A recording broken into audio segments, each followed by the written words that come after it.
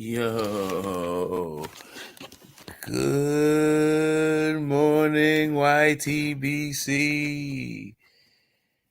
Peace, everybody. It's Friday. I hope everybody is doing wonderfully within sound of my voice, both live and with the playback gang. Hell, everybody, you know what time it is. It's CPT, California People Time. Time to talk a little boxing, you know what I mean? You know what I'm saying? Missed you guys. It's been a very eventful week. Yeah, let's get into it. Let's see, what is it? You know, we've had some fights. We've had a change of the guard. We've had like an update. Well, I mean, soon I think we should be having an update in the pound for pound list. We have one of the four kings distinguishing himself this week, and a huge fallout after a big fight. But also, we have one of the best fights in boxing being made. Apparently, so far, people are cautiously optimistic that we have a fight finally for welterweight supremacy between the number one guy and the number two guy. Terrence, Crawford, and Bud and Spence.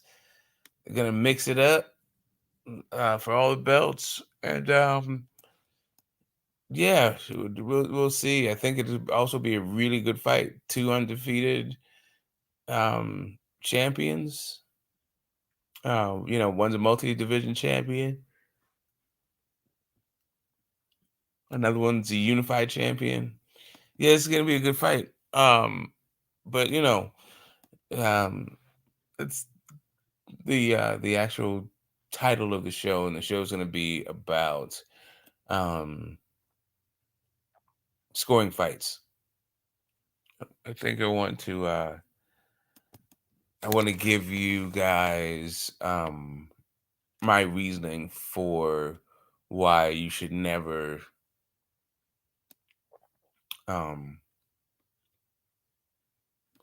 it's not even never, sorry. Let me rewind that. Why you should rarely, if ever,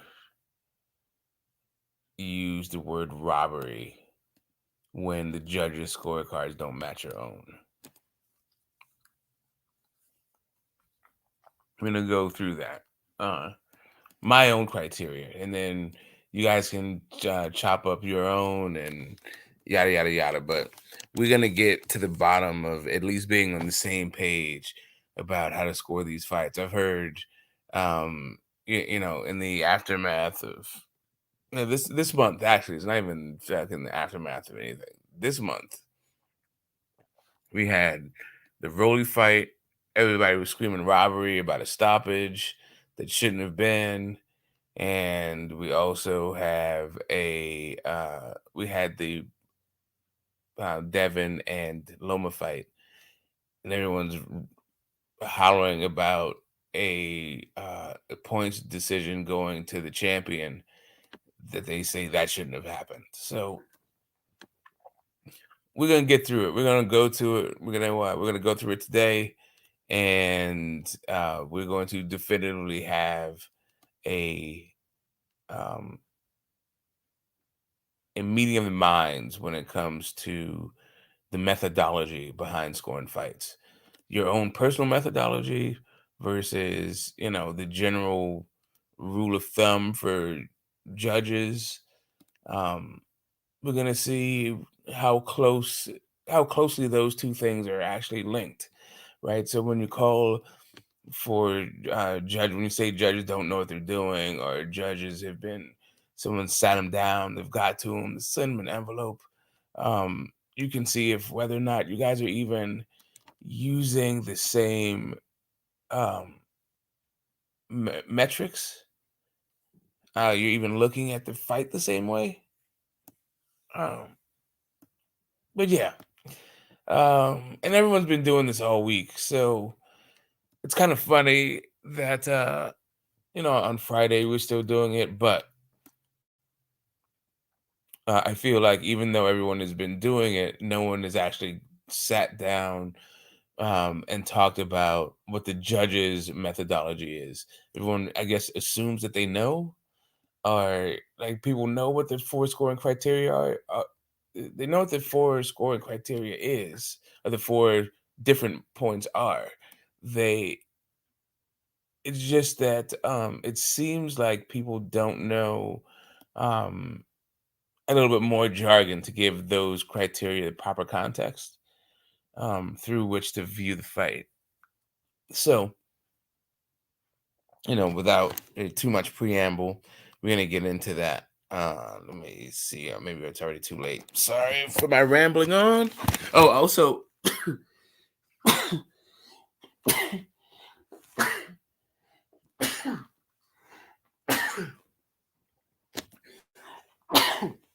oh, pardon me, guys. Also, what's hot in these streets that I am involved in the YTBC streets. Anyway, these debates. We got Knockout Boxing's debate tournament that's kicked off and has provided us some really good back and forth. I thought Boxologist did a great job. I thought Tony Reviews did a great job. I saw Boxiana did a great job. We've got some people out there who are really swinging for the fences. This is by no measure a gimme. I don't think for anybody. I'm very interested in how this little tournament is going to shape up. I am officially the Willie Pep of the tournament. I was able to win a round without throwing a punch. You know what I'm saying? Shout out to Southern T wherever he is. If you ever want to step up, and I have a debate tomorrow with Zone 6, the enforcer, the guy who's coming back to the YTBC, making noise all throughout the community when it comes to this debate and keeping guys real, keeping guys honest, making sure that both the history and the heritage of boxing is observed. I'm with it. Towards that end, over at the round table, I am a champion, and so is he. And so now we're going to get it on, so there's no confusion as to who the champion is over there. And as much as I respect and I dig my man Zone 6, I'm gonna have to, I'm gonna have to do what I do. You know what time it is. My people who come through here on a weekly, it's gonna have to make sense. And what my man's talking about it just doesn't add up. But that's okay. That's gonna be tomorrow's debate. That's and we'll talk about that throughout the show. But yeah, let me get this link pinned. Let me welcome people to the stream. Just give me a second to get the housekeeping done. And also I gotta get some fresh squeezed orange juice in there. That just is what it is. So hold on a second. Yeah, the tournament's kind of weird, man. Like I was getting ready for my debate, which was Jamel Charlo versus Andrade. And I gotta tell you, friends, I was not looking forward to it. Arguing for Demetrius Andrade. I felt like I could pull it out. I felt like it was I had a lot of information and to impart and all that stuff. But damn, Demetrius Andrade, like arguing for that guy is something that if I've ever done, I don't remember. And it couldn't have been that often. He's just, dude, that guy is just such a waste of talent. It's so sad. Like, former Olympian, he's at the Beijing Games and all that, man. It's just like, wow. So anyway, Southern T, I sent my people out to Southern T's place, popped his tires. Stole his puppy out of his backyard, made sure that he was otherwise distracted by life. And I do the same thing in Zone 6. He doesn't realize that I got a little voodoo doll right now. He's just gonna be distracted all day. He's probably at work right now, wondering if he left the stove on, or maybe can't remember where he left his keys or something like that. You know how we do it. Just make sure these little edges. Uh, we need to get these little competitive edges. Make sure the guy doesn't get a good night's sleep the night before. Maybe I'll pay the neighbors to have a fight or something like that. I don't know. Just to make it uncomfortable. That's all. That's all I'm trying to do. I'm not trying to necessarily, bring back Rocky Marciano from the dead to tell Zone 6 how full of shit he is. But yeah, Zone 6 full of shit, bro. Yeah. You know what I'm saying? Okay, let me put that here. Let me put the link. Oh yeah. Retro, that Boo Andre debate. Jeez, that was something I was not looking forward to. But I felt like I was gonna do well in it, I felt like I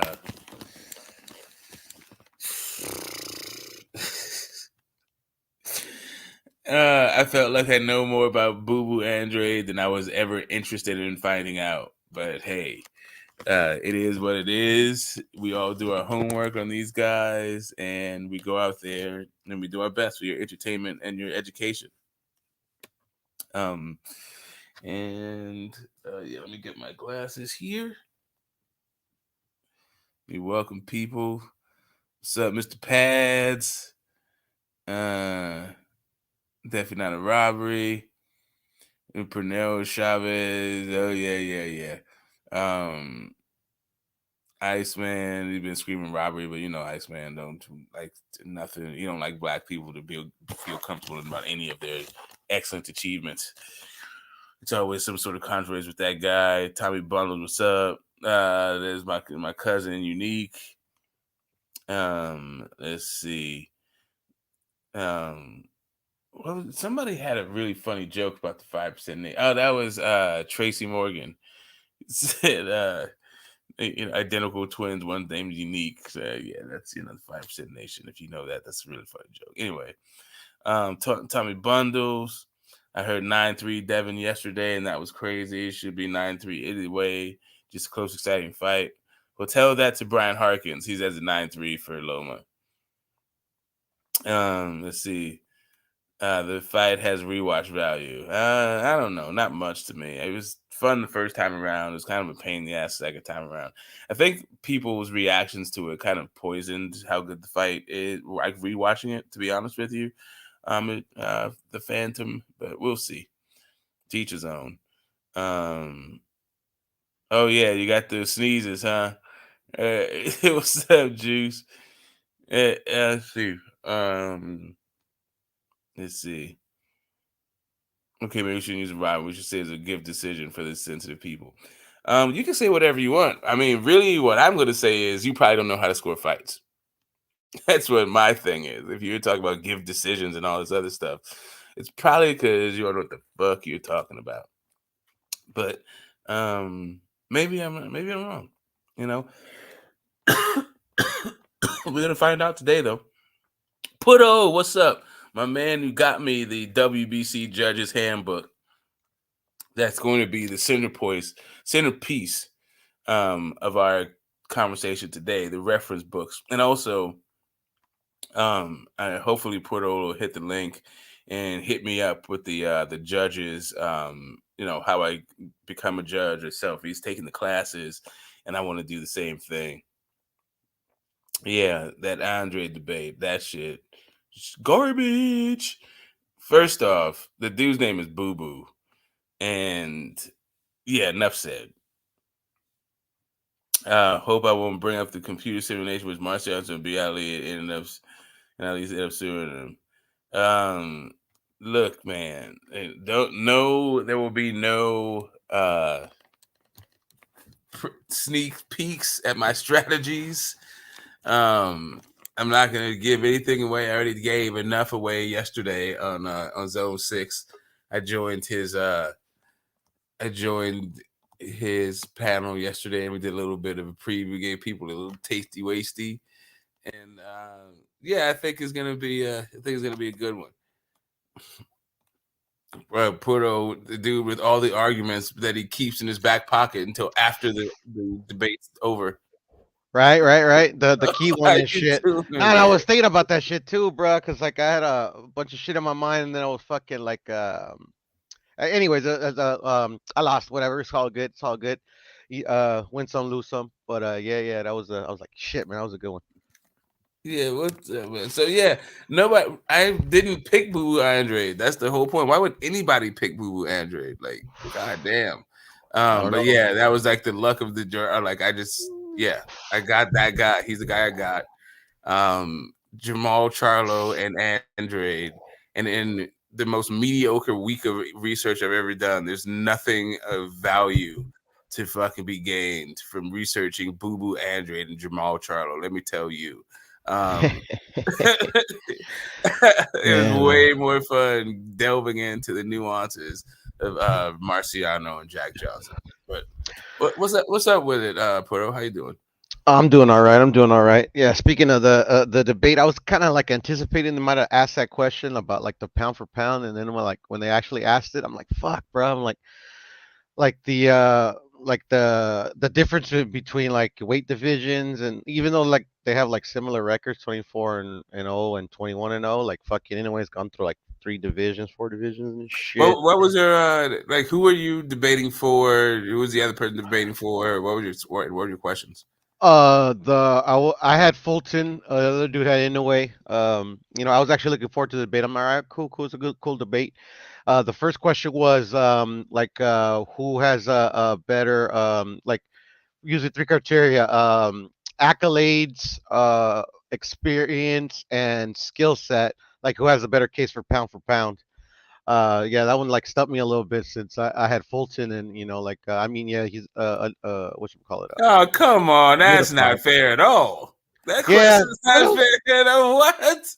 other than like yeah, I didn't think it was like super fair or whatever, but I mean I think I did okay. But yeah, they gave that round to the other dude. Shout out to Jay Nori. Um, and then the second question was shit. What was it? Well, I remember the third question. Who wins a fight and why? And then the second question was what was the second question? I actually have it written down here. Yeah, blood. Yeah, like why you're like winning that? Nobody's winning that debate. Exactly. Everyone's a fucking loser. I don't even know why they came up with that one. Like, I mean, what kind of questions would they be? Like, who's a bigger duck? Who has who can say that more people duck them? I don't know. Like, just a bunch of duck questions. I don't know. I mean, it wasn't too bad. It wasn't too bad. No, I'm Once I talking about settled in there, I was it was talking about all right. the Andre versus Jamal Oh Charlo yeah, debate. yeah, that one was. That shit would have been fucking terrible. Yeah. But anyway, go Yeah, ahead. I think you just needed like if you actually would have participated in that one, just like give a bit of what's it called, like a flair to the arguments and shit. You probably would have won.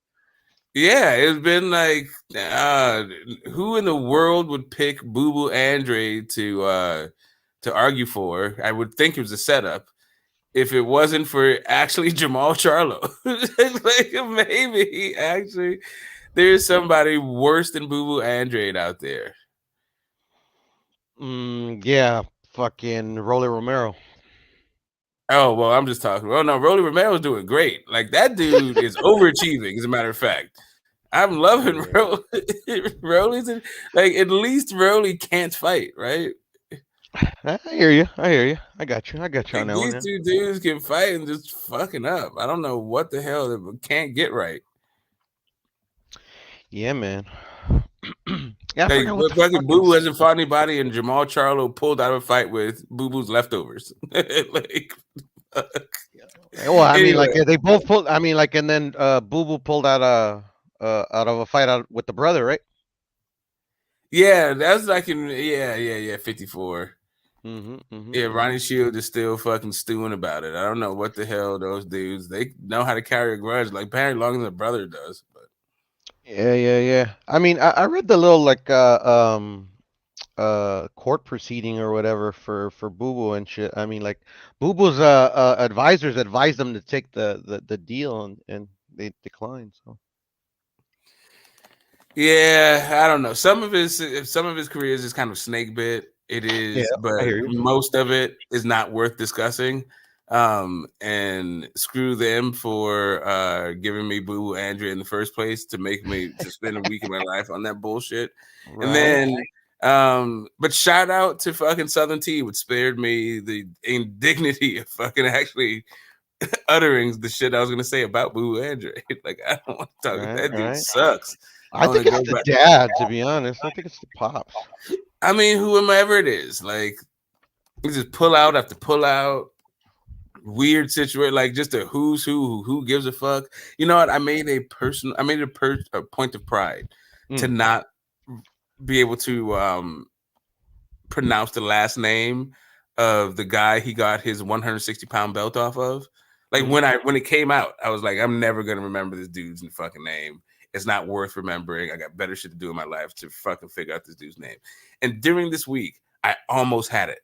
I was it like I've been successfully not knowing this guy's name, and I almost got it this week. I was like Who, pissed. Walter Kaldenkawa and shit? Yeah, Walter, exactly. Yeah, yeah, yeah, yeah. Yeah, that dude. I still don't know how to pronounce his shit, and I'm never going to. So far, I think I like dodged that bullet. I hear you. I Anyway, hear you. And anyway, so I yeah, remember man, the you're second like one of question, my. by the way. My bad. Say My again? bad. Go ahead. I was No, saying I what was remember it? the second question. Oh yeah, was it? It was who deserves more credit for making the fight happen, Fulton or Inoue? Hmm.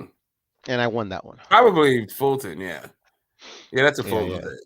yeah, yeah. All right. I definitely Yeah, got that one. so now that we like shot the shit, warmed up enough, I'm glad that you're here for this It's a because you pleasure. were like the guy to me that like helped me understand, like gave me a little bit of a wrinkle and some more facets to my own scoring, right?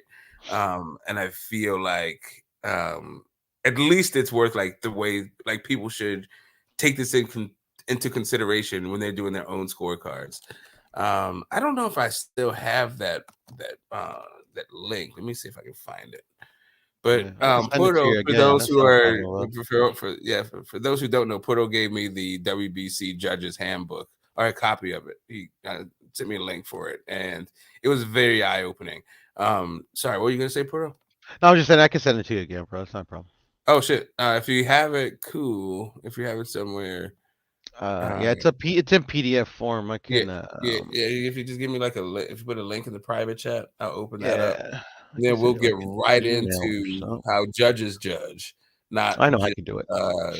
how fucking the people on the internet and bless their hearts, people have been watching boxing for decades, Mhm. um, are still out here talking about who landed the most punches in a round, like CompuBox is how you score fights. Yeah, right, right. I mean, which the judges have they have no access to while they're scoring. Yeah, it's just not even their thing. It's not even about like who throws the most punches. Well, he Yeah, no, threw no, more for sure, punches than sure. the other guy who landed more punches. Whatever. Yeah, I hear you. Here, let me send you this link real quick. Okay, thank you. Yeah, I know. I don't have to tell you. And yeah, oh yeah, what's up with this? What's up with your judges school? I took it a while back. The Whatchamacallit, I took it last year when I actually gave you the judges guide or whatever. But Mhm. they sent me like like the revised or whatever that the WBC strictly themselves is doing. I don't know if like the Association of Boxing Commissions has agreed with their rule change, but it wasn't like a big rule change. It's like I think I mentioned it before. It's like before they used to have four criteria, and then like defense and I forgot what they combine into one category now. It's like it's only three. Is it ring generalship? I think it's ring generalship and defense. Yeah, it's combined into one, and then effective, clean effective punching and effective aggressiveness is the other category, which are guidelines on how you're supposed to score the fight. This is not like like set rules. You're supposed to use the guidelines because on the PDF guide it also breaks down how like they're supposed to look for like disruption and fucking. You remember that part? Yeah, yeah, it was damage, dominance, and disruption. Yeah, something like that. Yeah, exactly and shit. Yeah. Yeah, you know what? Let me see if I can find this. Oh, how did Here, you have the fight? let me. I had the fight 7-5 for Lomachenko. Okay, you said you're about. Are you about to drop the link? I was just gonna like fucking share my screen and shit, Oh while I yeah, drop the link for you, yeah, yeah. so you can fucking have something to look at. Actually, yeah, I'm gonna drop the link for the entire chat. Um, see what's For sure. happening I here. just gotta upload it to my Google Drive and shit like that because it's a PDF and stuff like that. Yeah, yeah, yeah. Yeah, for sure. Give me a sec. Now let me see. Let me see what's going There on. it is. So Oh no, you got no, there it goes. Oh no, fuck, it's fucking around. 7-5 for Loma, huh? Yeah, I had a 7-5 for Loma, but Did obviously, you? 7-5 is a close fight, so I mean, I thought, like I'm not mad. Like me personally, I thought it was a robbery because like just because and I'm not like saying like going around challenge saying robbery because at the end of the day, bro, I'm just gonna argue something that's like fucking it's not even worth arguing. I just think it's a robbery because like because the fight was so close and I thought that Lomachenko, especially I thought he won the fight that not one of these judges scored it for Loma. Like it should have been split at least for Devin. I wouldn't like you had mentioned robbery, but at the end of the day too, like Dave Moretti, like I think gave a clear Loma round to Devin. But at the end of the day, bro, I mean it was a close fight, so I'm not making tripping. Yeah. So I thought all the scorecards were reasonable, although I didn't think that Loma won the 10th round. I did think 118, 116 was a reasonable card for Devin. Um, You mean but not 116, that. 112, right? Oh yeah, Or one one of sixteen, those. 112. Yeah. Yeah. Excuse me. Yeah, 116, 112. I did think that was an all right card, but not giving the 10th round to Devin. I thought Devin clearly won that round. I mean, I thought Loma clearly won that round. Yeah. Um, So did I. but But there's some other round in there, whatever, somewhere else. But point being, um, for me, it was a um, yeah. I thought like going into the fight, I thought it would be an MD or SD kind of fight, a majority decision, split decision kind of fight. And I mhm. think that's ultimately what we saw, but that's just not the result that we got. Um, but yeah, whatever. It was kind of it went the way that I thought it'd go. I got you. Yeah. Yeah. Same here. What's up, the Phantom? How you doing this morning? What up, Phantom? What's the deal? What's the deal? These new Corvettes is looking Yep. spicy. I'm liking these. But yeah, I had Devin Haney winning 7-5, 8-4. It was to me it was pretty clear that he won the fight. Wasn't a real discrepancy or drama for me, but it was a good tough fight. Yeah. The do you think that your earlier assessment of Devin needing to like knock him out in order to get interest into the tank fight, you think that's still the case? No, it wasn't about the tank fight. It was about him just in general, like separating himself and being the younger, bigger man, and putting Loma in his place. I wanted them to put emphasis on that. You know what I mean? So I still think he gets the tank fight, but does he take it? No. I think he's waiting on that T.O. Taylor winner, and then see if he fights that fight. Do you think that he should be? Do you think he should stay at 135 pounds after seeing that? I mean, I'm sure he can still make the weight. It looked like the fatigue or exhaustion might have been from mental pressure. I think Loma was putting on him. I don't think Devin Haney has probably had to think that hard in the fight. And I think he Did you might have see? been on PEDs in Cambosa's rematch. That's my own personal opinion there. But yeah, I think 135 he can still make it. Did you see him in his glasses at the weigh-in? Did that look normal to you?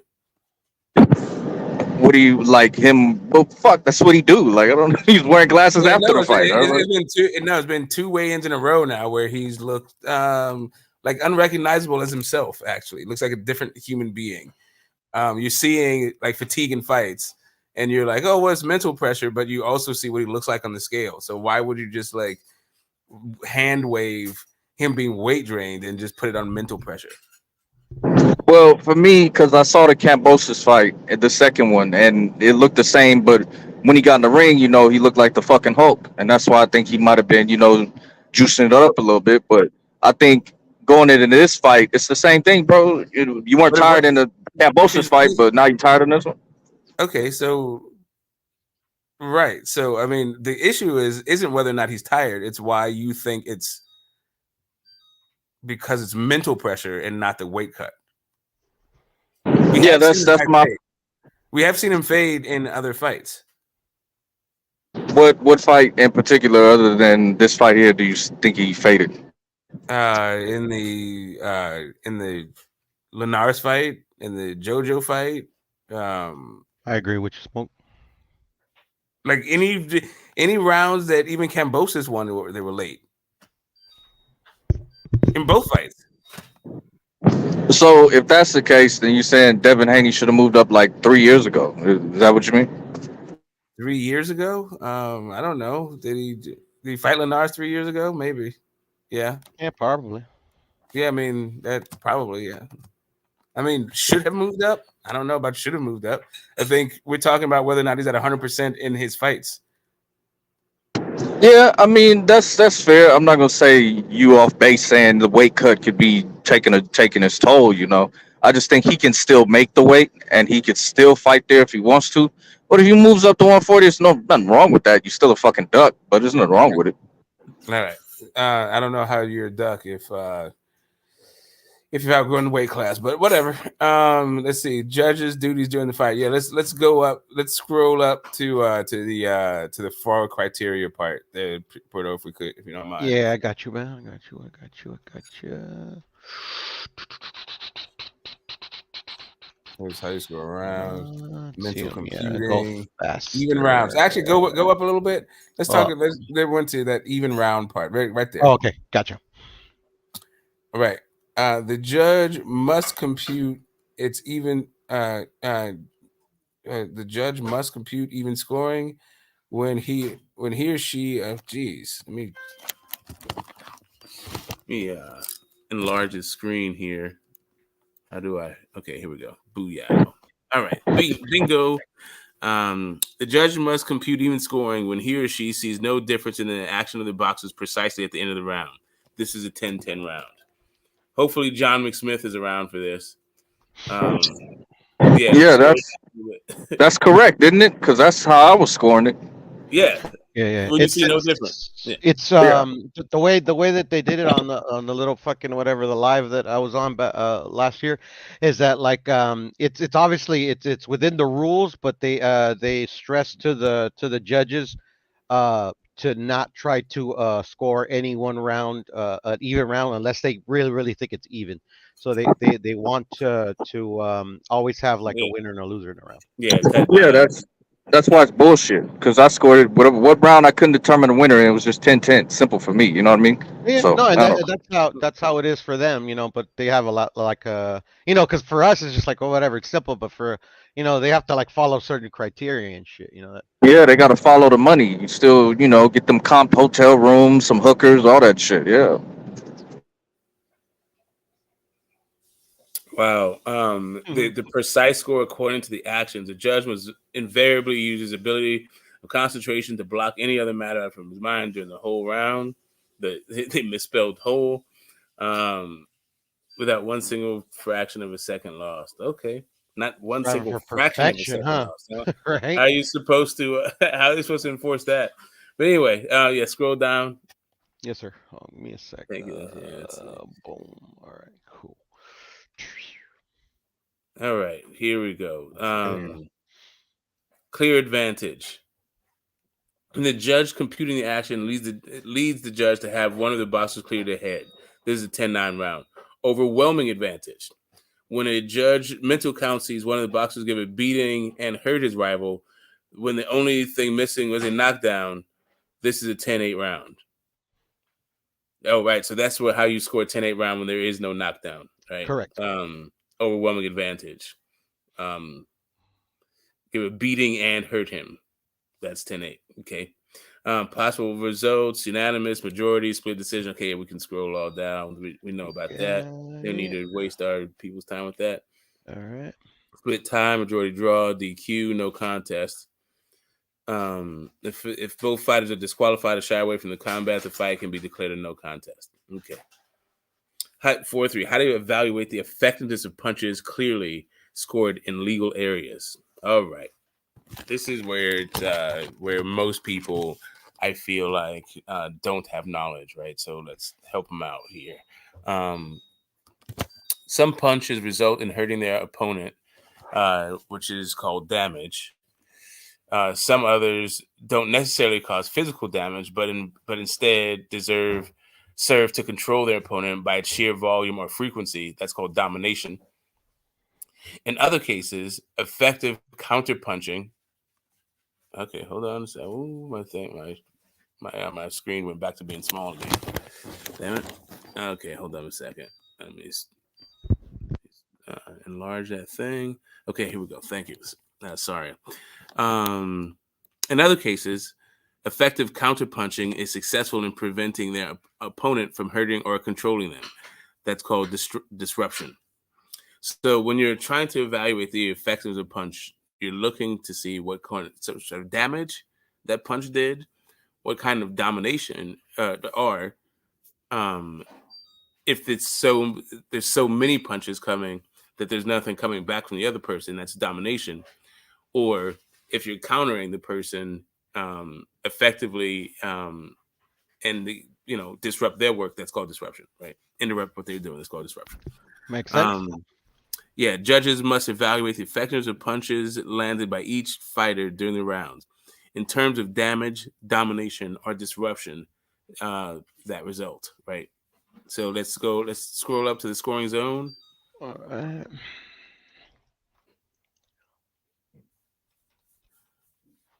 It is necessary to define the actual area which will be considered as a legal scoring zone, head. From the top of the head front part, splitting the ears. The description of the head is quite simple, with the only complications arising if the fighter turns his head so that the blow is struck behind the ear. This is where the consideration of the judge comes into effect. Right, so no punching behind the ear, that's an illegal area. It's called rapid punching. They got rid of that for the safety of the fighter. I believe rapid punching was, I don't know when it was actually considered illegal. I don't know, brother. I'm sure they explain it somewhere in this guide, if I'm not mistaken. There was a time though when rapid punching was just fine. They call it rapid punching because they used to do it as a tactic, like repeated blows behind the ear. I think, they would kill people. It's a right. I hear you. Very dangerous place to hit someone, especially repeatedly. Yeah. But anyway, all right. So, the head, you can't hit him in the ear, but basically anything between splitting the ears is good. Let's see. The body. In discussing body, run an imaginary line from the shoulders down to the side of the trunks. Down the side to the trunks. Okay. Having the navel as his foul limit. The navel is a foul limit. Okay, cool. All right. So an imaginary line from the shoulders down to the trunks, having the navel as a foul limit. Any blow struck within that area should be considered illegal and scoring blow.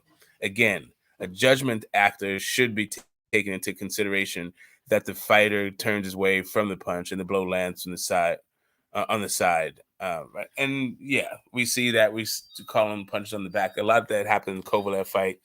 Ward was like beating my man's side and his back to pieces, but Kovalev was turning at the same time. So anyway, also parrying punches, Smoke. Like how fighters parry punches, and sometimes they parry them down. Oh yeah. All right. So let's see. Let me just since it well, scroll up a little I'll scroll up a bit. little Just bit the more. last sentence for the one above. Right there, they're good. Thanks. Right there. Again, a judgment actor should be taken into consideration that if the fighter turns away from the punch and the blows lands on the side toward the back, consideration should be given for the fighter who lands a punch. This is a judgment factor. So basically, it's saying if you turn and the blow still lands, it lands in a legal place, you should still favor the guy who threw the punch. So all those people who are calling Ward dirty, you're wrong. You're He's dirty, wrong. Smoke. He's dirty. Not according to the rules. You're supposed to you can't turn and then it lands and then you blame the guy who threw the punch. Okay, anyway, effective punching and scoring legal areas. It shows examples of blows to the face. Is that Manny Pacquiao and Lopez? I don't know who the first one is, to be honest. It looks like it looks like Lopez. I mean Marquez, not Lopez, but Marquez throwing the shot. It looks like some Thailandian dude, to be honest. He looks No, Thai really. from the back at least. All right. Yeah, anyway, that guy kind of looks like Manny, but I don't think that is Manny either. Maybe it is Manny. I don't know. That other guy is that Chavez Jr.? Yeah, that's Chavez Jr. and Sergio Martinez. Yeah. Okay, got that one. And then two Japanese dudes. I'm not quite sure which one. So Yeah, the ones the blow to the solar plexus that looks like what's his name? He fought I don't know. He was a really good Japanese, but I forget his name. Anyway. Tanaka? No. He's not that far back, but he's actually recent times. I think. Tanaka's not that far back. That was like no, he's not. He's not. What's his name? But anyways, I'll remember his name. I'll try to remember. Okay. Anyway. Yeah, those examples of blow to the face, blows to the jaw, blow to the liver, blow to the solar plexus, and a blow to the heart. We've seen. We've seen all those shots before. All right, this is a better little. Yeah, there's a legal limit. Yeah. This just give you a little bit of line where you can hit. All right, who's that guy? Let's see how good your knowledge is. The first dude. That's Berto and the first dude is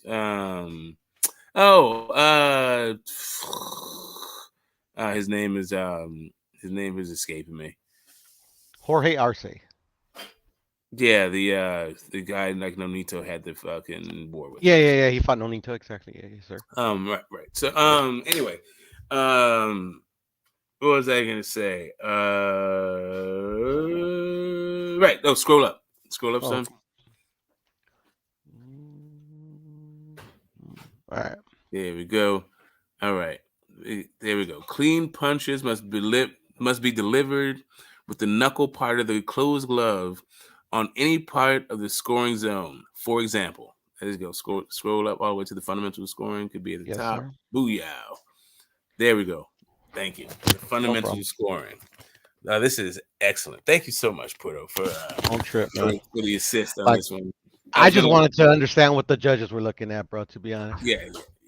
But you're doing a service not just for this stream, but I feel like for the community.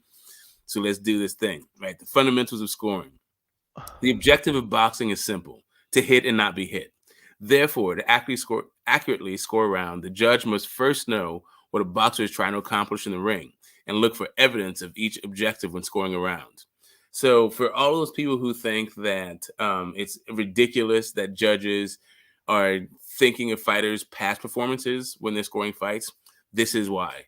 Like, they want to know what the fighters' tendencies are and what they're trying to do in the ring. So to know how to do that, part of that is informed by watching them fight in the past. That's not the only way you can do it, but that's why them doing it isn't necessarily a bad thing, right? Yeah. So they look for evidence of each objective when scoring a round. Number one, if a boxer is trying to hurt his or her opponent, a judge should look for evidence of damage.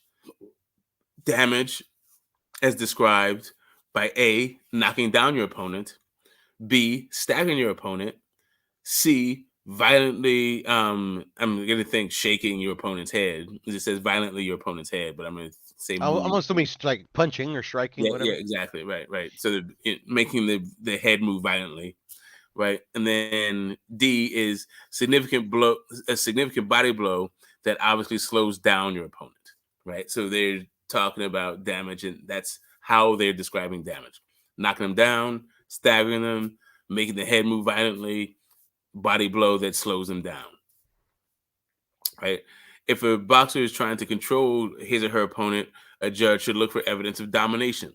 Domination, they define A as overwhelming advantage in terms of punches landed. B, repeatedly initiates the action during an exchange. And C, repeatedly repeatedly lands last during an exchange. I So gotta come back, Smoke. I'll be right back. yeah, you got it, man. Let's see. If a boxer is trying to prevent his or her if a boxer is trying to prevent his or her opponent from hurting or controlling them, a judge should look for evidence of disruption. Disruption is defined as A, effective counterpunching that alters your opponent's strategy. B, punches that force your opponent to repeatedly grab and hold.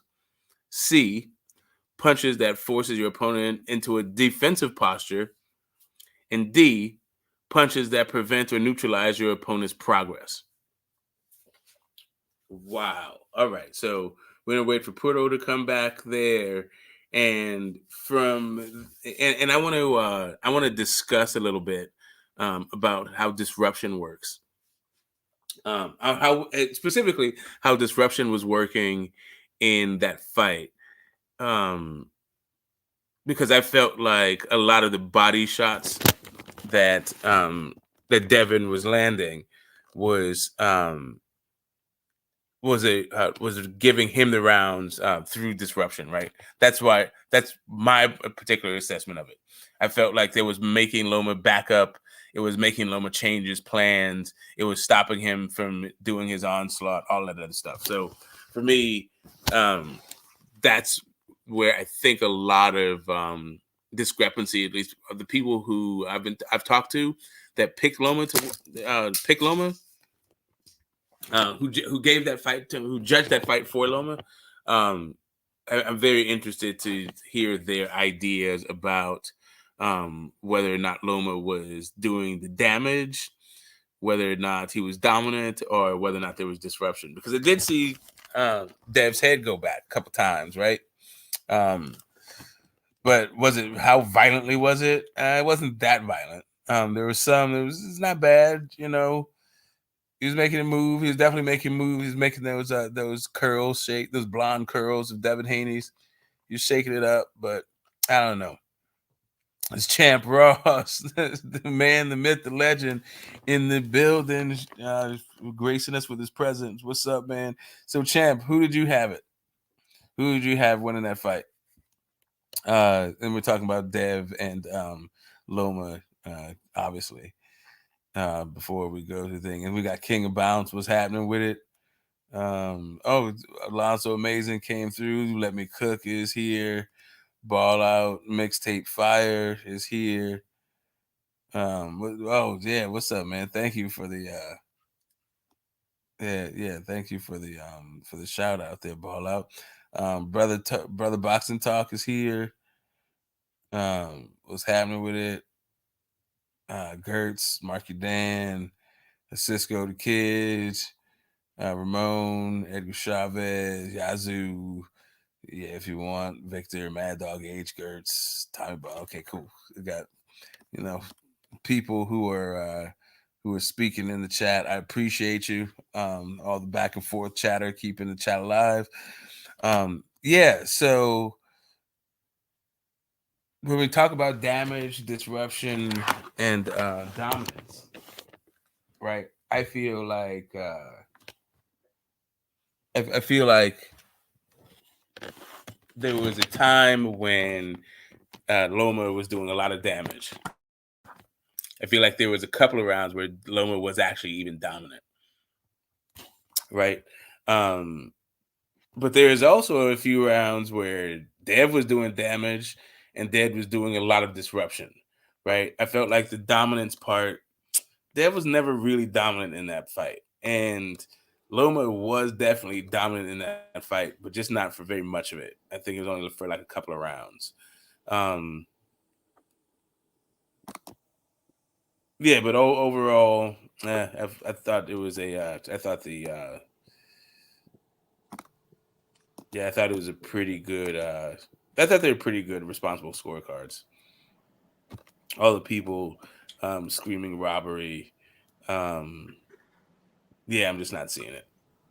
Now, what's up, DJ Black? How you doing? What's up, Marcus? I'm doing good. I see these niggas up here quiet and shit. It wasn't no fucking robbery. And I Smoke. I don't watch this fight. I ain't even no boxing analyst like that. And I've been watching another league, so I'm gonna tell y'all about it in a few minutes. But I don't watch that fight 5 times, man. And I'm still on to get. You might be able to give Lomachenko probably round. It's okay. He got 3-10 and 11 clearly, right? You probably could give him maybe round 5 almost, but 6, 7, 8, and 9. Devin whooped on that boy. You know what I'm saying? 6, 7, 8, and 9. He had to get some get back. He had to get some get back in that 10th and 11th. So in the third round, he won the third round because I think Devin took the third round. See, that's the thing. You said 6, 7. You said 7, 8, and 9. 6, 7, 8, and 9. 6, 7. See, I had it going to the 7th round. I had it 4-6 Dev. Mm-hmm. Right. So if you give 7, 8, 9, 4-2 Dev. Yeah, it was 4-2 Dev. Okay. And right, and on your thing, you're giving them you're giving 7, 8, 9. So just 6, from 7, what 8, you and 9, said, yeah. So just by your thing, so I'm already did the 6th round too, right? So I'm just saying, just giving them 7, 8, 9. That's 7 rounds right there, right? And then I gave the 12th round for him too. Right, so right. That's why for me 8-4 wasn't bad, right? It wasn't because of the 10th round. Because I didn't give the 10th round to Dev, but I did think 8-4 was okay because I had it 4-2 going into the 7th, right? But I did have a 2-2 going after the 4. Going into the 5th round, I did have a 2-2. So let me ask you, Smoke, it was a close fight, definitely in the first quarter of it. Let me ask you, Smoke, you think are people scoring today based off of the narrative, slow start, download information type shit? You think, you know what I'm saying? And then once I think that people really think if you land punches, I think they think who threw and who landed more punches. I think people really, no matter what, they come out with some compy box type even the arm shots, because I thought they didn't count. I mean, I think that people like there's some when it comes to Lomachenko, is if he does anything, they gave him the round. They just like the way they like that guy's work. So as long as he's working, he's winning. Right? For me, I saw him miss a whole bunch. I saw him not doing it, like fighting negative. Right, when I get what you're saying now. Yes, I do think people are scoring that downloading the information crap. I think they're scoring that for Loma. I think when he is negative, trying to figure out probing punches, doing all that feint and all this stuff, yes, I think they think he's winning the fight. Or else it doesn't really make sense what the hell they're saying. Right, and then I think and that's within the fight, not just Devin and Loma.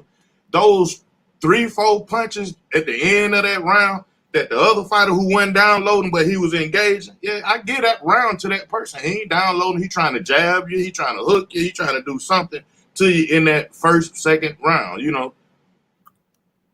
Yeah, I'm not. Hey, Putter, are you back yet? Oh shit! I might have to go get my own copy. I see I see these rules you got up here too. With I particularly hop up there because from your the third rule you was reading, the disruption rule, and what? So this ain't considered a disruption when you just doing the boxing like this the whole time. Because the ref will let a nigga just pause for a minute, because Devin Haney will do this. Now he don't actually put the palm out there, but he'll have the fist out there like that, and then he'll pull back and hook. You know what I'm saying? He'll keep it out and hook. You know what I'm saying? Yeah. So the punch would be, so this is how you score punches, right? This is not just like the score. This is like when you say clean, effective punches. Yeah. This is what they mean by clean, effective punches. Did they do damage? Was it domination, or did you disrupt? This is how. Yeah. So like when people are saying a shot like did damage because this guy's eye is swollen. That's not how they're actually looking at damage. They're looking at damage like, did you stagger the guy? Did you drop the guy? Not like, was his eye hurt kind of stuff. Oh yeah. I see what you're saying. Did you make him move back? Like if his guard was high and you make him bring it down low, you disrupted how he. Yeah, right, exactly. So but it would and disruption. They have it here. Effective counter punches that alters your opponent's strategy. So he was coming forward. You hit him with something hot. Now he's going backwards, right? Punches that force your opponent to repeatedly grab and hold. We saw that in Linares Dev famously. Like that's the one that broke the internet in the most recent memory, right? See, punches that forces your opponent into a defensive posture. We saw Devin do that to fucking Loma, and we saw Loma do that to Dev. Yeah. Devin got to learn how to get up out that shit, Smoke. Cause his shit was just getting caught. Yeah, we saw both of them doing that a bunch. And the more telling of it, the showing was when Loma was doing it to Dev late in the fight. That was very eye-catching. So I can definitely see why people like. Anyway, those are just clear Loma rounds. And the rounds Loma won, it was definitely because of shit like that. It was because those shots were putting Dev in a defensive posture. Right. Let's see. Then punches that prevent or neutralize your opponent's progress. And that's what, and that's what Dev was doing with them jabs early on in the fight. And those left hooks to the body and those shots to the body. What he was doing was, he was neutralizing that Loma, like trying to close the gap and all that stuff. So there was a lot for both guys to like about it, just like off the top, like not round by round, but throughout the fight. Yeah, you could see that both guys was ticking these boxes. Okay, who's standing with those? This is the WBC judges handbook. They're Raider from LA. Mr. Pads answered that. That's what's up. And now I have to go get my own copy because what's his ass is gone. Oh, there's somebody else copy you looking at right here. Yeah, that's Puto's. I'm sharing the screen with him, and he had to step away for a second. So I'm gonna go get my own. Salute, Smoke. Salute. He said he had it. Salute.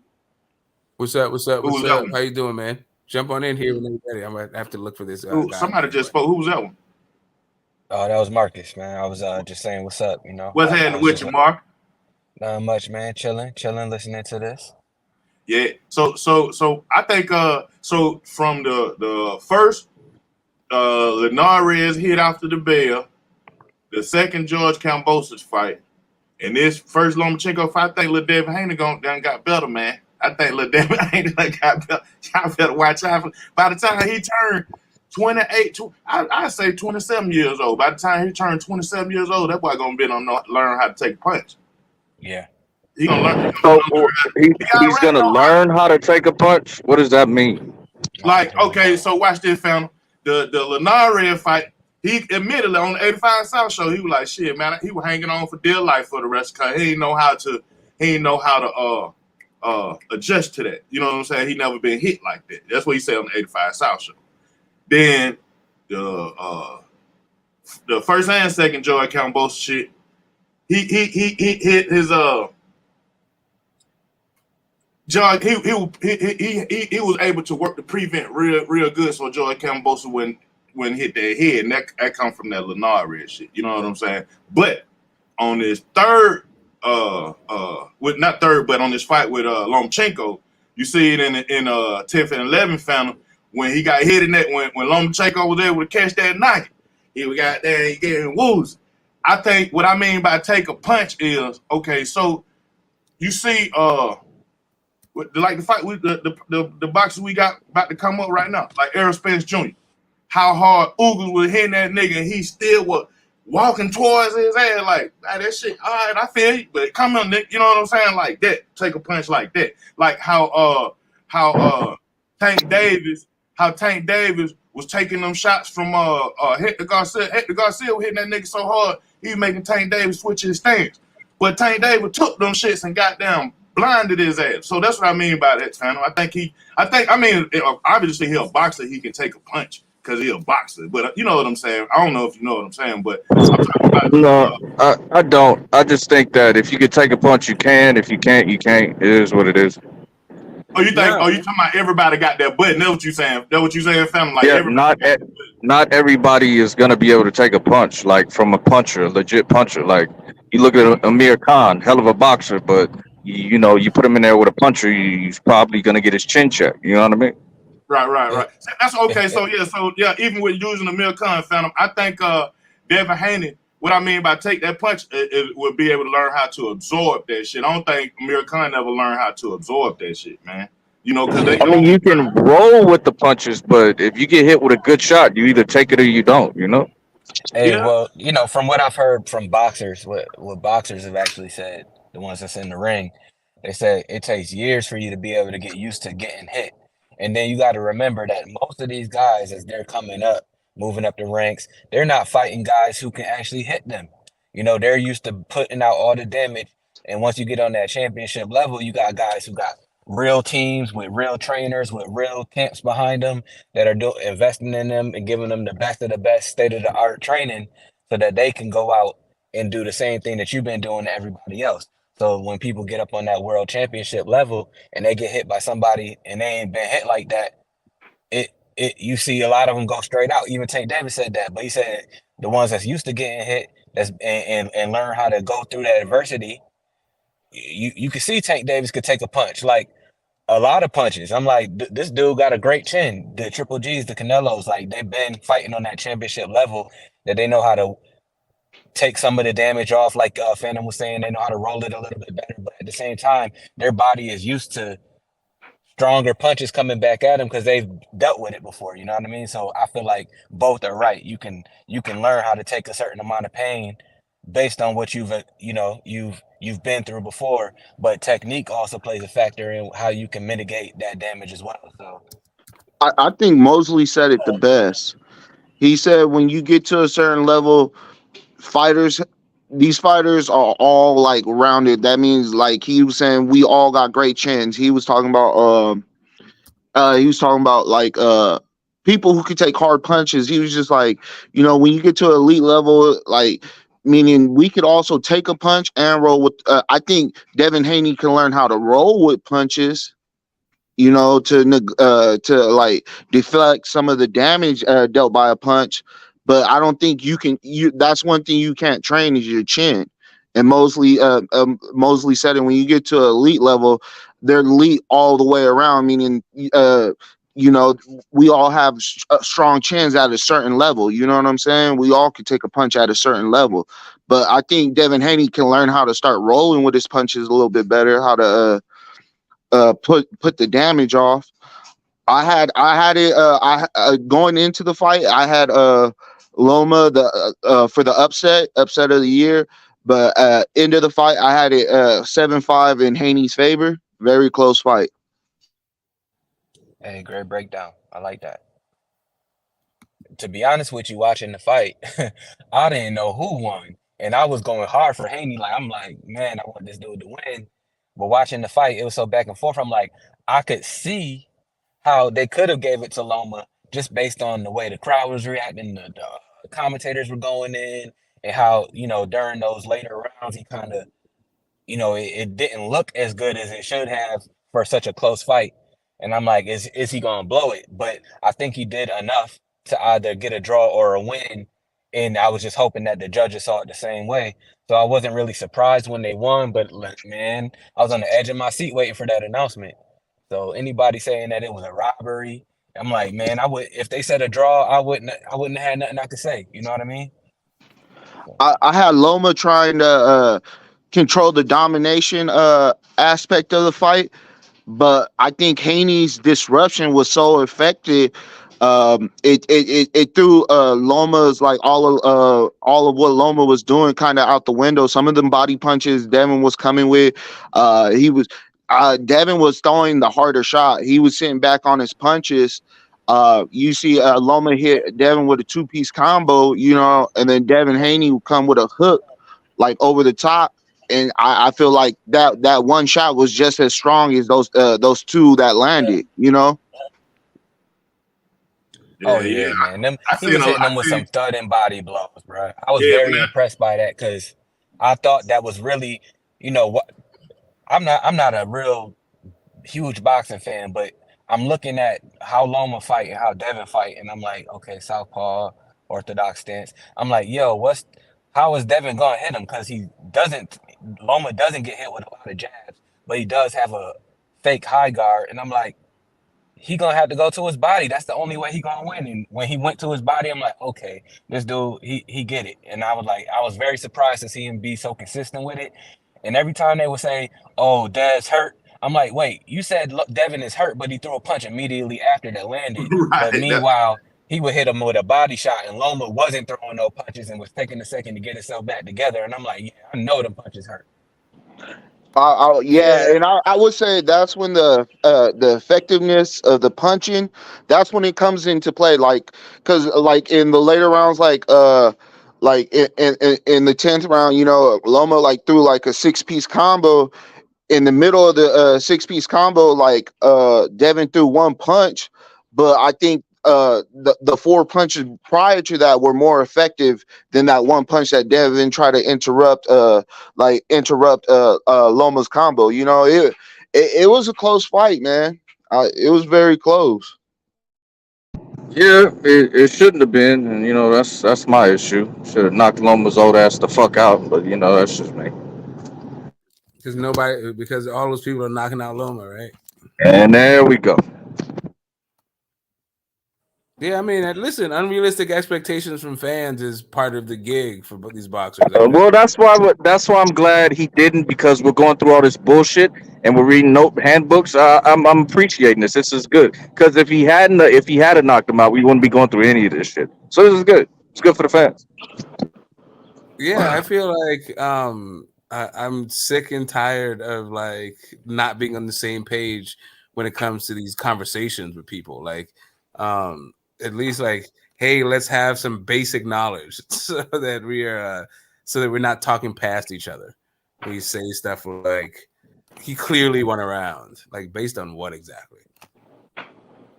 Yeah, facts.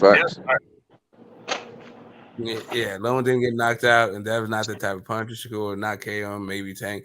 Yeah, exactly. Tank is probably the only guy that's gonna knock out Loma. Yeah, I agree with that. Yeah, none of these dudes are knocking out Loma. Fuck out of here. Anyway, but y'all see how Devin Haney had not Tank, but Lomachenko fade painted. Boy, Shakur Stevenson and Tank David better take note. Boy, that nigga shit will blister the fuck up. Boy. That nigga had that's that nigga what was hilarious to me. Like when they asked him, how good is Devin Haney? That dude said he's not pound for pound. That dude was all lumped up and purple and shit. Like, man, that man made you got put the clown face on. Somebody should have showed him a picture of his face, because I would have said that's one of the best guys on earth, making my face look like this. Right. Yeah, Loma was looking beat up for real. Yeah, man. Did you go to the hospital after that? You got a pound for pound. He can't pretend he ain't go to the hospital now. Like, yeah, I'm saying, bro. Like, Dev was at the hotel eating banana pudding, and you at the hospital. Talking about not pound for pound. Like, what? Dad was a little naughty too, though. I ain't gonna sit here and lie. Dad was a little naughty too. Only the left Dad wasn't naughty, but Dad wasn't talking like. Yeah, Dad wasn't like, Loma's not that good. He's not pound for pound. That wasn't saying that shit. Yeah. Only his nose and the left eye. But the thing I like about Devin Haney Corner, they did good with keeping that ice on it and stopping that swelling and shit like that. Only the left eye. He just had maybe like a little small baby mouse. It wasn't even no mouth. He had a little small, and the nose was smashed in a little bit. Other than that, the other side of his face was good. And Charm, It looked like he was wearing clown makeup. That's what he looked like. It was sensitive. and Charm, another thing about his corner I like too, when Devin started to panic and was like, "Oh, he's figuring me out." Bill gave him the confidence, like, man, just stay strong, bro. Stay strong. You got a stronger brick. I know people would be like, well, you could do this and you could throw a jab and do a pull counter right here at this moment. Some trainers do that with their fighters, but When he did sometimes you gotta let the fighter figure it out. You So gotta when I let the saw, going into the 12th round, Bill, he was looking at him like he didn't know what the hell going on. Bill Haney said, when he do it, you got to roll up on him and shoot your jab, then shoot yours to the back. When he did that shit, Lomachenko was stuck on stupid. He like, what the fuck? This nigga done came out on another level. Now that man just heard what his daddy said and goddamn did that shit. And bam. Lomachenko, he took the round over from that moment on. Okay, see, I thought. Hey, See, I thought. real quick I thought, though, Smokey, go ahead, Phantom. where was the southpaw killer at, bro? What's going on with that right hand? What's up with that thing? He he did it a couple times, but he was definitely like, but he was more shake. I'm shooting to the body than anything. But yeah, he went upstairs with it a couple times. I felt like maybe it was round 2. It's one of those rounds in the first 4 rounds that I think he snuck out the round of using the southpaw killer, but it wasn't like prominent. But Loma's not Shakur. Shakur is the one that got hit with 5 straight fucking rights by Oscar Valdez. Like, Loma that's not happening to Loma. Yeah, well, you got to throw the shot to hit him with it. Goddamn. I mean, he did throw it. I was saying that too. But what I saw that was really alarming to me is it seems like Devin might be emotionally fragile. Like he might unravel or something. Fucking like if his dad isn't there to reassure him, or like it seemed at one point the dad was just there, like telling me like he's tired over there. You're winning, like that kind of stuff right there. When you're trying to like psych up your fighter, Bomac instructions. yeah, that's not even. I don't know. That's like trying to prop your fighter up who's not propped up by himself. I don't know. I don't know. I agree with you, Smoke. I think Devin got to this point because of Bill. How fragile Devin's thinking is, and I think Bill's actually a good trainer, bro. Because sometimes as a fighter, you need to figure it out. You can't let your trainer, somebody on the outside of the fight, tell you how to figure it out. You need to come with the answers. But watch this though. Coach Kevin was trying that shit on Tank Day with Mario Barrio. Floyd Mayweather had to hop his ass out the audience and come up to the ring, which was, I think, was some cheating shit. Hey man, you behind on these scorecards, you're losing. You better go ahead and do. I got all the marbles. When the security were trying to take him back to his seat, you talking about told Tank, I got all the marbles on you. I got everything on them. Tank. But sometimes you need to hear that. Hey, you're behind, bro. I need you to grab these next rounds. And what Tank go and do? Tank didn't even let it go to the judges. I'm behind. Tank went and knocked his ass out. Tank said, "You know what I'm saying?" I don't know if that correlates to. Kevin was trying that motivational stuff, and it did. And Floyd had to tell him that motivational shit ain't working, bro. No. Calvin said it right. Stop headhunting. Go to the body, and that's how you get the head. And that's what happened. And what did Tank finish Barrios off with? With a body shot. Yep, that was Coach Calvin, bro. Yeah, Coach Calvin told him to punch to do. I ain't gonna take that away from him, but Floyd did cheat coming out that audience, telling him that he was behind. No, Tank kind of did get tunnel vision and try to just go for the head to head. And Coach Calvin's instructions was correct, and Floyd's instructions was correct. I need you to win these next few rounds because you're down on the unofficial scorecard. And then Coach Calvin said, "Stop trying to headhunt. You got tunnel vision right now. Go to the body, and that's how the head you get the head." And it opened up a lot. And then when Tank finished Barrios off with that body shot. You got to give props to Coach Calvin because that was Coach Calvin's instructions. I can dig. I feel it. I think that Bill knows Dev really well. Obviously, they're super close. And from what I've seen, Devin doesn't do, or maybe he doesn't prefer too much instruction. Because I remember what fight was that? I think it was the Linares fight. It was a little too much instruction in the corner. And he wasn't feeling that, and that's when they started making changes. I think Bill Haney's good at keeping it simple, and then not letting him get too worked up, thinking that he got to do too much to change it. Because I thought Dev was winning the fight. Bill thought Dev was winning the fight, and he didn't want him to change his game plan too much, overthinking what was actually happening in the ring. He was like, "Hey, I got you. roll up under." Yeah, he Like he didn't want said, him.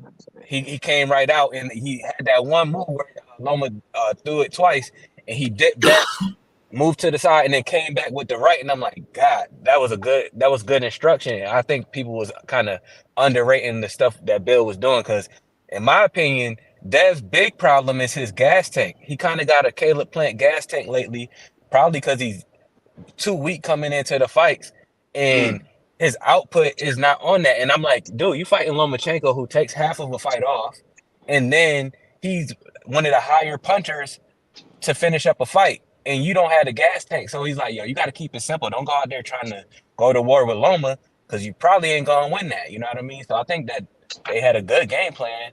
I wish he would have did a little bit more to the body earlier to slow him down, but it seemed to work, you know? That's why I agree with Smoke when Smoke said he's emotionally fragile. Because if it was up to Devin and Bill wasn't there, Devin's emotion would have lost him that fight. What do you mean? How would his emotion would have lost him the fight? I mean, what would that have changed? In that corner, he looked panicked. Okay, so what would he have done in the ring? What I'm saying is, when he went to that corner, he was like kind of like Dad. He's throwing the left hand more than once. He's figured me out. He literally said that. Bill said, "Stay with your brick hand. Your brick hand is stronger than him. Stay on the outside. Don't, and you're quicker than him." Bill gave him that confidence. That's why I said, without Bill being there, Devin's emotion and his thought process, him overthinking, I think that would have lost him the fight if they would have just let him do what he did in the Linares fight, where he wasn't feeling the instructions. But I feel like that was just, I think that was just communication. Like, I think he was trying to communicate to his trainer what he was seeing out there. Because like you said, they go out round by round with a game plan. And Loma caught on to it and made an adjustment. And he like, hey, man, I can't keep doing the same thing, because he catching on to it and he's throwing it twice. I feel like Dev downloaded what actually was happening in the ring, was like, hey, we got to adjust. But like I said, the thing I was saying is, like, he was fatigued. Like, that fatigue was setting in, and it sounded like he was panicking, but really I think he was just tired as hell. Like, hey, I'm tired, and we got to switch it up. You know what I mean? So I don't think he was panicking. I think he was just tired. He was breathing hard as hell. Well, when somebody has a panic attack, what do you tell them? You tell them, take deep breaths. You know what I'm saying? And that's all Bill was saying. Like, you know, stay like your brick hand is pretty much your breath. Like, bro, believe in yourself. Have confidence. You're winning this fight. And Devin was feeling. At that point, I seen when Devin, like, the panic kind of set in after he heard Bill said that, he gathered his composure and went out there and got the job done. Devin got his ass beat. Kudos back. Just thought I'd throw that in there. Nah, Loma was fucked up in that ring after Loma was lumped up. Can you scroll up to that sentence right above clean effective punching? Yes, sir. Yes, sir. Yes, sir. Who's July 25th or July 29th? Who is that? Is that Method? I'm pretty sure that's Method's crazy ass. Tell me where to stop. Good morning, good afternoon. Hey, what's up? I just want to make sure there's not a troll up, not a non-family troll. I should say that. It's okay. Right. Shit. Man, y'all think Devin got beat up? You think that? There's a lot of people really think Devin. I don't know how the hell y'all. Hold up a second. What happened is the fundamentals of scoring. I think you scrolled up instead of scroll. Sorry. Let's say scroll up and then scroll down. I got you. My bad. Go down. Right there more. Clean effective punching. Gotcha. Okay, right there. Yeah, right there. Booyah. Right. The Dev, I think, if you're gonna do the whole Floyd Mayweather comparison, what he clearly does not have is Floyd's reflexes or his composure in fights. That dude, he just lacks composure. I don't know if it's the weight drain like is affecting his thought process and his emotions in there. It's definitely affected his stamina, in my opinion. But yeah, he's he's got to have to learn how to be a lot more composed and a lot more in control of fights. Yeah, his dad's not that. So what I said earlier wasn't off base smoke, the mental pressure that was put on him. No, you said it is because of Loma. I mean, I think that what Loma was doing was what Loma was doing. I think his ability to handle what Loma was doing was affected by his weight cut. And Loma's effectiveness at doing it. And Loma's effectiveness at doing it too. And I mean, he's fighting. His weakness is apparently southpaws, and he's fighting one of the best southpaws in the world. Like, yeah, it was that way since the amateurs, bro. But you know, he's never gonna learn. So that's I don't know. What do you mean he's never gonna learn? He just won again against one of the best southpaws Yeah, in the a world. 35-year-old Ukrainian man. I mean, that's cool, but you know, stepping there with Shakur and Tank, those are different beasts, bro. So then, should we not tune in? Should we not tune in to Bud Crawford and Errol Spence? Since yeah, but I mean, right now, any Shakur and Tank fan talking about him fighting at 135 is because they know they like Devin's handicapped at 135. Like at this point, nobody who understands what the hell a weight cut or weight drain looks like, what making weight looks like, can say that dude's not weight drained going in fights. So Smoke, drop the belt and get out the division. That man 12 rounds too. I got Shakur. I'm not gonna cry for the weight bully. Like if it's too much, then get out the division, bro. Go to 140, do your thing. Like, come on, that part. I mean, that's exactly what he'd be doing if he wasn't fighting those guys. It's not like he's talking about staying around 135 and fighting Jermaine Ortiz. Like, yeah, see if Tank will fight you at 140. You know, pull a Ryan. You already said after the fight that's what you're trying to do. So try and make it happen. Yeah, I'm down with that. Yeah, that's all I'm saying is like, listen, what he does is what he does. But I'm like these guys who are pulling for these fights at 135 between Shakur and Tank. Like, come on, guys. 140. You really need Devin to be like weight drained in order for your guy to like win a fight. Hell no. 140 or 135, the outcome gonna be the same. But you know, I prefer that 140 now for sure. Allegedly.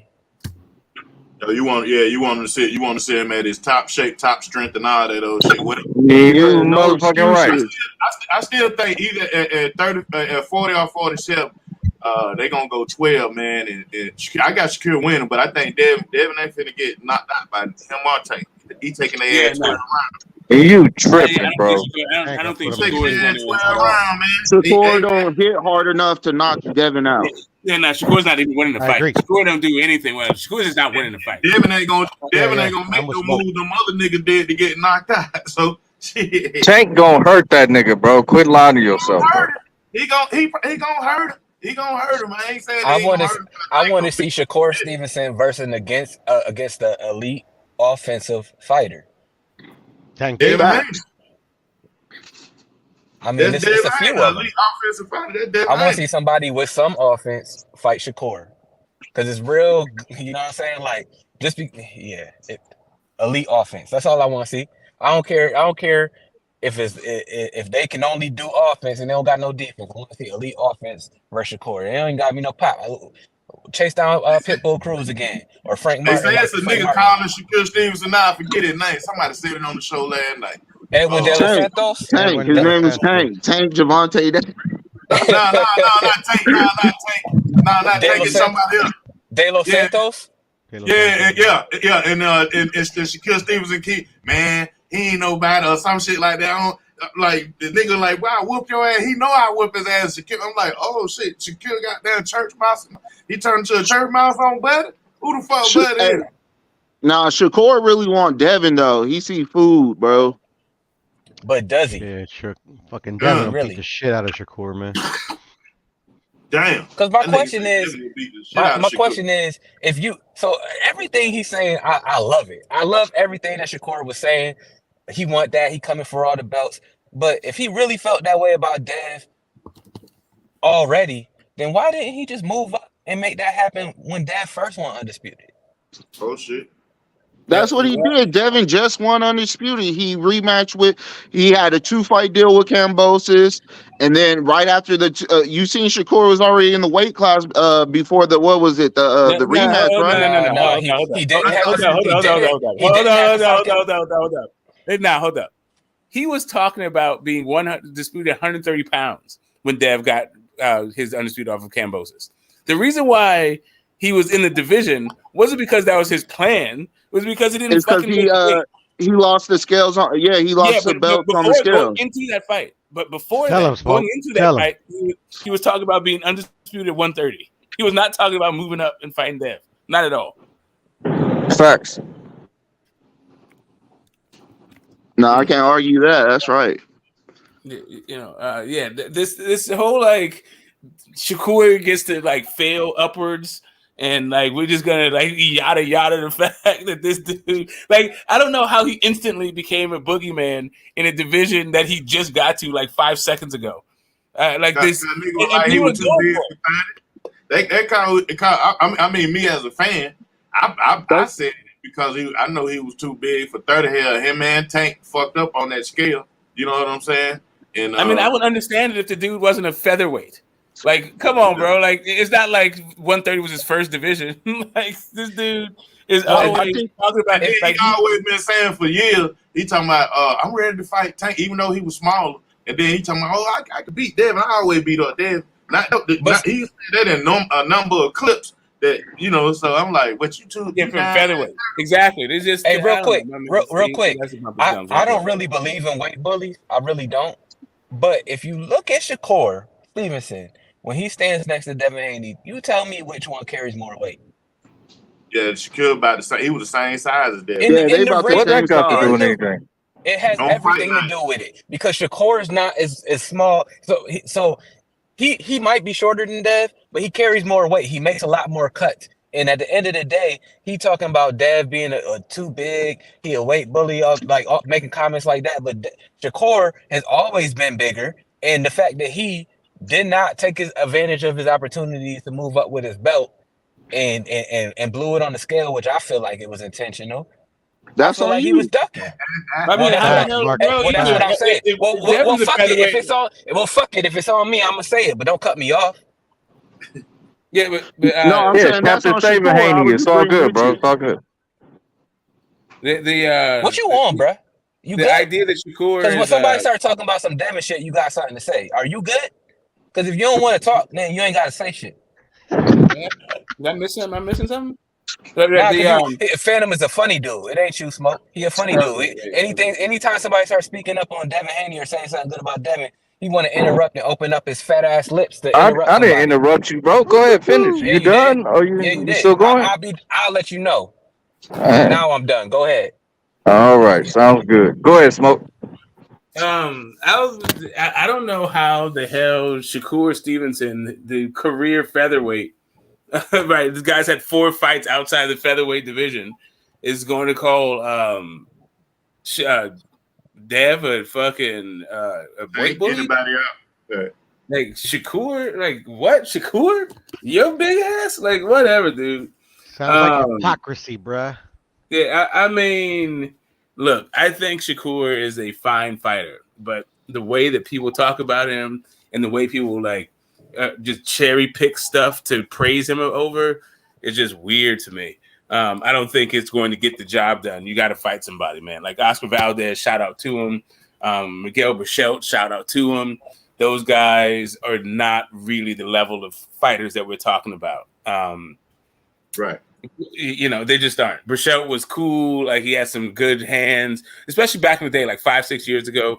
But, like, Berchelt, even coming out of the pandemic, he had to fight at 135 pounds, like, during the quarantine, and he looked like hot fucking garbage. He didn't look good. He didn't look like even a good fighter, for real. And, like, Adam Lopez, you know, I like his slickness and all that shit, but this dude's not setting the world on fire either.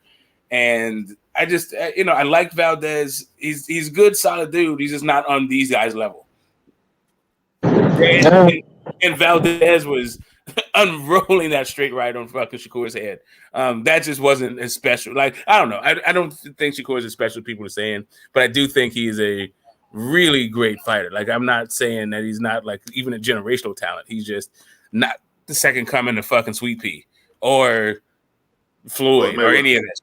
I don't even think he's on Because you know Devin. this I what mean, they say. let me ask y'all this though. Other than Nakatani, who is probably bigger, longer, and taller in the division than Devin Haney? 135. William Zepeda, they're about the same size. And again, I don't think he's longer or taller though. I think they're the same height. The reach, I couldn't tell you. Yeah, Devin Haney's got the reach advantage over. My point is think that if he Jermaine wants to stay at the Ortiz, bro. division, Campbell was a big dude, but I think he's done now. yeah, he's one of the biggest dudes in the division. That's all I'm saying. Like, if it's time to move up, it's time to move up. But Definitely one of the biggest dudes. Yeah, I don't think that anybody thinks it's not time to move up. It's just that some people are going to call him a duck if he moves up, which is ridiculous. Like, it just I don't get it. well, so long as you're still able to make the tank fight, you ain't ducking. But if you go to 145 T or some shit, yeah, you fucking duck it. Actually, Going William up to Zepeda 140, is if you go to taller and a 140 longer because reach. it's time to go to 140 is the issue. Like, that is not a duck when it's time to leave the division. It doesn't matter. No, but you still make the tank fight. You still make the tank fight though at 140. That's what I'm saying. Huh? At what point You on can my make- eye looking like? Yeah, listen. When it's time to go to a division, you go to the division and you compete in the division. However it is you feel like you're going to be successful in that division. Like, it's not like like, who in the hell gives a shit that Usyk fought Chaz Witherspoon in his first fight up? Now that dude has 3 belts, nobody. Yeah, They say nobody. They say the second best heavyweight, even though he only fought was Chaz Witherspoon, Derek Chisora, and AJ. He's the fucking second best heavyweight off that shit. So, like, nobody's really like, you go up, you get acclimated. However it is, you need to establish yourself in the division. That's what you do. You don't need to go Right. in there doing names and all this other shit. So you fight Tank because he's the smaller man, and you whoop his little ass, right? I mean, Tank is not the only guy, right? And it's not just about size. It is like Tank is probably the most lucrative fight. I'm not poo-pooing the Tank fight. Don't get me wrong. I think Tank is the most important fight at 135 or 140. I'm not even saying that the Tank fight isn't important enough to stay at 135 and make those sacrifices and all that shit. I'm just saying, if you're a Tank fan, you probably would like Devin to be at his best. Mm-hmm. Right? Tank don't even give a shit about belts. Tank seems to be going to the Hall of Fame without belts and all that other, with the belts he's already that he's already won. So, yeah, it's just like knocking out Dev just to have that on your resume kind of stuff. But I don't know. Maybe some Tank fans want Tank to be undisputed, even though he doesn't care. At Phantom, Devin Haney and Willis Zepeda are the same size, so they're the biggest in the division. So they're the same height? Same height, same reach. Oh, really? 72 inches? William Zepeda got 72 inches? He's got 71 like Devin Haney. What about Jermaine Ortiz? Jermaine is 1 inch shorter. Oh, okay. All right. And how big was Luke Campbell? I don't remember, but I'll let you know. Yeah, Luke Campbell was taller. He was taller. All right, so and while we're looking at that, while Puto was checking that out for us, let's go through these criteria with the idea of like damage, disruption, and dominance we just talked about earlier in the stream. Right. Back to that. Yeah.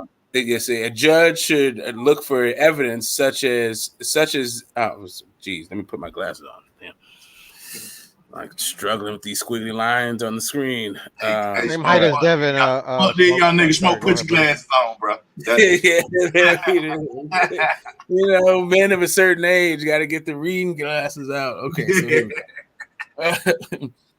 let's see. A judge should look for evidence such as this and evaluate the effectiveness of a boxer's efforts in terms of the 4 major scoring criteria. Number 1, clean and effective punching.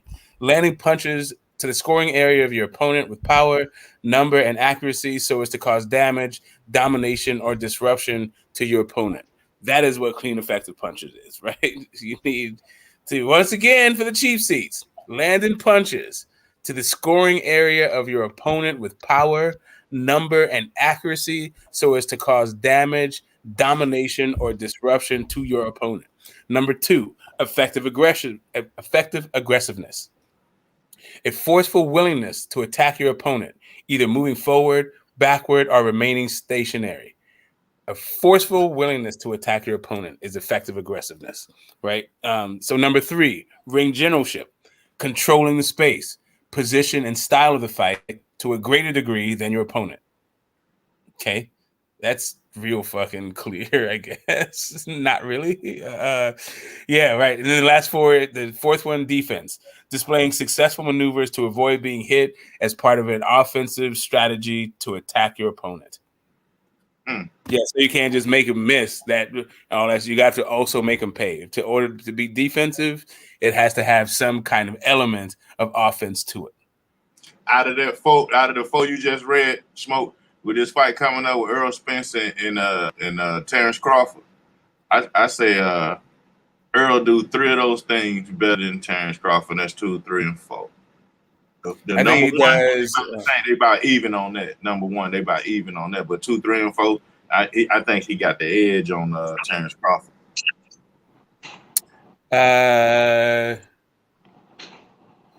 Yeah, huh? I think they're about even. To be honest. The thing is, Terrence is better, I think, at damage, and Errol is better at domination. Right. I can dig that. What about defense? I think Crawford got the edge in the defense, maneuver and start an offensive attack. Oh yeah, because he can stay. I mean, Errol's catch and shoot is disgusting. Like that dude's real good. I don't know. That's an interesting fight. I'm looking forward to it. But we got Zone 6, the enforcer, joining the panel. What's up? Happy Friday, man. Hello, Zone. To help edify us with his Salute. own perspective. Yeah, we're going through right now this, making sure that the community is on the same page when it comes to this, how to score a fight. Yeah, this just making sure we're all on the same page. What's up, Zone? That's a great one. This is a great topic. I'm finna sit back and I'm finna plug and play and listen. I'm with you. Yeah, that's what's up. That's what's up. All right, so yeah, when it comes to Errol and Bud, yeah, I don't think that Bud is going to. If Bud wins this fight, it's probably going to be through clean, effective punching and damage. I don't think he's going to be the one controlling the pace per se. That's not really how he fights. He actually doesn't mind if the other person controls the pace, and he just looks for holes in their game and figures out a way to stop them that way. He's more of a disruptor, damage guy than he is a dominant guy, but whatever. Through volume of punches, I feel like Errol is more of a dominant guy. Effective aggressiveness. Yeah, I tend to agree with that. I tend to agree with you, DJ. Just in generally speaking, yeah. For me, it's whether or not the reason why I'm picking Errol to win this fight is because I think he'll be able to take Bud's power, but I wouldn't be surprised if he couldn't. Right, but he's been in there with Mel Charlo and Maul Charlo since they were kids. If he can take those coconuts, then he should be able to take Bud's. But Bud is going to hit him with something clean that he didn't expect and didn't see, and how he takes that shot. Yeah, it will tell all the fight. That will tell the difference. Most people who pick Terrence Crawford to win are picking him by knockout because they see what I see. Spence gets hit a lot. Bud is excellent at figuring out the right shot at the right time that catch you by surprise. Just where I differ from those people is I think Spence will be able to take the shot. Smoke. This might be a little bit off topic, but do you think if Sean was able to take Crawford's power, it would have been close on the scorecards? No, I thought Bud was kind of pulling away. Sean Porter, he's never been a great jabber, but he just didn't use his jab at all. He's working way too hard to get on the inside, and I don't think he had the tank for all that work. And we can go into the kind of nuances about that. It's sort of a different thing, but no, I think Bud would still beat him. Okay. Yeah, at 10-7, he had done lost that in the 10th round. That fight was lost anyway. So even if he didn't drop him, like let's say he didn't even drop Spence. Sorry, he didn't drop Crawford. fucking Crawford. No, not Crawford. Fucking Porter. He didn't. Let's say he didn't drop Porter. Porter was just the amount of energy that he was expending in order to be successful in the fight versus Bud was just too much. Bud was chilling. And like Porter was killing himself to win those fucking rounds. And as soon as Bud tried a little bit, the fight swung the other way. He needed to do easier work. Porter just needed to work behind the jab more, be able to outbox and like control the pace versus just bum rush the guy and take shots and all that. Nah, he wouldn't have won that fight. Yeah, no, So, I mean, it's hard. It's gonna be hard to win the jab battle with that nigga with 74-inch arms. Like you're gonna have to. I don't know. It's gonna be hard to win a jab battle there. No, it's not that not really, because it's not like he has a very active lead hand. Like Bud is not really trying to like. I mean, he's all right with it, but whatever. I'm just saying that having zero jab is not the way to go if you're trying to win a fight with Terrence Crawford. Bud, Yeah. Got Bud for number one. Clean and effective. So land punches is scoring areas of your opponents with power. So power punches is anything outside of the jab. So they're already saying that if you can land power punches to your opponent's head or body, obviously those are the scoring areas. Numbers, so that means the amount and accuracy. So to cause damage and dominate and disruption to your opponent. I think Crawford do that way better than Errol Spence. I think he's a better disruptor than Errol Spence. I think Errol Spence is pretty consistently basic throughout the fight. I mean, I think what we're looking at for Errol Spence is to land in spot 2, right? Effective aggressiveness. Now, this is the key. Well, if it's going to be punching, it's going to be because of dominance, right? The idea that you throw so many punches that you win the round. But yeah, when it comes to disruption or damage, that's Bud. When it comes to dominance, that's more Spence. He's the volume guy, right? He's going to throw a ton of fucking punches and try to win through that way. So we're looking at the interpretation of it, and it's good for me and you. I like to hear what you think. Landing punches to score in the area of your opponent with power. Okay, then it says, okay, then they're adding the numbers and accuracy with that. So what's it? You opening up another tab to it? No, he's scrolling up to show what they mean by dominance, disruption, and damage. Gotcha. Right? Yeah. Because they enumerate what they mean by that. So damage. There you go. Go ahead. Let's get to domination, right? Overwhelming advantage in terms of landed. So that's by You got to give that to EJ. I'm not sure I can do that for either, right? I can't. I don't know who would land more. When it comes to that, I'm kind of stuck right there. I'm just going to the basic 4 that we look at and expand.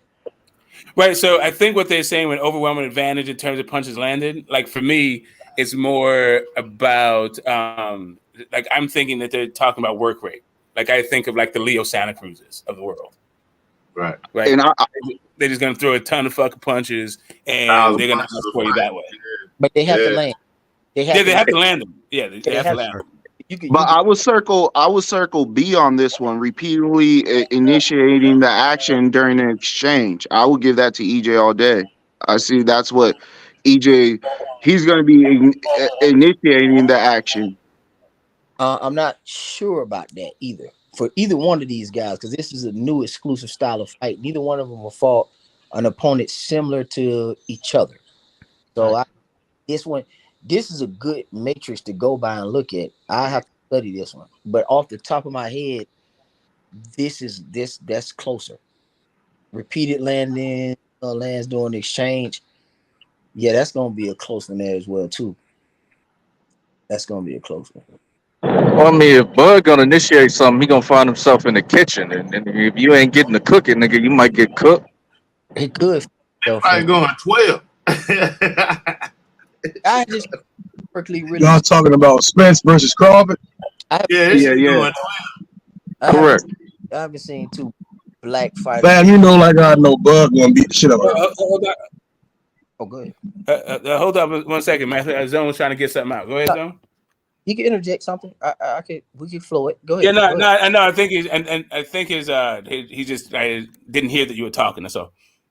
Okay. I just man. At this level, it's hard pressed for me to find two African Americans at this level that don't really put damage on each other. I can't see a historical fight where two African Americans at the top of their game kind of like just let us down with a fight. Usually it ends dramatically and someone's declared winner. So I don't know if it's gonna be so you see how damage is how they describe and define damage. It's right above domination. It's the very first one. They describe it by knocking them down, staggering them, violently making their opponent's head shake. I'm going to go with that, right? And then significant body blows that obviously slow down your opponent. Yeah, this is gonna be a good one. Knocking down your opponent. I'm gonna go with Crawford on that right now because he's been doing it repeatedly and quite often, staggering your opponent. Both of them can do staggering. But Crawford been down. I think how many times Spence been down? I'm agreeing with you with the stagger. I think they both can stagger, but I'm going to lean with EJ because I've seen Crawford do the stanky leg a couple of times. I've seen it. That's a fact, yeah. Yeah, I have. What about? But his recovery time like that though. But I did see Errol Spence, whether he wants to admit it or not. I did see him hurt Porter, Ugas, and Larte. So it's not like he's void of being hurt. But I have it, but it's not as egregious as him going down with Kowalowski's and what happened to Gamboa. I mean, that was pretty obvious that he was staggered. Ooh, this is a good one. Who you think gonna have the most effective body work? I'm gonna assume Errol Spence. Because Errol Spence makes it his business to go to your body. And but I think that's gonna be neutralized. I think that the body attack of Errol Spence is gonna be avoided. I just think Crawford's not gonna be sitting there to get his body dismantled by Errol Spence. But I would say I would go with Errol Spence in body attack. So are we gonna see flashes of the old Crawford, lateral movement, back footwork? Like we gonna see all that? Dreadhead Bud. He better show up. Dreadhead Bud better show up. Yeah, he might have to. He might have no choice. Yeah. I don't think you can just dial up a post-op performance. I don't think that, like, man, it's been years removed since he was moving like that. I think this is gonna be the easiest performance out there. Yeah, I mean, because I got so the pace that he fought Avanesian at is not going to get it done. Not any way, shape, or form. You're gonna have to do something about that. But he can catch him with something. So, like, I'm not really so much worried about the pace, unless it doesn't go 12. Right? If he stops him, that's it is what it is. But if that goes 12, Bud fights at the wrong fucking pace to win a decision off of Errol. Yeah, you know, I already think this is going to be the easiest performance by Bud. The more defensively responsible fighter, the more proficient offensive fighter. Yeah, I think EJ. I don't know why I call him EJ.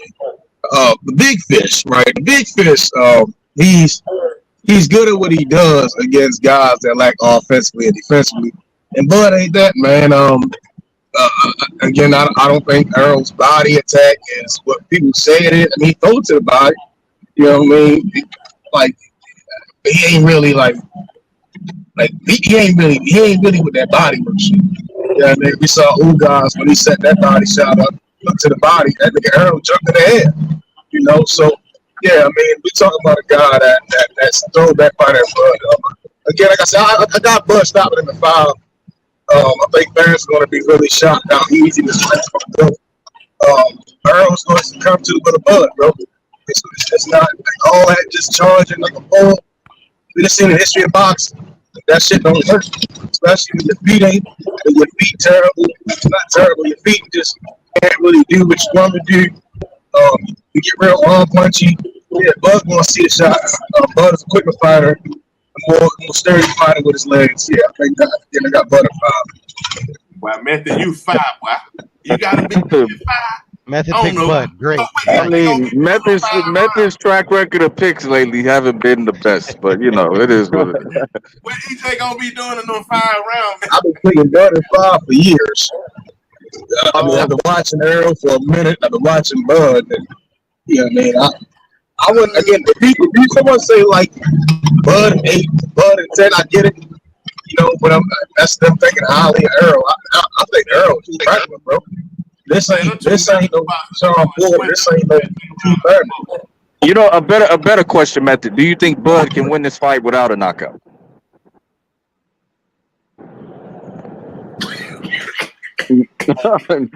That's a no. Cricket. Hey, they don't do 15 rounds no more, Method. They going 12. That's the boxer, EJ in 12. And going off what Methodist was saying about offensive fighters, they were all good offensive fighters until they ran into EJ.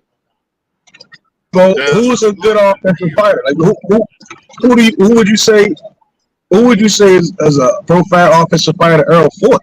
Lamar Peterson? But who? Danny's a counterpuncher. Danny's a counterpuncher by just innately counterpuncher. He'll let you. He didn't put him on up, and then hopefully the shot comes.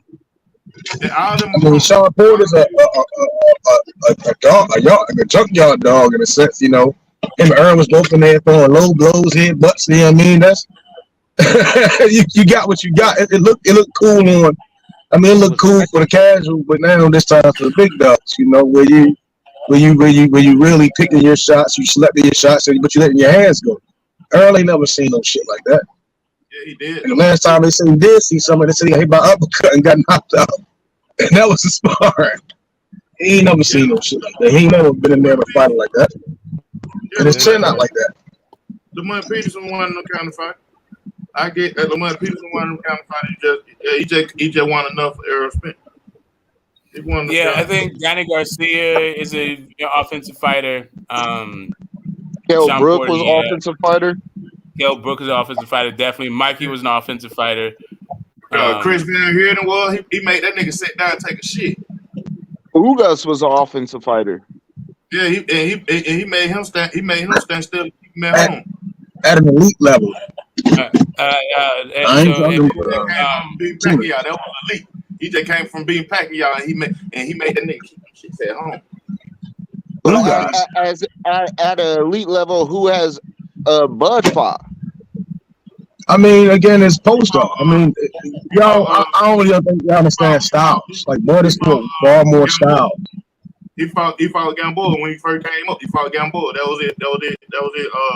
Then when he first cut them dreads out. That was an elite fight for Bud. Gamboa, Wookie Burns, post-op. Yeah. He hadn't seen no smoke like that before Gamboa. That's why they set it up for Crawford to look. You know what I'm saying? And he went in and he took off on them nigga on 50 Cent, Floyd Mayweather, and all them nigga. He shot the world. That would put Crawford on the map. They 50 Cent trying to get him boxing and shit.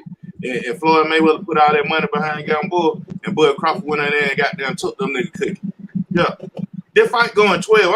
I know y'all Errol Spence fans and Bud Crawford fans want to see them niggas go in there and do the shit they been doing them other niggas. But them niggas so masterful as boxing fight. Them niggas going 12. Nah, man, Bud hit too hard. Errol ain't no Lomachenko. This ain't no Devin Haney Lomachenko shit. Them niggas. No, them niggas. I get it, Errol. He know he gonna have to go out on his shield against Bud. At the wild is it's just this ain't no amateur. These niggas get paid to hurt.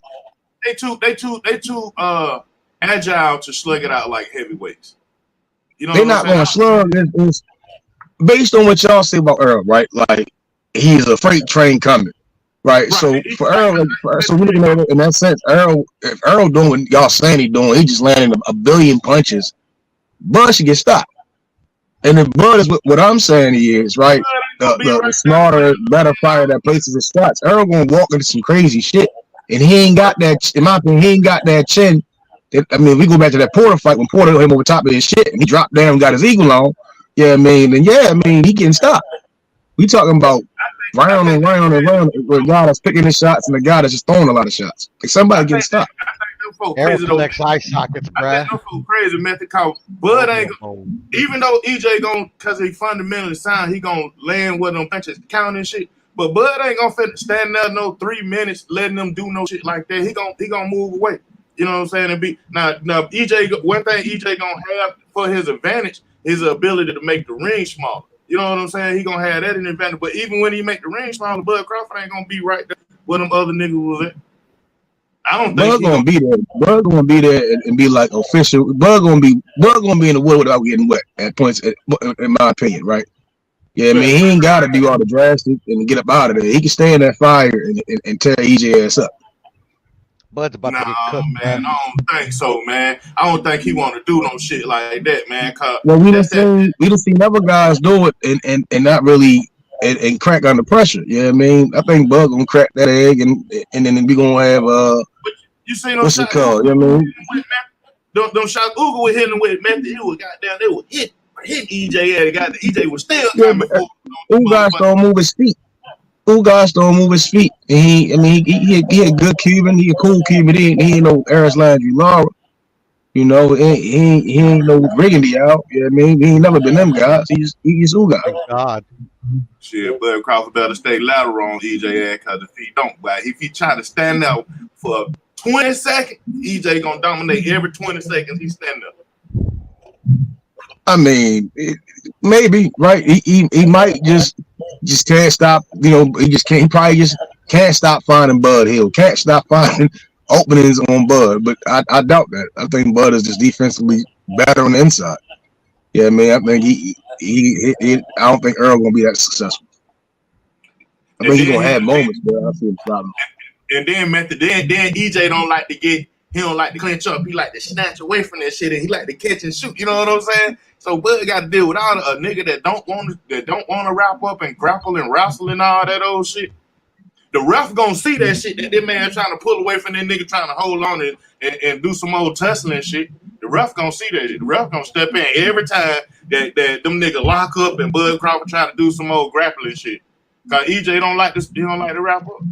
I think that's gonna be cool when we see Errol catch like that. Like, see that part of the fight is like how I see the first 3 rounds. You see Errol trying to catch shots, and that's going. I think it's gonna be a hell of a fight early on. But I think after that, Bud stops him. So you saying okay? They're gonna do that for about 3 rounds, and then 4 and 5, Bud gonna whoop on EJ ass. Yeah, because he's not gonna play with him. He ain't gonna play with him. I got method down for Bud gonna whoop on EJ ass in 4 and 5. I got method down. I bet the differ on that method, but I'm trying to picture that shit in my head, like what EJ gonna do to make Bud whoop on his ass, especially a nigga that gets stronger as he go. Like, what he gonna do to get weaker in 4 and 5? I'm trying to imagine what's gonna stop him. You know, I can't imagine this shit. But you got it. All y'all, everybody who picking Bud, y'all got it. Everybody who picking EJ, y'all got it. I'm a fan of boxing. That shit going 12. Shit, if we go 12, that'll be a crazy fight, though. It'll be crazy. Yo. Right. So I'm gonna just go through this real fast before we get back to the EJ Bud thing. Apparently, Vasily Lomachenko has won his petition to be the WBC #1 guy, thereby supplanting Shakur. All right, so Lomachenko is one of the most petitioning dudes. Recently, he's gonna petition his way into the ATG status, huh? Like when somebody say he's not an ATG, he's gonna file a formal complaint on that shit. But anyway, point being, it seems like Devin's gonna move up, and they're gonna order a fight between Shakur and Loma for vacant, right? But I think that underlines 2 things. about what we just witnessed over this past weekend. One is how sad it was to see Shakur just standing there aimlessly in this ring by himself, and Lomachenko crying like a little girl. Both of Jay those Pretty things are well really behind fucking him, sad. Smoke. Jay Say Pretty well again. behind him. He was in the couch. Oh, okay, whatever. Whatever the hell it was doing, that shit was sad as hell. They looked thirsty, desperate, unconnected, just whatever. They did not look like pound for pound guys, like kings of the ring, future of boxing. That's not what they look like. Man, your perspective is crazy. I saw that shit too, but I didn't want to look at it from that angle though. You know what I'm Yeah, saying? man. Like, Come on, man. We've been there. Yeah.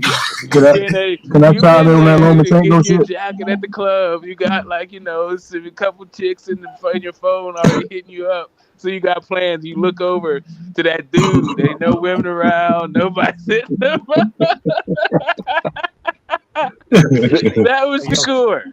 That was fucking Shakur sitting there, We talking about like his wanting belly. somebody He to was on the fucking call couch. his number. But Hey, He that said was like his belly was on the couch. hey Smoke. He was That angry was on the couch. Boo Boo Andre and Canelo all over again. yeah, nah, listen, Canelo just high posted him. He told him straight the fuck up. Who are you? Yeah, like you are just nobody cares about you whatsoever. Like Shakur was like literally out there begging for people to care about him. You beat nobody. Yeah, but you got Canelo to say it. Like that's bigger. That's huge. Like Dev couldn't even be bothered. Like people trying to get Dev's moment to be about Shakur Stevenson. Just like, man, get the fuck out of here, bro. You are not in a good space. But the way that they were talking about, the way that the commentary was talking about Loma, like my thought process, it made me think they just don't want him to lose his market value. They need for him to they need for people to care about his fights. They know he ain't fucking gonna beat Devin, and they just don't want him to be the thrice beaten old dude with nothing to sell anybody. So now you can sell the robbery, and Lomachenko still has value. I feel like now we can see with this WBC move, Shakur and Loma, there's good fight, still has a whole lot of value, and you throw a belt on it, cool. I don't think that Loma is ever going to be undisputed though, because Devin moving up makes Tank the super champion. Can I comment on that? Go ahead, Mason. My bad. $400,000 from me. Need to get Devin Haney his money back, trying to get a fucking title shot. Get that young boy his money back. Old ass. Can I comment on Lomachenko? I want to cook Lomachenko, man. Like he pissing me off, man. There's some cry. Like at first, right? I'm like, I think Loma won, right? As far as scoring, right? I mean, even though I think he won, I still think he regular as shit. That's kind of why I'm disappointed in Dale. He should have beat the fuck out of Lomachenko. Because this is what happened. He started making excuses. You knock that son of a bitch out, we be up this bitch, still smoking on him. Like really smoke. We'll be smoking Loma ass right now. Feet up in the air like somebody finally beat the complaints and the excuses out this nigga. Right, but when you let a motherfucker like that hang around and it's shit like this happen, like can I petition to get back here? And it's like you lost. No matter what, the 12th round, all them rounds, you never went for the gusto. We seen it. That's why I said I give Maloney respect getting knocked the fuck out because he left it all on the line. I give it a tiny respect because how he finished him. You want to win, you go out there and win. And Loma is always a bare minimum with this nigga. And then now he out here trying to get privileges and shit. And yeah, I mean, I blame both Dev and Loma. Both of them niggas, they were just content with just getting by and shit. And now this shit we get one nigga crying and one nigga we don't know what the fuck he gonna do. Hopefully Shakur go up there and he break his fucking face and ribs and he drag that motherfucker out the cliff. He throw him out the cliff out how they did on Black Panther. You know what I mean? Like, is this your king? And then throw his ass off that bitch. You know what I mean? That's how Loma gotta get done. You gotta do him super dirty so he can't have any excuses and nobody can sit there and have any question who won. Loma's still undefeated, bro. Loma's still undefeated in his mind. You know what I'm saying? You ask the world, he 55-0. He better than Rocky Marciano. Speaking of Rocky Marciano, you know what I mean? Yeah, that's tomorrow's loveliness. Woo, that's it. Hey, That's Smoke, gonna be I a put the real link one in the up, private man. chat for the guide, the judge guide. Oh, cool, man. Thank you. Don't trip. Here, let me see if I can find it. I had to go on my phone. Like my Th- computer like crashed on me. This, this is my only problem with Devin Haney and Shakur when Shakur got in the ring. It's cool when Devin Haney do it, but it's a problem. I mean, it's a problem when Shakur does it. You know what I'm saying? So Devin Haney looked that man straight in the face, said, "I'm number one," and got the hell out of there. He didn't want no smoke. Yeah, it's not time for Shakur. Like, what do you mean? Don't want smoke? Like, nobody's worried He about got Shakur. snatched out Like, because this he is got not stuck like, getting bro. You booed. don't go from like. Here's the thing. Like, if you were Tyson Fury, right, and you're fighting Derek War, Torrence Chisora, then yeah, you might jaw jack with Usyk a little bit. But if you just beating Lomachenko, what the fuck are you talking to Shakur for? Like the hell? I mean, I also know Shakur that was in that Shakur wants to motherfucker fight. smiling. I get why it would benefit Shakur. What the fuck does Devin need to share his moment with Shakur Stevenson for? What only issue I had with Shakur getting in the ring is that he was smiling and laughing and shit like that. Like you want people to take you serious, man. You ever laugh? Like, Not I always here's what laugh it about is. but like I ain't joking or I ain't playing. Like they'll say some shit. You might think they playing, but the whole time they can do it serious. Like you got in that ring playing and shit. Like he'd have hopped in that motherfucker on some Well, like you the know. thing is, he shouldn't have been in the ring. He really should have been there. You know why? Because he's not the next fight. Like after that fight, everybody wants to see either Tank or a Loma rematch. Like nobody's thinking about you, bro. Like you just made Go yourself. You just Facts. played yourself. You put a quarter in your ass because you played yourself. I think it's a way. If he went in there not smiling and cheesing and shit, I mean that might be his character, but just for that moment, you had to been 10 toes down. Like I'ma fuck you up. Like whatever. No, Nah, like he no, should he Dave, should have I been mean to there. fuck you up, man. Then people, then I could debate with what you're saying. Well, as you saying again, you went in there and Dave could just be like, man, I'm number one. I'm out here, man. I get it. You see what I'm saying? But if Shakur wasn't there not smiling and cheesing with the nigga, people would have been like, damn, that nigga Shakur said he gonna fuck him up. Had been on wax. All we heard, I mean, at least said, they ran and you thought Loma won. That part was serious, right? But then when y'all had y'all exchange, you should have been, I'm gonna fuck you up. You look like shit. Like that's what you should have said. You look like shit. And some shit you can say, not mean it or whatever, right? But it's on wax, so you can put yourself in a position. Yeah, What up, listen. Shep? Even then, all you look like is a crab barrel dude. Like he just put himself in a no-win situation, which is why I don't know why the fuck he was there. Like you're not the priority. You're just not, Because and smoke, you showing up is showing that it is. You're reminding everyone how you're like the third or fourth or fifth option. Like folk like Shakur Stevenson have a path like Errol, Spence, and Terrence Crawford, where long after so many fights of whipping nigga ass, folk be like, you ain't fought nobody. You know what I'm saying? So at least at a young age, he trying to goddamn get that, not have that jacket on his back by the time he turned 31 and you know what I'm saying, 35 and shit. You yeah, know, but the problem with him is the same problem Bud had at fucking 147. Top Rank doesn't have inventory. So you can pop all the shit you want. You're still gonna be fighting the David Avenesians and the fucking Green Machines and the Jose Benavides of the world. So you can talk shit, like get to your fight, or you're not gonna make it to your fight, but it's not gonna make him a better It's not gonna make him a better opponent. Like we care. You're like, oh how yeah, he's talking that shit. I like Bud. That's the kind of attitude I like. But like Jose Benavides is still like, peg leg Benavides. how was Floyd Mayweather when he got his shot? Because you remember at most of his fights, when he was young, like Devin and Shaquille Stevenson, he'd say, I'm gonna get my chance. I'm gonna get my chance. I'm gonna get my. How old was he? Like 30 years old, 31. Who? Floyd? Yeah, he was like 30, 31. When he for Oscar? Yeah, that big fight. It was Yeah, 29 going. He was 29 going to 30 or 30 going to 31. He just turned 30, I think, and he beat Oscar. See, okay. like what Shakur should have done, like Shakur should have been there. I think Shakur was there for the Loma victory, but Loma didn't win, so now he's just sitting there talking about Loma should have won. And yeah, nah, the only way he should have gotten there is if Loma won. Then you get in there and say, I want to fight off Loma and yada yada yada. But Dev They've got too many goddamn options now. So You are do you not think that's impressed. why he was smiling? You know what I mean? Because when you put it like that, right? When you put it like that, then it's like, can that explain why the niggas smiling and shit? And them niggas are having kind of a friendly jaw The check. nigga was smiling. I mean, he a The nigga was smiling guy, smiling man. because he saw Smiling food. just don't mean he's He being saw funny though. food. That's why he was smiling. It's the hurt business, man. Hey, Mr. Moore, welcome to the panel. Happy Friday. Your mic is really low though. Oh, it's low. All right.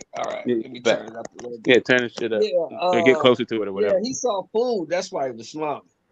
Shakur got that little devious smile. He's like, yeah, I'm gonna beat the shit out of both of these niggas. I get either one of these niggas. I'm fucking them up. That's why he was I, smiling. I think he should have took a little bit out of that. Keish, that's one thing Keyshawn got is just that nigga.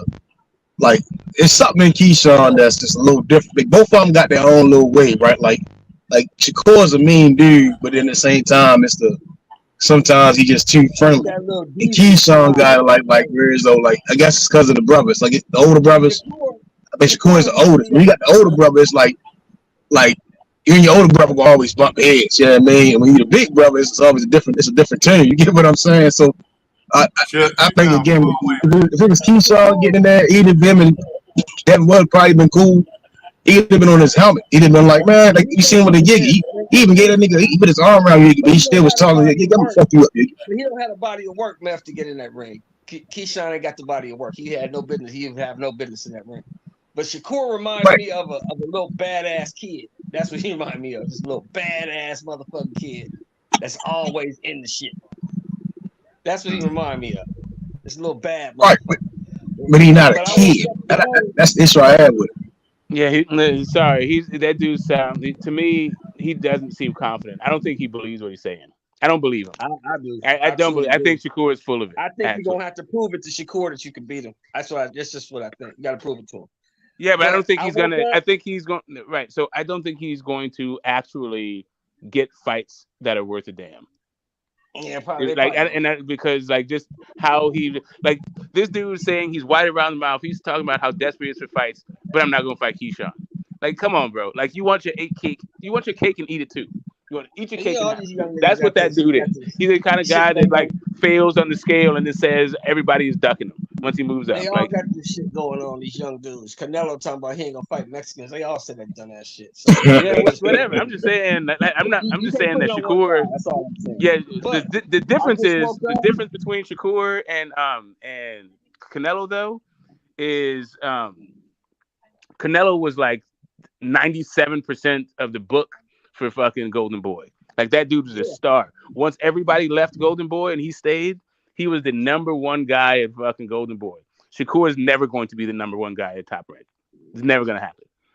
I think Shakur getting in the ring is his way of trying to cut Tank's place in line. That's all he was trying to do. He was trying to put himself before Tank in line, trying to get to this lunch. Well, the thing with Tank is Tank don't give a fuck about none of that. Tank is looking at numbers. Tank thinks way different than any of us think. Tank ain't giving a fuck about no belts, no undisputed. He don't give a shit about none of that. He's looking at numbers. That's all he looks at. Who can I fight and make the most fucking money? That's who I want to fight. That's all he cares about. I think and people don't believe it. Speaking of Canelo, he was like, even the Floyd fight, right? It's just how he approaches the ring. Even no matter what, it's like how he kind of approach fights is always different. He just approached it a little different. I mean, he was boxing since he was 15, boxing grown men. They said he killed the man when he was back in Mexico. You see what I'm saying? So I think again, it's like kind of like the Kovalev, that prime Kovalev. It's just how they approach it is just always different. The young guys today kind of, it's like they want to still be seen as kids, and I'm like, y'all niggas is grown ass men. You know what I mean? Like, she had my first child at 19. You know what I mean? And I'm out there as motherfucker. That's the only issue I have with the young guys. Like, they still like juvenile-ish. You know what I mean? And when we look at like the Leonards and them guys, like them niggas was like we seen hairline. Good credit scores, mean motherfuckers, and they was like 22, 25. But they was pros. That's what it was. They was pros. There's room to be pros. They was pros. They're professional fighters. But I just woke up, y'all, and I love it. I saw the Stephen A interview. I love the energy, man. I love the way these dudes is talking. One dude is saying, I'm gonna fuck you up. The other dude saying, no, I'm gonna fuck you up. I like that. Now let's just hope the fight lives up to the hype. I think it will, though. I think it will. I mean, I expect it to be a chess match. I don't. I expect it to be a war. I don't think nobody's going to go in there without a game plan. It's going to be a chess match, and they're going to have to adjust on the fly. Let me ask you this. I agree with Shelly. Have you ever seen either one of them without a game plan? No. You've never seen either one of these players without a game plan. Never. I ain't really seen Errol just on the fly. Everybody always say, well, Derek James is the one that kind of, you dig what I'm saying? I'm like, and this nigga Errol got me at 40, going on 40 in a couple of years. You can listen to that bullshit all you want to. Errol Spence fights one way. He coming at you. He's coming at you. I mean, if it works, why change it? If it ain't broke, don't fix it. I don't think he fights one way, but even the one way that he fights is going to be a whole fucking problem for the way that Bud fights. For the myriad of ways that Bud fights, right? I don't have no problem with the way he fights. He's a great fighter. It's just when you one-dimensional is not going to be Crawford. One-dimensional is not Errol Spence. Fighting one way is different than being one-dimensional. He's one-dimensional. I think he's a one-trick pony. I think that's the best way to put it. He's a one-trick pony. What do you think his trick is? His trick is Deontay Wilder's a one-trick pony. I know exactly what it is. Yeah, you got to say some evidence. Wilder's a one-trick pony. I think Wilder got that one right hand, that power right hand, but Wilder got some shit up his sleeve. Wilder always got some shit up his sleeve. Wilder's not a one-trick pony, but Errol Spence is. I need for you guys to tell me how you define one-trick pony. Because he don't switch to southpaw? No. Errol just, it's either... hold up, one at a time. Method, get it off, and then we're going to hear you, and then Mr. Moore. Mr. Moore's mic is not going the distance, I don't think, but... all I'm saying is he's a one-trick pony. Yeah, I mean, Errol's a one-trick pony. How do you define one-trick pony? I don't need any more examples. It's the Kell Brook fight, every fight, right? He'll start off and it's fill out rounds. You know, he throw a couple of punches, seeing how you take that. I'm not looking for examples. I'm looking for just a definition. Please define. I mean, it's just a one-trick pony. It's a lot of punches. It's just a lot of punches. It ain't really too much. It's straight up and down. It's nothing to him, bro. It's just he's a big guy. But he's a big one with a lot of punches. One-trick pony. Right. You just use it for an example. So I got you. Go ahead, Mr. Moore. How are you defining one-trick pony? He's a flat-footed, come forward volume puncher. That's what he does in every fight. He fights one way, one style. Now, it's a good style. It's winning 28 fights, 29 fights, whatever he got. But he doesn't do anything different. So you're saying that his style isn't that he doesn't have a bunch of different kinds of style. There's one style. He has one style. Okay. Got it. And it's effective. And it's very effective. Right, they got it. Okay. You guys are not talking about the same thing at all. Against this guy, it's not enough. Against Smoke, which guy? Against Bud? What's the name of his style? If Bud can't if Bud can't drop Errol Spence, that one style will be enough. He needs to drop him or stop him. Derek James will throw the towel in? You don't think Derek James will throw the towel in? No, that would be stopping. Like I said, if Bud cannot drop him or stop him, Bud is not winning. This fight is not all right, so the only issue I have with that is like y'all saying it like, well, if Errol don't hit the canvas, Jake LaMotta ain't never hit that canvas with Rollins. He just beat the shit out of every 5 out of 6 times. Yeah, and this is kind of like that Valentine. We're saying that Bud is not going to Jake LaMotta. We're saying that Jake LaMotta has the activity to win fights like that. Bud does not. Right, so that's what I'm saying. We would see Errol and Jake LaMotta, and that if you don't hit that canvas, he's going to get the shit beat out of him. No, but while I'm saying this is you're saying that Errol's a one-trick pony. Is it because you feel he doesn't switch from orthodox to southpaw? Is that why he's a one-trick pony? He's just a big welterweight that throws a lot of punches. Errol is Because not he a fights one the trick same pony. way against Yeah, everybody. The same style against everybody. Against Mikey, against Leonard Bundu. You can go back to Algeria. He fights the same fucking way. Not Yeah, really. I'm so just saying Mr. that that one So style. Mr. No, Moore, Listen, no. I'm not even going to so talk about Mr. that. Moore, I can. I've seen him fight more than one style because I don't think he fought that way against Danny Garcia, for instance. But that doesn't really Mikey matter. Garcia. That doesn't even matter. But how many styles he has is like immaterial. The What issue did he is do if different Bud against does Danny not that he did drop against this Leonard dude, Bundu? if Bud doesn't drop him or stop him, he is not winning this fight. Bud is gonna knock him out. I've Yeah, been well, telling you I'm that for saying 2 that you years. got him by It stopping He's him. gonna knock sounds I good. got it. him out. so are you It saying they're sounds going? good, but we know that's not realistic. Are Why you is not saying if it go to realistic? decision that Earl will win the fight? Because I don't see that. I've never seen Bud get a split decision. I've never seen him get. It's never been a majority decision. Never. We never even heard the word draw in this in decision with Terrence Crawford, bro. So I'm like, it's like only one guy can get is in that lane that he might Oh, wait a get some minute, split hold up. decisions, and he might be Ain't on. so Laura is a fat ass now? The goddamn, how's Laura a fat ass? Good He lost his question. belt on the scale. I'm talking to. Yeah. Man, I got a Long thought this for week. y'all. Hello? EJ got to be brand new in the game for Bud Crawford to do any of that shit y'all think Bud Crawford gonna do to EJ. He Facts. is, Facts. yeah, EJ is so far. I study. I'm saying I be studying. Like, I'm studying. I study. Observe. Observe his training. Observe his gym part. His gym mate, and Charlie. Right. And it's like so. I'm watching him, and then and then I go back to his fights. I'm saying he's a one-trick point. I think people don't think highly of Errol gonna agree with me, right? I don't think that much highly of Errol. Wait, I think he's a good Method, fighter. hold up. Mr. Graham, you got a lot of background noise. Yeah, you got Yeah, he ain't that Graham. You got. brought him in the gym. Oh, you on one of them little bicycle things, but you better get that. You ain't going fast enough. But listen, that boy, EJ, listen.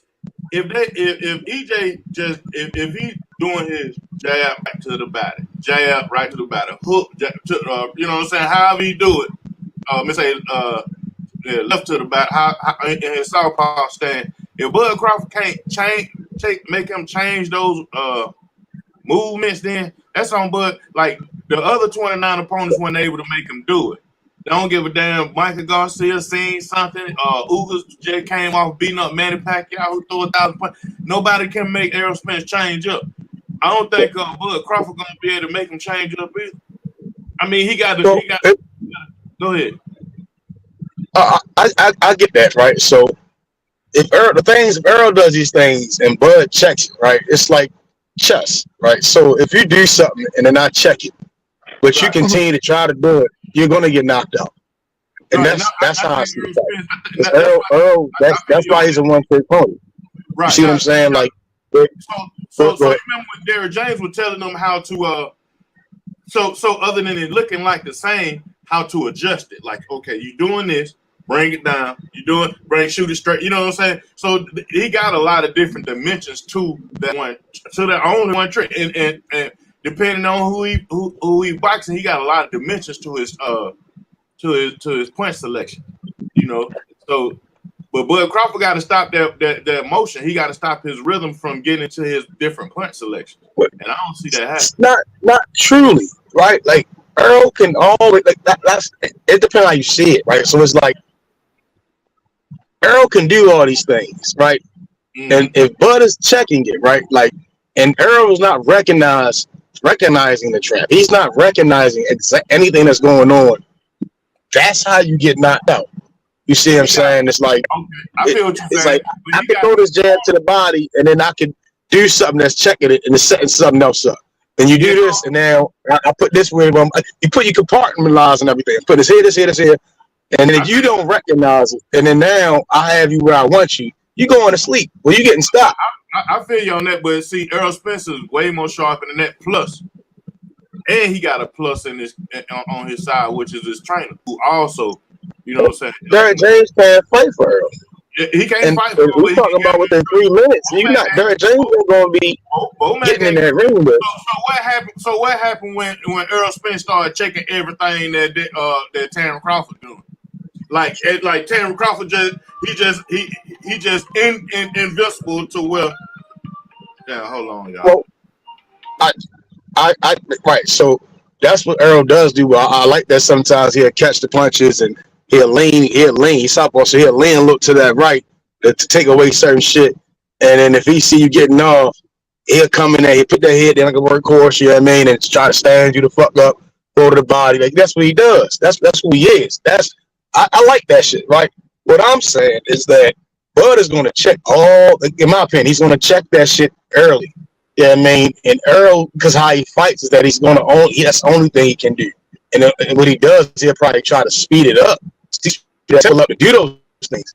But if I've already checked it, and I'm the quicker guy, and my feet are, I just see that it just leads. That's why I go towards a knockout. I just don't think Errol going to that corner is not going to be enough time. Like Derek James can't fight for him. You said a knockout within 5, right, Method? Yeah, that's what he's saying. Yeah, I don't see that happening. But let me. Yeah, I wouldn't be surprised if it's like some people say 8 to 10, but yeah, 5. Yeah, I don't think Errol chills, which I think it is. Man, Let me say this. Nobody going to let girls like that. Go ahead, Graham. My bad. Yeah, let me say this. When it comes to both of them winning, if they ever fight, it's going to come down to lifestyle. Because at Crawford, as we know, is a gym rat. Errol does go up in weight between fights, right? So I think when it gets heavy, like say round 7, round 8, and one guy hasn't figured out the other guy yet, that's who wins, and that's going to be Crawford. Because he stays in the gym. He stays in the gym. He's a fighter's fighter, while Errol might be a very good fighter, but he's not a fighter's fighter. I disagree with that. He got messed up, man. Errol Spence, matter of fact, that's his whole new thing to be in the gym. Errol did. Wait, still, that man at 147 right now. While Terrence Crawford gonna have to make it. Y'all Errol go to the gym. So y'all Errol Spence Jr. fight like Roller. Remember, he gonna go in there like some Roller Remember shit against Tank Davis. Don't y'all think? I didn't say that. I didn't say that. Really well. I get that. I get what he's saying as far as like the lifestyle. I get that. But Errol still shows up to the fight, and when you see in the 10th round, he's still throwing 100 punches. You see what I'm saying? Wrestling with a nigga in some 10 boots. Y'all don't live with no goddamn Errol Spence or Bud Crawford to say which one of them be in the gym no more. Facts. And another thing, have you ever seen Errol as big as he was in that red hoodie? I have never seen him that weight since he wore the red hoodie.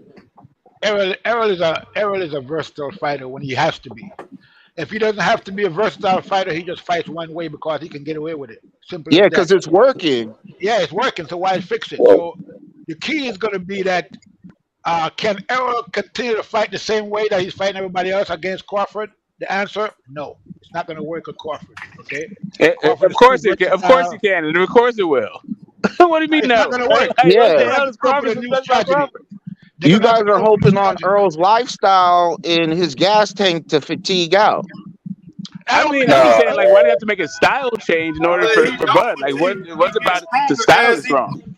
I never seen Errol gassed out in the fight. I mean, he's in, no matter what condition he is before the fight, when he comes to the fight, he's ready all the time. Yeah, so that boy's an anomaly, man.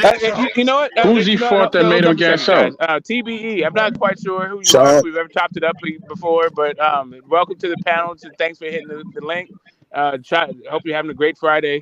Let's get back to it. Same to you.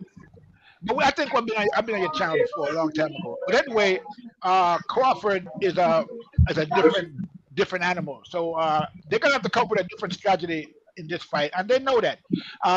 Spence knows it. His trainer knows it. Why do you think they haven't fought Crawford before? They don't. They realize that Crawford is a problem. Okay, they regardless of what they say on the outside, when they're doing the analysis and they're checking, they know what. I mean, if you are a boxer, if you are a trainer, you know that Crawford is something special. Nobody got to tell you that. Okay. So all these people out there thinking that Errol Spence is going to go in there overpower Crawford, that's not going to happen. Okay, because first of all, Crawford is probably stronger than Spence, and that's a lot of people don't understand that. They think that because Okay, you're killing me. Like, there's only one W But in I my don't think man's they're gonna name, be and able I'm to just having a and, like I'm just being a kid about it right now. Let me not being mature.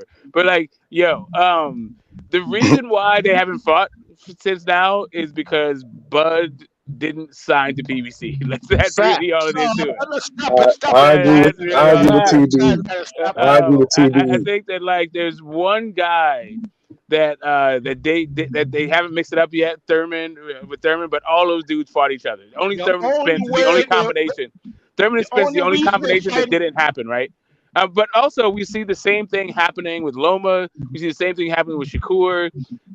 Top Rank has an issue with in-house fights. I mean, they all do, right? Like, the industry is about in-house fights. Everybody's trying to get in-house fights if they want. The problem is sometimes Top Rank doesn't have very good inventory in a particular division. And for Bud, they didn't have shit for him at 147. So now it becomes, how can we blame everybody else for the fact that we don't have shit for Bud at 147? And this is how they do it. Now all of a sudden, Errol Spence and Derek James are afraid. Like, okay, stop it, please. Like, I'm can we not at saying least get the? it's not Can we at about least it's just not go about with? them being Can we just afraid. at least go with the idea that the fight wasn't big enough, and in general, That's Bob Arum is nonsense, not bro. interested in, like, That's nonsense. That's Craw- nonsense. The fight not being big enough is I Crawford still got a nonsense. can go with million that. It hold up wasn't a excuses, second. big but Hold up a no enough. second. I Hold still up a don't second. accountability. think them Hold up a I still second. don't think them nigga bigger than Tank. Hold up. Both of them together Hold up ain't a second. bigger than Tank. Hold That's up a my second. opinion. Wait a minute. Bud said the fight wasn't big enough. How's it Fact. nonsense? When did he say that? Yeah, tell me, Been when did he say said that? that. Yeah, when he said Bud been nobody's holding, saying it. when he said Boyd Errol been wasn't. saying it. Everybody been saying it. Yeah, That's but no, but when Bud said it, he said that Errol Spence wasn't done. He wasn't holding up the fight. The fight was going to be made when the suits got together. He said it was the suits that was keeping them apart. When Crawford moved Well, up to welterweight, he wanted to fight Spence immediately. Okay, and he wanted to fight Thurman too. He wanted to fight Thurman first because Thurman was the man at the time when he moved into the welterweight division. Thurman ducked him. I mean, Thurman said, I can quote you what Thurman said. He said, Bud, he said he's not even a welterweight. He's not even a real welterweight. And, he said he Man, could them beat. folk went out there. Okay, do we not understand? Okay, hold up a second. Hold up, without going all into this whole thing. Bud said that it was the suits, right? Like, regardless of what Bud wanted when he first got there, if Bud wanted to fight PBC fighters, the way to do that was not to sign the Top Rank and talk shit about PBC fighters. That's not how you get it. That's not going to get it done. Hold up. Can I finish the thing? Hold up a second. Like, we don't no, you are going to have to stop that. Like, for real. Like, that is not how you get fights in modern boxing. No matter what the hell people are telling you, nobody is signing to a promotional company, a major promotional company that has network obligations, and then fighting a whole bunch of fighters on somebody else's network. Nobody's doing that. Literally, nobody does that. What happened with Deontay Wilder and Tyson Fury? Yes, that's one fight. How many fights did Deontay Wilder? And even those were fucking. Even those. Hold up a second. Hold up a second. Even that was a co-promoted fight. Bro, at the end of the day, if two fighters want to fight each other, they're gonna fight. Right. So now you tell me that's fine to say that's a platitude. That's a platitude. When I say functionally, when I say in reality, how is that working? When is Canelo signing to Golden Boy but only fighting on Matchroom? When is anybody what top ranked fighter is only fighting PBC fighters? What PBC fighters only fighting top ranked fighters? None of these guys are doing this. Well, in that same week of July 29th, that Tuesday, we got New Way versus Folk. Here's a point. I have a point to make. If Bud didn't get a guarantee for $25 million, we know for sure he held up the fight. I think we know for sure he held up the fight anyway. I think we know for sure he held up the fight anyway. Like, the only way you say that Bud didn't hold up the fight is by ignoring the fact that he could have fought Spence or David Avenesian, and he chose to fight David Avenesian. That's all irrelevant. And that's what happened. And that's what went down. No, nothing else. He had a choice between David Avenesia and Spence, and he chose David Avenesia. Well, that's what went down. The reason why that's bullshit is because now we're hearing about that they're possibly getting over 8 figures for this fight. and that wasn't even Yeah, a but I bet you conversation. it's not 25 million. Okay, so right. So eight We don't figures know was in the what it is. conversation I mean, last time obviously too, that. and even regardless, even if it was money, it's still Bud doing it. No one's saying there's not being reason. Listen, here's the deal. That's what I've been saying this entire time. When people were saying don't give Bud, when people were saying it wasn't it wasn't Bud's fault or Bud wasn't responsible for the fight being delayed. Bud was standing on his square saying, "I am not the B side." Like right now, the rumor is, we don't know what the numbers are, but the rumors are that it's 50-50 down the line. So Yes. if that is true, then Bud was holding up for money, and he got the money that he was holding up for, and that's what he should have been doing. This entire time, this whole these people who are so afraid to say that Bud isn't standing on his own square and making sure that he gets his demands met are no fights. I don't know where they're getting this from. You conflate two different things, bro. Okay. Okay, what are two things I'm conflating? What am I complaining? There's the fact that Bud wants to fight. Whether he delayed the fight or because he's standing on the square or not, that's irrelevant. The point is that he wanted to fight, and he always did. I don't think Spence wanted to fight all the time. Okay, so hold on a second. You said I'm conflating two different things. What am I conflating when I say that Bud was holding up the fight and he got what he needed, and it was right for him to hold up the fight? No, I'm from his perspective. I'm saying to you that people are saying that Bud didn't want to fight, or he was holding. Oh no, I never said anything like that. I said he delayed the fight, not that he didn't want to fight. I've never said that Bud didn't want to fight. Never in my. I don't think anybody on this panel said Bud don't want to fight. Maybe not you personally, but people are saying that, and that he's ducking. He's been ducking Spence. That's basically what you're saying. Okay. No, I didn't say that. No. Hold on a second. That's not what I'm saying. No, because I don't think Bud does. Let me be very clear. Let me be very clear for anyone who may be confused like you are, because may not be tuned in as much as like other people, right? I don't think Bud ducked. I don't think Errol Spence ducked. I think this entire thing has been about negotiations and making sure both guys were happy with what they got. That's what it's been for 4 years. That's what we've been dealing with. That's not true. That's not true though. What it was. We really had people, including Errol. All the Bud Crawford fans say that EJ ducked Crawford. Well, yes. Guys, just one at a time. Just one at a time. My man TBE, I know Method likes to interrupt it a whole bunch. But he wasn't done. Division hostage. He's been doing that for 5 years. Okay, hold up a second. Okay, we got a guy who's really hot. We got another Terrence Crawford guy. Okay. All right, all the cap and all the talk about Spence, this, that, whatever. I mean, I respect Spence. He's a great fighter, but he's gonna get knocked out. And so I want to go right first. So.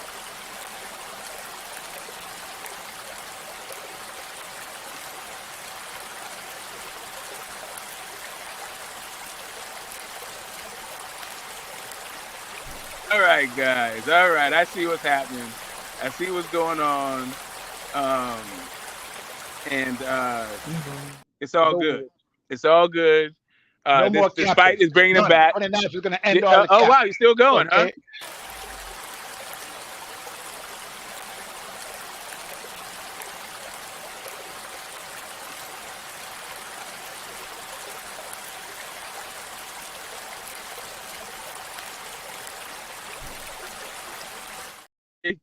Are you ready? Are you ready for a meaningful conversation? Okay. Welcome to the panel.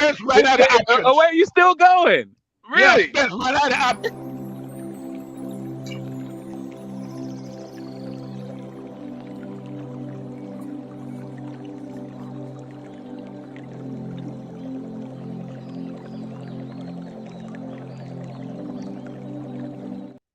Are we good? You're going to be doing that at the night of the fight, on the 29th. Yeah, all right. So here's the thing. We're going to one to time this joint. I didn't realize that we were back in Spence and Crawford territory. And that yes, sir. I'm down for it. I love it. But let's just one at a time and be very mindful of each other's space and let them land their plane. Method was trying to explain how what I said was not true when I said that both guys have just been jockeying for position in this fight for years, right? So Method, how is what I'm saying not true? And then TBE, I'm very interested in however length your response is going to be, as long as you don't start repeating yourself. Then Well, I'll cut you off. But go ahead. well, Go ahead. Method well, first, and then well, TBE. Go ahead. well, honestly, I don't think Errol and his team wanted that fight. That's one of the good points that TB made is that Derek James and Errol know that motherfucker Terrence Crawford is a bad motherfucker, and they know that, right? So yes, I think they shied away from the fight. Me personally, so then one of the best ways to not make a fight is to start talking some 80-20, 70-30. You get some media content to try to make towards not to make the fight. Then you got the Keith Thurman's talking about, well, yeah, then I don't want to fight. Then you go towards your other premier boxing champion fighters like Danny and say, well, you know what? I could just stay over here and not fight the other champion and turn down title shots, and act like it don't matter to not fight Crawford. Yeah. And it's like and to the point where I'm like, yeah, so now if Bud's going to play that game, yeah, you want some leverage to make sure you can get in these fights, because then now all of a sudden at one point we're talking about, well, Crawford, he hasn't fought the Thurmans, he ain't fought the Porters, he ain't fought the Kell Brooks, and I remember that like it was yesterday. When Kell Brook and Bud got official, Kell Brook is gonna fuck Bud up, and niggas, a lot of niggas can delete content and act like they ain't say the shit. Yeah, I mean, but that's what they were saying, and Bud knocked the motherfucker out in 4 rounds as I expected. Then the Sean Porter shit. Well, Sean Porter, he ain't never fought a Sean Porter. He's I got it, man. Okay, I'm got to interrupt. Nothing you're talking about is telling me how I'm a liar. So let's go on the TV. Thanks a lot for that. I'm not saying you're a liar. I'm saying I disagree. To a point, yes. Like, you said it's not true. No, you didn't call me a liar. You just said that what I'm saying wasn't true. But like you telling me about David Avenese getting knocked out in round doesn't actually address anything I'm saying right now. As of recently, I mean, no. Again, I think Errol helped the fight up. We're talking about a guy that was living like a fucking idiot. Like, yo, ain't no. We're talking about his lifestyle. Okay, cool. I'm sorry. TBE, go ahead. Derek James is afraid. Okay, got it. David Avenese got knocked out. Okay. TBE, what we got? What you got for it with us? In terms of what? In terms of Errol Spence has been holding up this fight for 5 years. That thing that you're on. Everybody knows that, bro. That's not okay, hold up a second. Okay, hold on a second. Oh, I don't know who everybody is. Like sometimes people tell me about this everybody person or this nobody person, and I can never meet either everybody or nobody. If you can just tell me what you think without speaking for anybody else. Yeah, well, Smoke. yo, I don't know. You're a funny guy, bro. Well, all I can tell you, the bottom line is this, okay? The fight is here. All this talking that's going on is irrelevant. Okay, nobody's gonna be able to hide behind, the other side of the street. Fight Sean Porter first. All of the excuses, that we heard, all that is over with. Okay, the fight is here, and so the rubber is gonna meet the road on the 29th, and I'm just happy. Okay, I could care less about all the talk. Now, I want to see the fight. I more or less know. I think I know what's going to happen.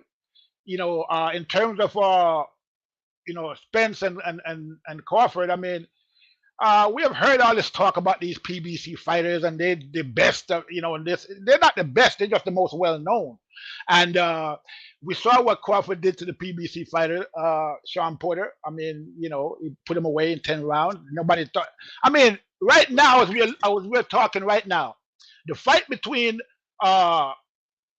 Porter and Spence, that fight changed Spence forever.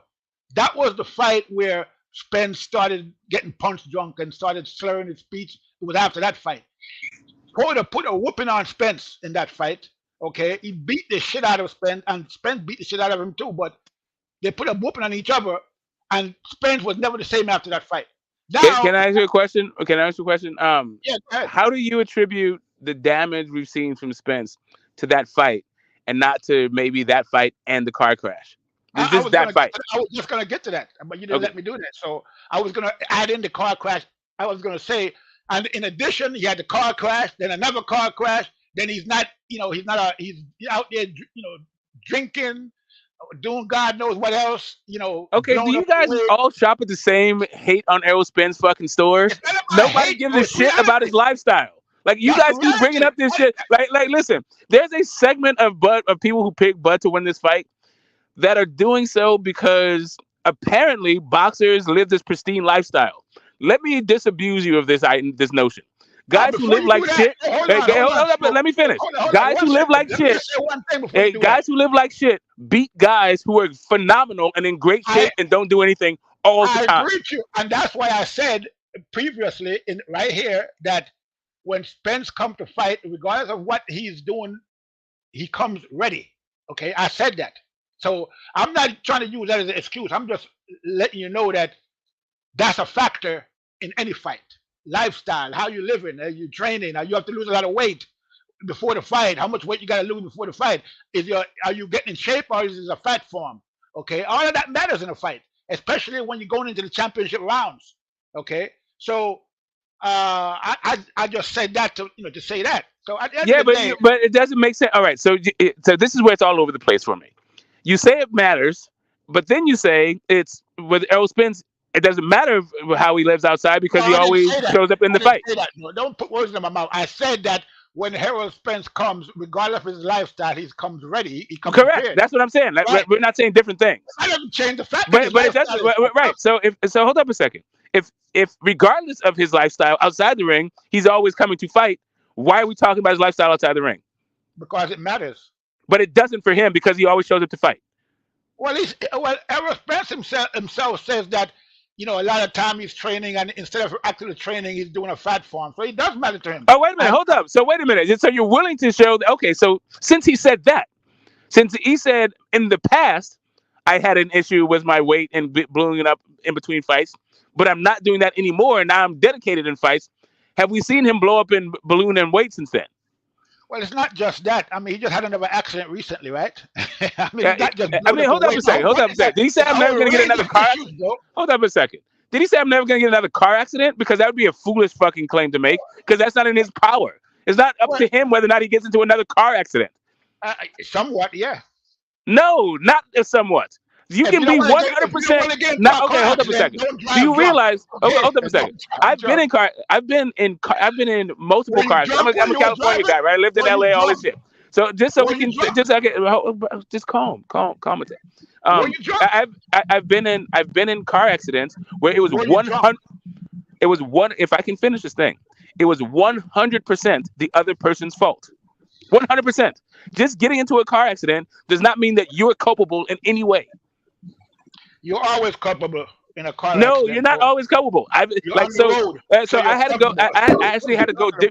So here's the thing: they have a default position that and when an accident happens, both parties might be at fault somewhat.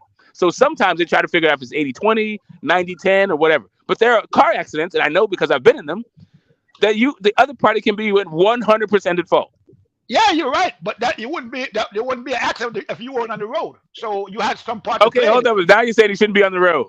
No, I'm not saying. Do you think that? Do you think that boxers, in order stay at home in order to avoid accident? Like, what the fuck are we talking about? All right, hold on. Can we just keep it a buck? He had a really bad accident. That might have shaved like some years off of his career. Might have made him not as effective as a fighter. And because of that one accident, every single time he has an accident, we're going to shine a highlight on it. But not all accidents are the same. Well, I mean, we're talking about people get into accidents, and that's not a fucking problem. Especially if some 14-year-old kid steals his fucking mother's car and runs into you. That is not a slight on Errol Spence. Well, his ass should have been at the Bud fight. The second accident, his ass should have been at the Bud fight. He should have been anywhere but where he was. That's what you're saying. His ass should have been at the gym. Anywhere where he was. He should have been at home. He should have been on the other shit, the opposite side of this fucking street, wherever the hell he was. During that accident, he should have been somewhere the fuck else. Do you disagree? So for the first car accident, you don't think that his ass should have been at least at the fucking gym? No, listen, the first car accident, I think it was 100% his fault. It was a wee hours of the night. Bullshit. Okay, listen. I don't think it is preferable for anyone to drink and drive. I think that you should not be drinking and driving.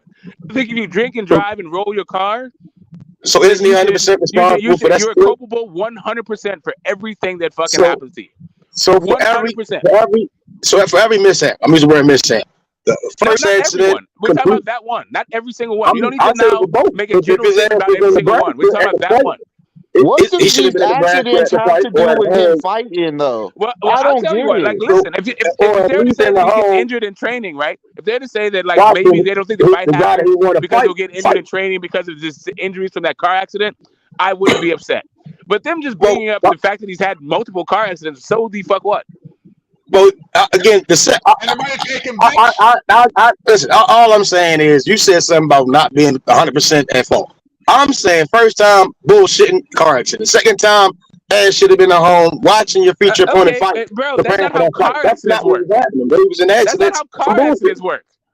Car That's accidents what work it seems. depending Seems on the like for Errol, that's accident. what it does. People are at fault. It's not how many car accidents you have I don't determines whether or get in not the car method accidents, thinks man. somebody I else is stay at in front fault. of it. Like, Well, I drive all day. You know that. I work. I drive. yeah, I some drive accidents are your fault. Some people accidents that could be your fault. Some accidents could be somebody that else's. Whether yeah, it's but your fault or not, your insurance is going up. The insurance company don't care. Okay, they're raising your rates because they think it's your fault as well, whether it's your fault or not. If it's not your fault or your fault, your insurance rate is going up. Okay, end of story. Listen, all I'm saying to you guys, like all you people who seem to be shopping at the fucking Hate on Spence store, can we get something other than balloons up on weights, car accidents, and man, hide behind he's a PVC? Can Yes, we get some other he's a yes, narrative? one I trick just pony, man. His trainer yes. know it. He know it. He's getting stopped. Okay, I just don't want y'all fans getting y'all putting all y'all eggs in one basket or being All so right. sad when y'all see okay. How blood many beat eggs the are shit your out of. basket? That's all How I'm many trying to help baskets are y'all your come to eggs in? reality, man. Okay, hold So on a y'all second. be How hurt. many baskets are your How many baskets are your eggs in? I don't carry baskets. Okay, great. So they're all in one, the bud basket. I don't know why in the No, hell it is you're talking about this I'm whole in the thing. boxing. I'm all in the boxing. What the All hell? right, I'm gonna tell you, We're all into Spence got a boxing. lot of Spence have a lot of advantages in this fight. Okay, I'm gonna tell you what Spence could do, what he could do good, and what he Yeah, go doesn't. ahead. Yeah, go ahead. Let's He see got what the this kid. best You got jab this in the kid. business. Okay, which is what I like about Spence. He does everything off of the jab, which is what you're supposed to do. That's fundamentals. The jab is the most important punch in boxing. If you know how to use the jab, that's half the fight right there. And Spence knows how to use that jab, and usually he wins because of the jab.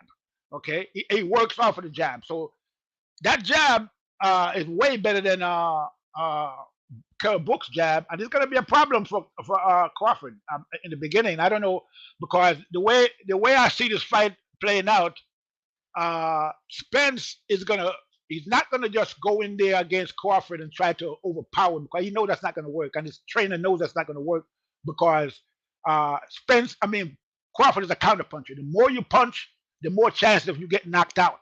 Okay, so you don't want to just go in there firing punches at Crawford because he's a counterpuncher. He wants you to do that. He wants you to throw punches so he can punch in between your punches. So Spence is going to use the jab in this fight. He's going to do everything off of the jab. The jab is going to be omnipresent in this fight. He's going to constantly use that jab from the very first round because he has to, and that's his best weapon against a Crawford. Okay, so then another thing about Spence that people don't understand, and I saw that in the book fight. Spence can be versatile when he wants to be or when he has to be. He's not that one-trick pony as people keep saying.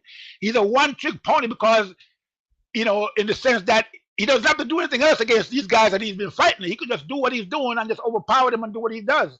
But if he has to change up, Spence can fight in the back foot if he has to fight in the back foot. He can move if he has to move. People don't, you got to watch Spence. And not only that, Spence is one of the best boxing minds in the business when it comes to like analyzing fights and analyzing other fights. So I've seen him do that, and I said, damn, this guy is a genius when it comes to analyzing our fight. He knows what he's talking about. He's not a joke. He knows boxing.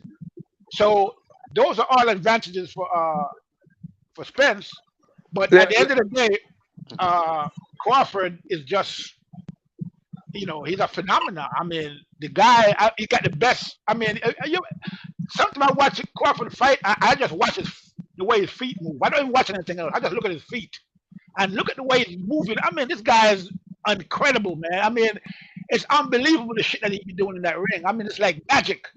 The best footwork in the business. Underrated, maybe not the best, but it's underrated. Okay, what he does with his legs, because everything kind of come off your legs. I mean, what kind of movement you're doing in there. Good Yeah, balance. he's never gonna stop talking. Yeah, so I just want to just throw in one thing, like it's his first time on the panel, so get him off his chest. But like, I just wanted to throw, I wanted to Yeah, you can to go and jump in. I don't care. I mean, I got my own channel. I it's can go all on my it's own all channel good. and talk. I don't need to talk here.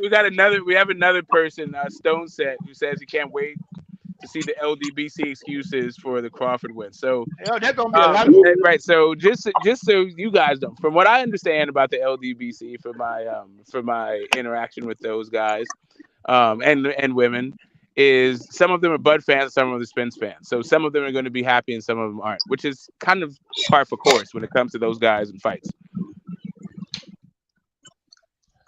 Bud gonna beat the shit out of Spence. All right. So I believe both fighters wanted to fight. One fighter felt like he was being shortchanged, so he held up the fight. This other side of the street, we know it was true because Crawford is now working with the PVC, and the fight is being made. I believe Crawford still shortchanged himself by not getting his percentage off the back end and trusting in the pay-per-view buys. But that's not his fault. We know he can't sell. So and I got Errol winning this fight. And I don't know a what lot of people deals were know it made. was a high risk but high reward. So But I know this is Bud's retirement check. Like I know Bud knows he's about to be in a war, and he's probably not gonna fight after these two fights. So I think this is his retirement check and his send-off check, and it's a good one. He held out, stayed firm in his position, and got the maximum value out of the fight. So good for him. Why do you think it's Bud retirement check and not a early retirement?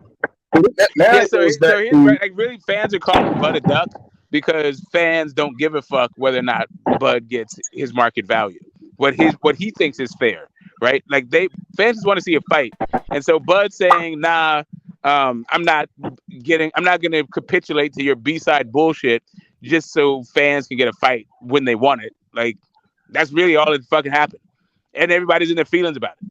Like Bud was like, it was very obvious that Bud was like, "I'm not your B-side." He's been saying this shit he's been saying it for years. I agree, right? Because again, it's the B-side shit that they was talking was some egregious type shit. It wasn't like no Fury Wilder B-side. It wasn't like it was a catch weight with a rehydration clause, but I guess that's okay for your guy. You talking about rehydration clause? I mean, you talking about Ryan? Ryan got the 50-50. Ryan wanted to do different conversations, different strokes for different folks. For Errol and Crawford, again, to be talking about the best fighter in the world versus Errol is regarded as the best welterweight. It wasn't really too much to debate about. That's a fact. The fight should have been made at a certain point. I'm glad it's happening. I don't really like dipping and dabbing and makes it pass because I think people are just disingenuous with Errol, and I get it. Yeah, but again, like I said, Bud is just going to beat the dog shit out of him, bro. It's just I can't wait to July 20. Like it's not going to be what y'all saying it is, bro. He's going to fuck him up. It's going to be his easiest fight, and y'all going to be like, how? I'm like, niggas still pay the price. Right. So before this fight, before the Loma and Dev fight, you were talking about how Loma was going to knock Devin out. Then it turned into, he should have beat up that old man because he's basic. And he's trying. I think Devin would win. Like, really, the issue is so much isn't like, look, it might not go the way I think. Like, for me, it's very simple. Like, if Errol Spence can't take Bud's power, he's going to sleep because Bud is going to land. Right? That's it. Like, I don't have a misconception about the fight. I just think that Spence should be able to take it. I don't think that's an unreasonable take, given that he grew up fighting both Charlos, naturally bigger dudes who punch at least as hard as fucking Bud does. Method, didn't you also have Brian being Tank? Where y'all getting this weird shit from? No, he did not have Brian being Tank. What he had was what he's saying is that what Errol Spence was asking for as an A-side was egregious for Bud, but what Tank asked for as an A-side is not egregious. Well, that's different strokes for different folks for a different situation. I Yeah, don't no, know where that's he got different. this So to Ryan you, being because intense you from. can't I keep don't it know real where with he your got the guy. Noma. I don't know why you What, can't ever criticize your guy, but it's okay to be critical of your guy, especially when it's fucking I'm obvious very like critical. this. I'm very critical of Tank. I mean, nobody just asked me the right questions. You asked me No, it's not even legit the right serious questions. question. I'm gonna It be is like, oh yeah, literally no.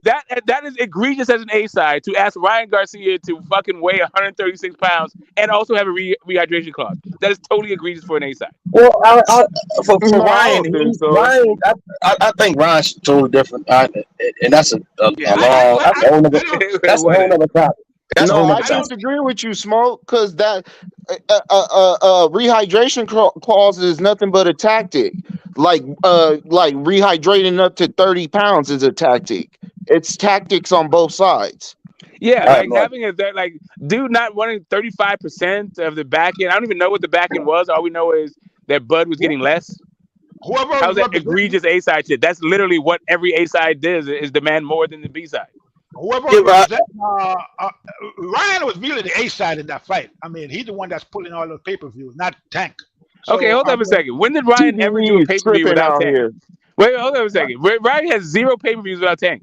that Fact. doesn't matter. What Okay, does yeah, that it does matter, matter. You know what else matters? Ryan fights on a fucking app that nobody has.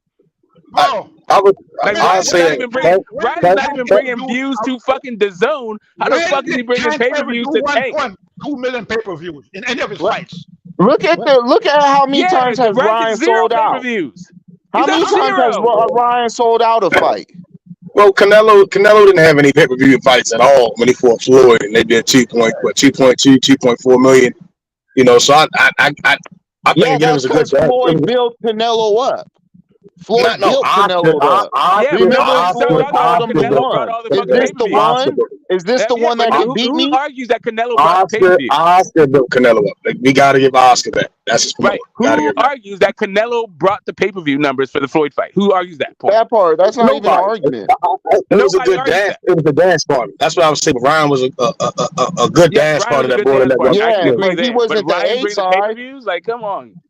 That's overboard. I disagree with the paper because I said I always go back to Canelo Floyd, and Canelo didn't do shit prior to that, but they did 2.2, 2.4 Latino, and the Canelo's. I mean, Ryan is a Latin American. Yeah, I mean, so then and then he's a social media star.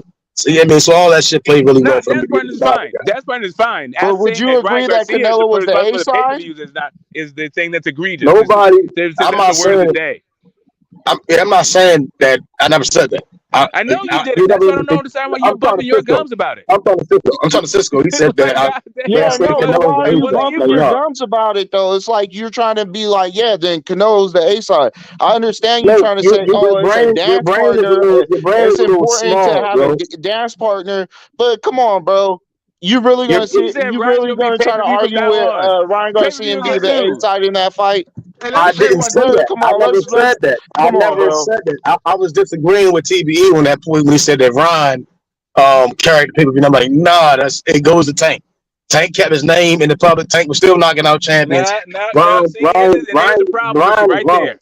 That's what You goes keep to that. going in He's the wrong. tank for Okay, your guys. That's the let me issue. elaborate. But before you had it right, it's about dance partners.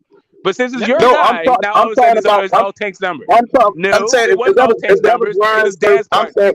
I'm saying if that was Ryan's first pay-per-view event and it wasn't Tank, let's say it'd have been like Javi or Fortuna, that shit wouldn't have did. It would have did about 200, about 150. It But probably didn't seem about as bad and low. Tank fought Javier See what I'm saying? Fernandez. You said the Tank fought Okay, Javier Fernandez? I'm gonna agree with that because I'm gonna elaborate a little bit on what I said about Ryan Garcia and Tank. Now, I'm not one of those people who believe because you can do 250 pay-per-view that makes you the A side or 300 or whatever. I don't give a fuck how many pay-per-view you can do. Okay, Right. to me, what you accomplish in the ring is what counts. Okay, forget about all that pay-per-view crap. That's all bullshit as far as I'm concerned. But if you're gonna go by that, if you're gonna use that, then Tank wasn't the A side in that fight. Ryan was because he bought the majority of the pay-per-views in. Okay, But how? Explain how. well, all right, let me explain how. Like someone was just saying, he's a social media guy. He's not a real boxer per se. But look at Jake Paul. He's making better pay-per-view numbers than all these boxers, and he's not a real boxer. It has All nothing right, to do what with does it. Jake Paul have to do with Ryan Garcia, TBE? Hold up a second. Are you listening Like to what Jake Paul being a let me social finish media what I'm star. saying, Let bro? me hold up a second. Because I think my question and his question are all of a piece. They're part of the same thing. What did Yes. Ryan do before Tank, even when he was a social media star? He was still a social media star before he fought Tank, correct? Yes, Yes. of course. So what was he doing pay-per-view wise before he fought Tank as his big social media star? Nothing. Nothing. He was right. calling Bring Jake it. Paul events. He was It's calling nothing Jake for Paul I'm events. absolutely saying. nothing. That's the whole point. Like I can understand, like when it comes to Canelo and Floyd, and you start talking about dance partners, I get it because that's the case. When you get big pay-per-view numbers, it's generally because of dance partners, or I agree with that 100%. because of significance of the fight.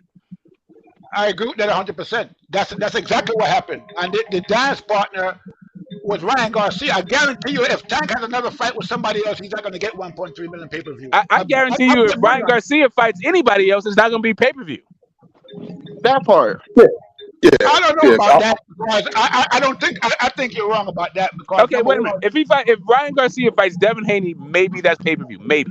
If Ryan Garcia fights Rolly Romero, maybe that's pay-per-view. But there's no clear cut. Yeah, that's pay-per-view. Teofimo Lopez, hell fucking no.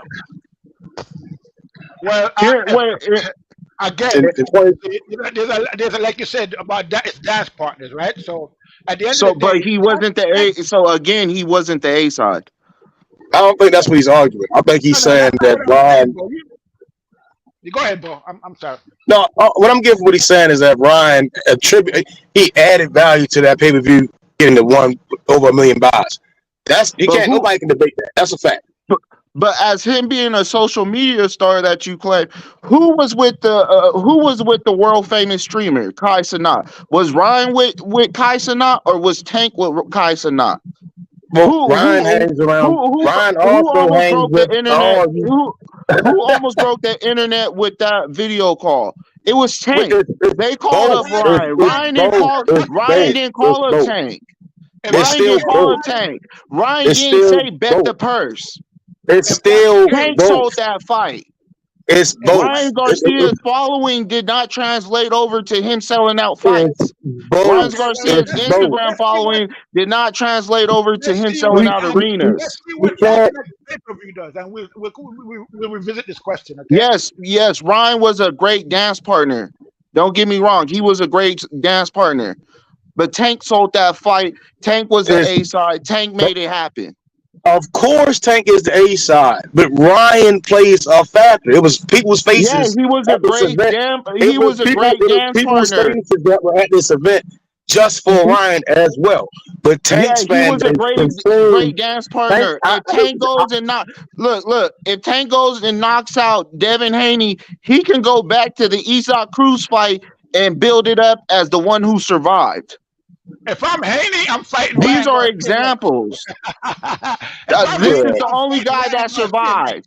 Tank and I bet you that does 500,000.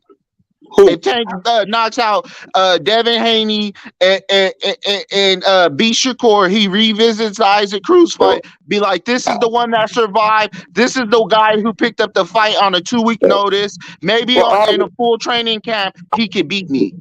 We don't know in that time.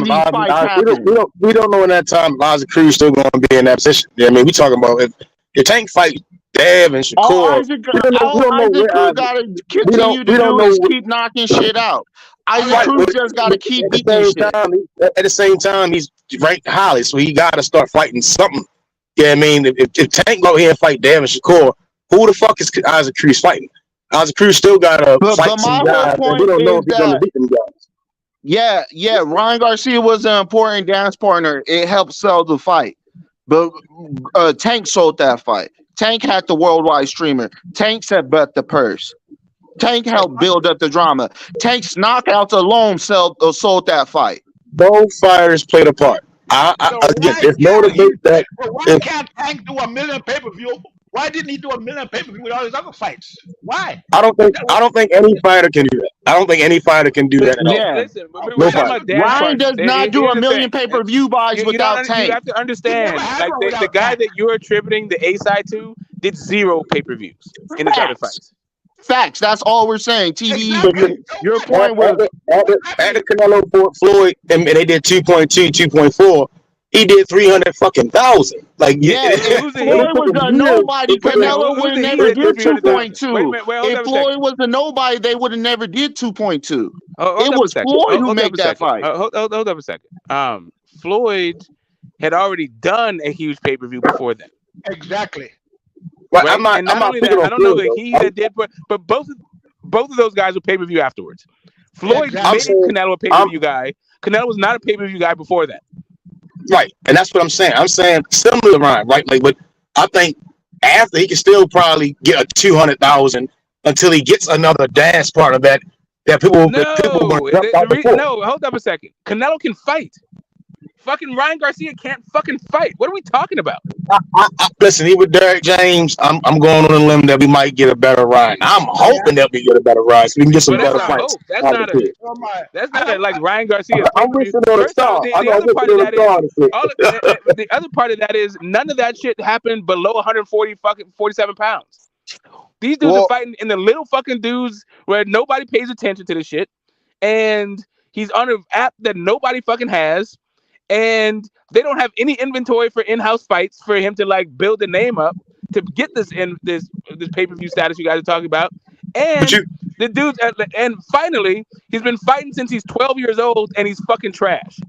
so you don't and think Golden Boy what Smoke is saying is Tank make them smaller divisions pop like they popping now. Yes. I'm And, not and disagreeing with Tank, that at really, all. I've it's not always just said Tank. that. That's Really, what I'm saying. if you want to get all the way funky with it, Lomachenko made all these fucking weight divisions fucking hot, and Tank is just capitalizing because he's from here and he has knockout power. Lomachenko can't draw flies. What are you talking about, Just, man? That's what I said. Do you understand that Lomachenko has garnered like $24 million, some shit like that, $25 million in purses as a little fucking dude? Nobody did that right, shit. right. So Lomachenko can't draw flies. Like Oscar was pretty good. Oscar was pretty good at making money in the lower weight divisions. I don't even think Oscar made the money that fucking Loma did. Loma, Chavez made the money. Haney. Look at the fight with Haney. I mean, Chavez was cool. Now I mean Chavez, Chavez was fighting a lot. Lifting. Lomachenko can't promote a fight. He can't speak English. He can't do anything. Yeah, that's what I'm saying. I listen. I didn't say. Listen. Hold up a second. Tank barely fucking speaks English, and he has the fucking personality of watching grass grow. Yeah, that's some funny shit right there. Like whatever, dude. Like that shit that you talking about. All I'm saying is, Loma is the one who is bringing that fucking tens of millions of dollars and shit down to those divisions. And I then would say Tank came along with Floyd, who knows how to get to a fucking bag, and he has a knockout fucking power. And you got this whole ethnic, like black versus Latino in the American boxing market, which is the most lucrative fucking market in the whole world. And he's riding that shit to the fucking bank. Cool. So can we I'm not mad at either one of those things. All I'm saying is Ryan Garcia, while he does fit the bill as a Latino guy who can get to a bag, he lacks the fucking chops. He is not as good. No, on his best day, he has never been as good as Canelo is on Canelo's worst day. So it's consistent. 100%. I mean, I agree with that. He's not a fighter's fighter. But that's not what we're talking about. We're talking about pay-per-views, and at this point in time, nowadays, that's what like the Mayweather camp and Tank and all of them. That's what they're banking on. They say, oh, well, Tank might not have all the belts, but he's a draw. He's a draw, so he's the A side. So that's the criteria they're using. How many pay-per-view, social media presence, and I'm saying to you that Ryan Garcia has a social media presence. He has that. He brought that to the fight. That's why the fight did 1.2 million pay-per-views. If he was Tank and Shakur fighting, he would have done that.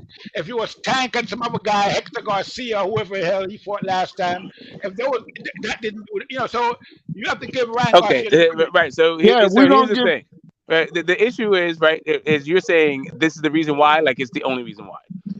And that is one of the reasons why. The only reason why you put words into my mouth. No, but way I said the way that you're saying it, because you're saying that's the reason why. I just said what I when said. you say that is the reason why, and you don't say anything else, it's as if you're saying it's the only reason why. I know that. I hope that's not what you're saying, and I'm glad that you're clarifying it. But you're not saying it all the other reasons why, right? So let me add some that don't have to do with him being a social media darling. Like both of those guys have knockout power, right? And what we know is that casuals and hardcore fans alike love them some knockouts. Knockouts. That part. Now, Right? TBE, if you would have started off saying that Ryan Garcia was a great dance partner for Tank, yes, there would be no argument right there. Nobody would argue. But when you first said, yeah, Ryan Garcia was really the A side, then we got an argument, Yeah, you bro. said Ryan Garcia brought all those If you go by pay-per-views. that Yeah, criteria, yeah. that's what I said. If you go by a certain criteria, I don't agree with it. Okay, I'm telling you straight up, I don't agree with that criteria. I don't agree with your pay-per-view presence and all that making you the A side. What I think is that what you do in the ring should make you the A side. Okay, so So I what did don't agree Ryan with it. Garcia do in the ring that made him the A side? I'm just curious. Oh, What did Ryan Garcia do in the ring that made him the A side? I didn't say he did anything in the ring that made him A side. He didn't. Ryan Garcia can't even fight. How can he be an A side if you're gonna go by the criteria of fighting? Tank is the A side because he knocked them Latinos the fuck out on pay per view, nigga. That's why. Fact, and that's Yeah, the he's not fact and saying that, period. man. He's saying, what he's saying is, if you're the baddest man, you should always be A side. Exactly. When you regarded as the best fighter in the fucking world, you should always be A side. Exactly. But the problem is that's been around years, right? We go back to something Smoke know really well about the Joe Gans era, the Jack Johnson era, and we've known that at one point black fighters couldn't even fight for world titles, right? And they were not getting paid they weren't getting paid righteously, right? Yeah, I mean, and Joe Louis, a perfect example, that he could be the best fighter in the world, and he still wasn't getting that A side pay. Well, he was getting his checks to do. You see what I'm saying?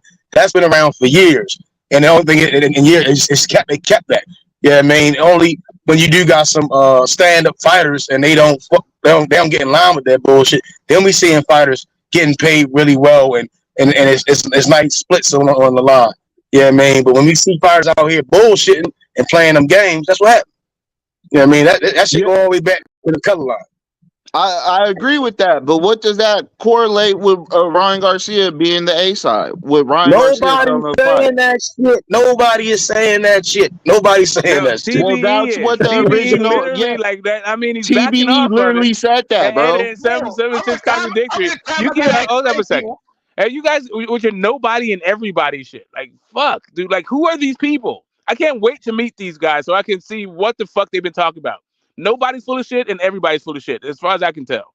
But my point being, TBE is saying that the 1.2 million pay-per-view buys was brought by Ryan Garcia's abs coming from Instagram.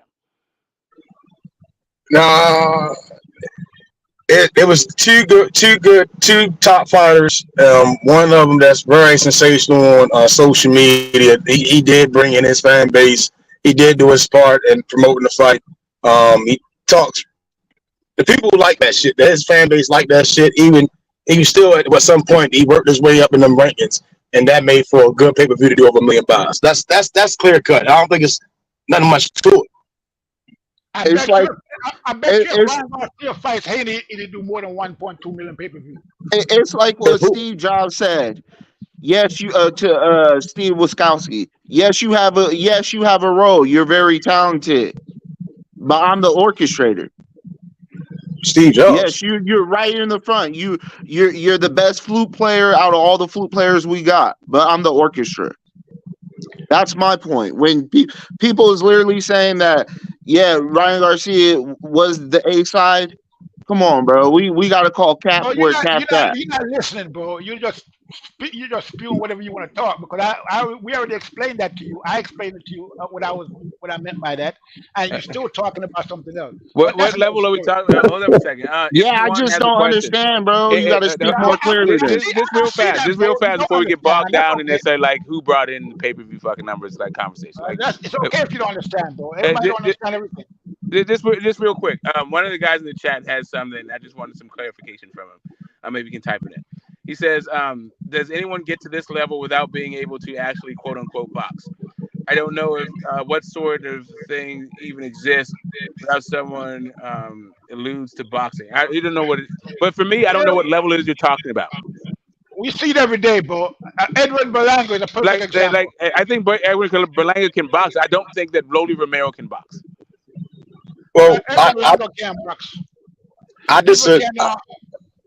Go ahead, bro. I don't think you can be consistent if you're not elite.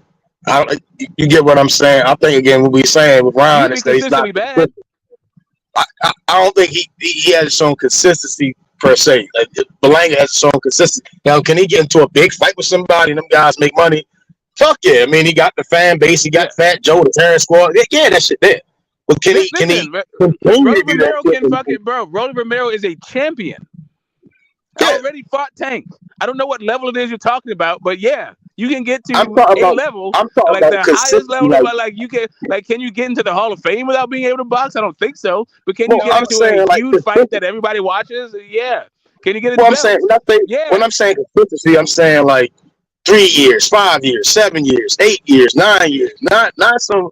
You might get 1-2 good years about Chavez Jr. Perfect fucking example.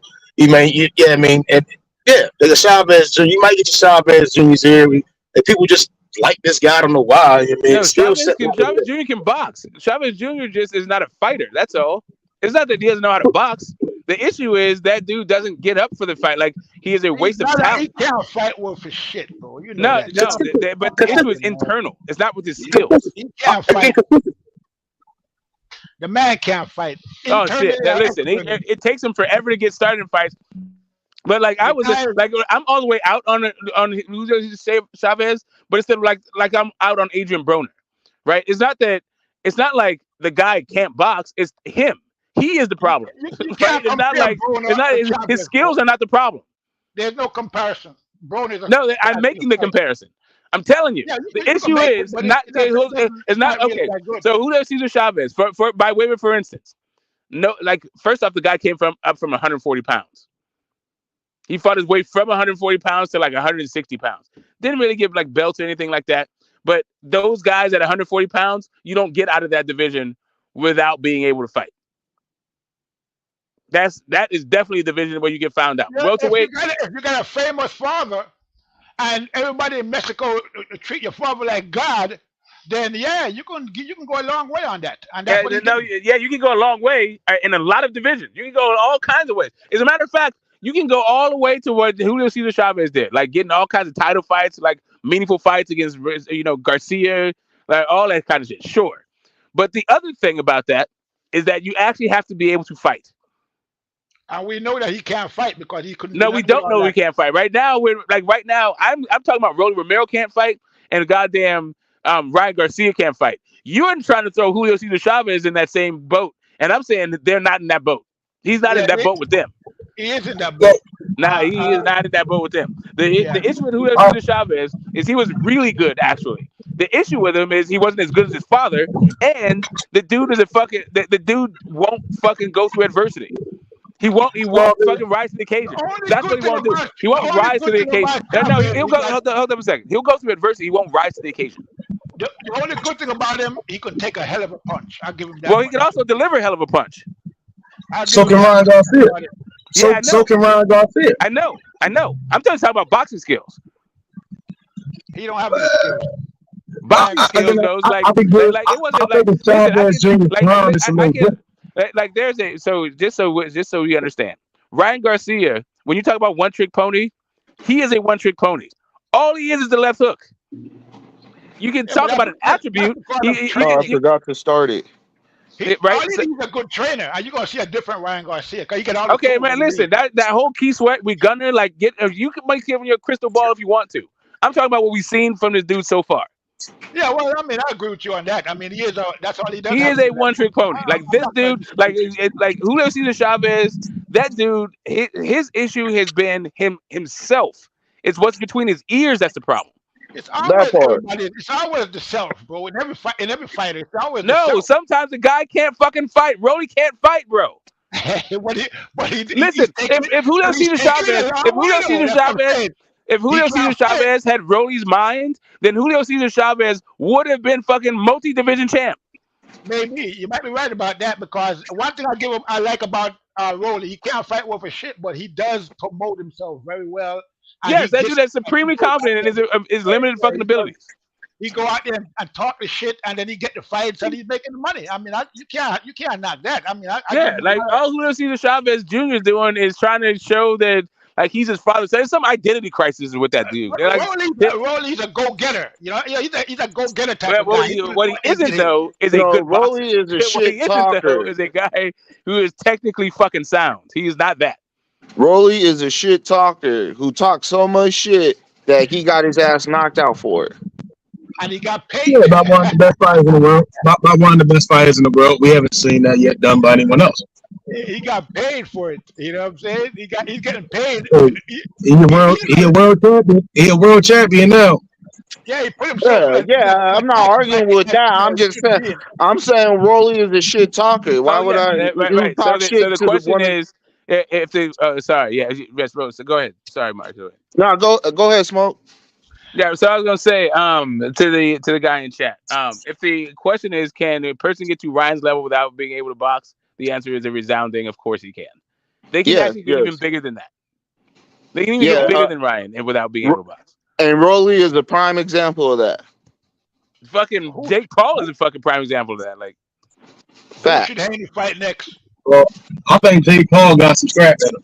Jake Paul can't fucking I want fight him to fight Tank next because Tank's my guy. You want to see Jake Paul fight Tank? If you go, listen, I don't even give a damn about the decision. Devin If you go Haney, life and death, if you go life and death with Tommy Fury, it's only because you can't fight.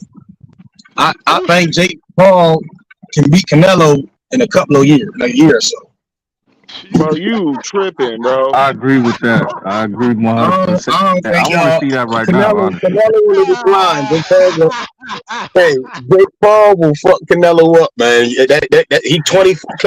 I don't think I understand how young Jake Paul really is and how much we can invest into boxing. I need to stop it. Fighting Nate Diaz ain't gonna put you on the level to be able to box with Canelo. Give it 3 years. Give it 3 years. Jake Paul might knock Canelo the fuck out, bro. Give it 3 years. Come on, bro. Yeah, Phantom, you capping right now, bro. He's a prospect. He doing what prospects do. You get some work in. He met a bump in the road with Tommy Fury, who come from a great lineage of boxers. The Fury family. Yeah, I mean, Tommy Fury. Are you serious? I'm glad he got in with Jake Paul right now. Jake Paul going to sleep. I'm glad he got his ass whipped by Tommy Fury because his stupid ass can go back and stop just relying on his power. Yeah, I mean, Put he can John work on some Ryder in with Jake Paul right now. He's Jake big Paul as shit. going to sleep. Jake Paul is big as shit. Like, so again, they not gonna put no prospect in there with no fucking guy that just fought in the world title fight. That's the problem. I'm not saying right now. I'm saying he gets some more fights in. Then they match him up with a real life contender, and then let's say he beats this guy. Yeah, for sure. It's a process, bro. It's like we get ahead of ourselves because of the money that nigga making and the fights that he's putting on as a promoter. But if he keep going that prospect, well, because we the same prospects that's highly talented. Raymond Ford got a draw. Some believe he lost, but you keep going, you keep pushing, and you get your opportunity. But he needs to change his level of competition. He needs to start fighting actual boxers, bro. Fighting retired UFC fighters is not gonna get you nowhere, bro. If you're able to knock out Hall of Fame UFC fighters, but you get in the ring with a subpar boxer like Tommy Fury and fucking get your ass whooped, bro. Come on. Fury was supposed to beat him We know the level of strikers in boxing is on a whole nother level than the strikers of the UFC. It just is what it is. A lot of guys that when they get in them AB fights, a lot of them niggas don't really be shit. Like, yeah, man, like they build up fights. Yeah, man, you get in your fighter acclimated to certain shit, doing certain shit. He still fought niggas. Ball that motherfucking basketball guy. That was that basketball, but in that basketball deal, yeah, fuck that. But he fought what's the black dude name from the UFC? Tyrone Woodley. Tyrone Woodley was a good fight. fight. Doing all this fucking bad Nate Robinson, right? I'm not even talking about 5'9" fucking ass Nate. What I'm saying to you is Ryan Garcia, his skills are not worth this amount of discussion. Like, the dude is fucking lame. I don't know what you fucking Tank fans are out here trying to prop up Rolly and fucking Ryan for and Hector Garcia and all this other dumb shit, but fucking everybody's time. Them guys up. If I'm Haney, you put them guys up. I want to keep them up for it. I'm just talking about guys that can fight or can't. Like, but I don't know why. No, Smoke. I'm a Tank fan, and I knew Ryan Garcia was getting his ass knocked out. If I'm That, Haney, come I'm on, fighting bro. Garcia next. Garcia is my next fight if I'm Haney. Okay, that's it. Why would that be your next fight? No, Haney needs to sacrifice himself to the altar of Tank Davis and become an acolyte. You know what I'm saying? Rolly did it. He knocked his way out to a Fact. 140-pound super champion. You know what I'm saying? Ryan's going to become a better man. Mario Barrios is What in up, Red Glove? welterweight, top title contention. So, become an acolyte, bro. Sacrifice yourself and you'll be a better man for it. Yeah, that's what they want. But that's it. I hope that Haney doesn't do that because first of all, Tank don't deserve a fight with Haney. Neither does Shakur. Neither did Loma. All of those guys need to fight each other, and then Haney should fight the winner of that. What is Haney supposed to do in the meantime? Why he just sit on his throne eating make grapes? some money, fight the Ryan Garcias. There's a lot of money fights out there he could make. You don't gotta fight Tank or fight Bring him Shakur. some guy from 130. Huh? Fight Brichelle. Fight fucking Navarrete or some shit. Yeah, he got a lot of money fights out there. He got the sky's the limit for Ryan Garcia. Okay, I'm not Ryan Garcia. I mean Devin Haney. The sky's the limit. Okay. But So why doesn't Tank? Wait, why doesn't Tank deserve the Devin Haney fight? He's the only other fighter kicking ass at 135. What belt does he have at 135? Huh? What belt does Tank have at 135? What belt did Loma have I at don't know about 135 when he kicking got ass the at Devin Haney 135. fight? Hold up a second. Exactly. What The belt guy. do All they right, have so at let's go 135? through the rest of it. Who's kicking ass at 135? I think it's Will Zapata.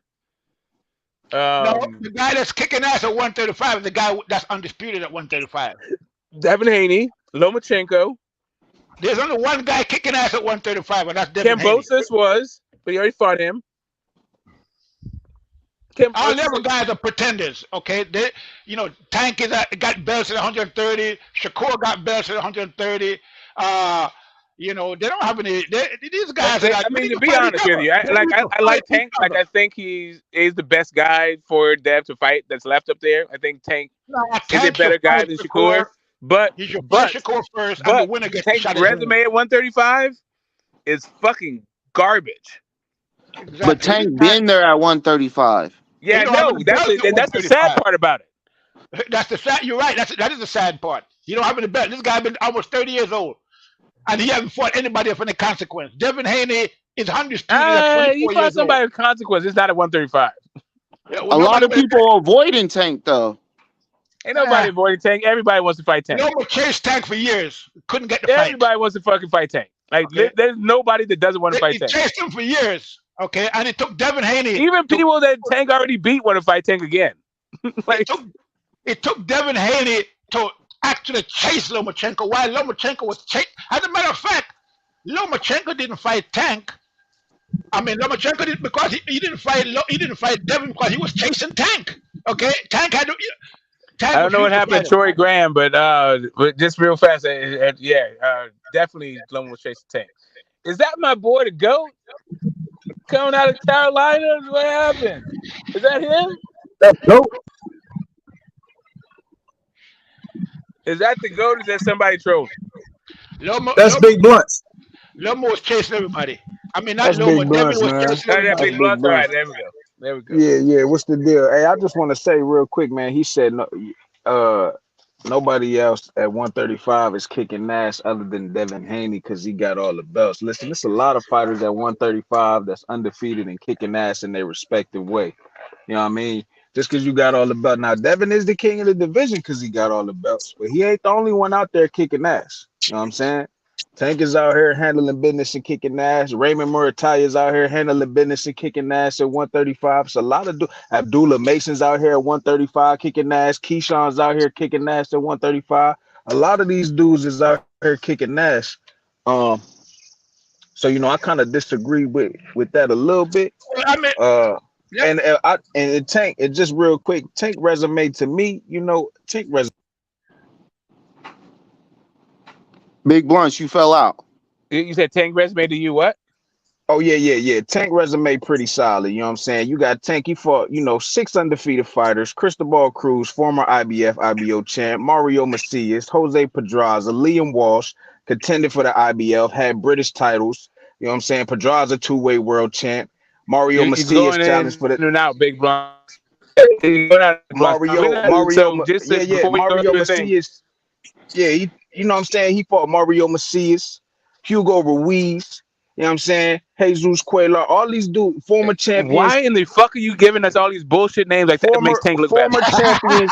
Hey, look. Like Former really, bro? Are you champions. for real? Listen. Who did you just say? Wait a minute, hold on. Just tell me those last four Former names you just said. champions. I just said because I don't even know what the fuck they're like. I wasn't even tripping off Tank's resume. I just said Tank's resume at 135 was garbage. I wasn't even talking about his whole resume. Former champions, former contenders for titles. You know, not a bunch of just for titles. That's what we're doing now. You know what I'm saying? Contenders, top contenders. You know what I mean? Former champions. But you know Francisco Pianetta. You know Francisco Pianetta fought Vladimir Klitschko. You know, like Ruslan Kajanu fought fucking Joseph Parker for a belt. Like, bro, come on, man. Hey, listen. I mean, Hugo Ruiz was a former super bantamweight champion. You know what I mean? My thing wasn't even about Tank's entire resume. It really wasn't. It wasn't about Tank's entire resume. I'm not trying to get into Tank's entire resume. Tank resume. I was really just talking about his resume at 135. We just if he was all in at 135, he'd be undisputed right now, but he's not because again, Loma. I'm just saying his resume at 135 is terrible. Loma started calling Tank's name out. Tank was building up the fight, then Loma lost to Teofimo. That's what played out. Tank wasn't building nothing. I think Tank gonna fight Devin. Yeah, the fight was getting built up, then Loma lost. Okay. So Tank is going to fight Devin next. Loma lost, bro, to Teofimo. That's what happened. They thought Tank would defeat Lomachenko. They believed in that whole great white hope nonsense. They fell victim to that crap, thinking Loma was God. They should have took the fight with Loma and knocked him out. That's what Tank should have did. He didn't do that. Okay, so I don't want to hear nothing about no Tank fighting Devin Haney next. You need to get in line. Bro, you just trying to protect Devin Haney, bro. Get up out of here. You need to get in line. You trying to protect Devin Haney, bro. You looking for any incentive fight Devin Haney shouldn't fight Tank. Hold on a second. Is Tank wanting to unilaterally? How does Tank want to unilaterally build the fight? Like Phantom said, it's time for Devin Haney to sacrifice himself to the altar of Tank. Okay, he's saying like something so. What Sean be saying like he can't give Tank trying to fight that he said he can't give Tank trying to fight that he didn't make. I respect that. All I'm gonna say on that is that Tank knocks damn he fuck up. No matter where he goes, no matter where he try to hide, Tank gonna knock damn he fuck up. I don't believe that's that. all I'm saying. I'm gonna tell you why I don't believe it. First of all, the one thing I know about Devin Haney is this. He always believed in himself, and he challenged all them guys. Even when he had barely in the fight, he was challenging everybody. They didn't want to fight him. Teofimo didn't want to fight him. None of these guys wanted to fight him, but he was always pushing the envelope, and that's how he got to be undisputed, by pushing the envelope. These other guys were playing it safe. Tank was playing it safe. I mean, maybe not Tank personally, but his management, they were playing it safe. All these other guys were playing it safe, trying to maneuver Teofimo. I mean, at the end of the day, Tank was playing it safe. Tank was playing it safe. Tank said, "I didn't ask for shit. I'm glad for what I got. I'm happy with what I got. I had no people. I didn't say a motherfucking thing. If I had an issue with it, it didn't pass my lips." Yeah, because Tank never had an issue with it. He's the cash cow. Exactly. He went with his team. He believed in his team, and they promised him to be the cash cow, and he's the cash cow now. I just want to hear these 4 names again. Hold up a second. I really do want to hear the names of Big Blunt said again because I never. Who did you say? Diego Rivera, like who the fuck? The funny thing, Ryan Garcia and Linares' best win is the same dude. What my man was doing with Tank's resume. I'm sorry I stepped on it, but come on, man. If I'm Haney, my next fight is Ryan Garcia. I don't give a shit about the rest of them guys. Let them fight each other, and then I'll take one of them. I don't care less which one it is. I don't care if it's Shakur. I don't care if it's Tank. I don't care which one it is. I'll fight any one of them. Because if I'm Tank, I believe I can beat any one of those guys. So, I mean, if I'm Haney, I believe I can beat any one of those guys. But right now, I'm going to take the money fight, just like they were doing. They were maneuvering, running around. Now I'm the king. I got all the belts. I'm going to fight who I want to fight when I want to fight them. Simple as that. If I want to fight Tank, Devin don't have time like that. Devin does not have time to be fucked around 135 like a prima donna. Yeah, I wouldn't even stay at 135. I just dropped the belts and let them bitches fight over the belts. Yeah, either shit or get off the pot. Either take a shit or get off the pot. Like I don't know. Like if Dev beats Shakur, weight drained. Does that ruin the the marketability of the fight at 140 pounds? Probably. No, I I mean think if Devin that's loses, the if he problem is loses that at 135, right, then maybe you can market the fact like if Shakur wins, then you're good. You can fight at the higher weight classes. You can say that Devin was weight drained. Cool. But if Devin wins that fight, where is the fucking interest in that fight at 140 pounds or 147 pounds? well, it don't. It's other guys. That's the only issue I have is that marinating shit. These guys need to fight. So because these other, because I don't even think again me personally, I don't think Dev can beat a Williams Zepeda at 40. So and I don't think that and Shakur we still got to see him against certain guys. Like I understand we putting. Okay, when did you pick Dev to win a fight? The sparkles When on did these you pick niggas, Dev but to win a I fight? still want to When's the see last other time you people get picked? the make. Have you ever picked Dev to win a fight? Yeah, I picked him to beat Lomachenko up. I was going to win by unanimous. No, you didn't. You know, You said I was gonna knock him out. no, I didn't. No, I didn't. Oh my god, dude! Just stop it. I picked. Let's move on. Let's move on from you. That's on wax. That's on wax. Man, you did I was not beat pick watch no the Dev to beat lawsuit. no I fucking was Loma. talking to RB about it. And I said, yeah, Dev going to beat him by. I said that if Dev is a quarter of the fighter, he's going to get the dub. But then No, performance wise, what he I'm said like, was if he's a quarter of a fighter that you guys say he is. Yeah. And what I saw was that he's about 5% with y'all saying. He's not with y'all saying he is. Yeah, he's not with y'all saying he is. That boy Loma, that little old Loma was putting hands on that big youngin, man. That boy fucking knock him out. Get the fuck out of here. no, man. Both of them guys, We know like Dev both ain't of them guys, If you like don't stop the both of bullshit, them guys like a chicken dinner right now. if you don't They stop the look like bullshit, chicken dinner. like listen. If I'm Haney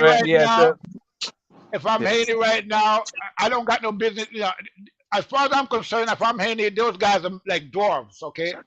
Good thing you're not Haney. Good thing you're not Haney. You know, those guys are dwarves. I'll fight any one of them guys if they give me the Straight up, if I was, if I had like I'm 4 fights, and I'm fighting for the undisputed against Jack Taylor. if I was Devin Haney and I could perform for like 4 fights at 135 pounds, I would do exactly what that dude, what TB is saying. I do that shit exactly. If I had a bunch of fights and I could be 100%, fuck that shit. Let these dudes eat it out. Like you're not just gonna like fucking bogart your way into the ring and jump the fucking line. Fuck that shit. Let the WBC work that shit the fuck out between Loma and Shakur. Like Tank, fucking fight somebody at 135. Stop having everybody argue your way to the fucking top. But yeah, like I'm doing that shit. I'm fighting whoever the fuck I want for a money fight. Bring a fight back to Oakland. One of these dudes you're talking about. Big Blunt said somebody's name starts with an M that I keep hearing around in live. Moritala. Yeah, fight the fuck with that dude. Fuck with Keyshawn. All those dudes that keep popping off at the mouth but ain't really ready. Yeah, fight one of those guys. That's what I would do if I had 4 fights. But I don't think he has any fights left at 100%. I don't think he has been 100% in his last 2 fights. Time to fucking go. Let me ask you a question. He looked 100% to me against Cambosis. But that's just how would you know? What does that 100% look like? He did look 100%. He looked great against Cambosis. Yeah, that nigga was on the juice, bro. He was on that juicy juice. I think he also looked lethargic against Cambosis. Cambosis is just not as good as Loma.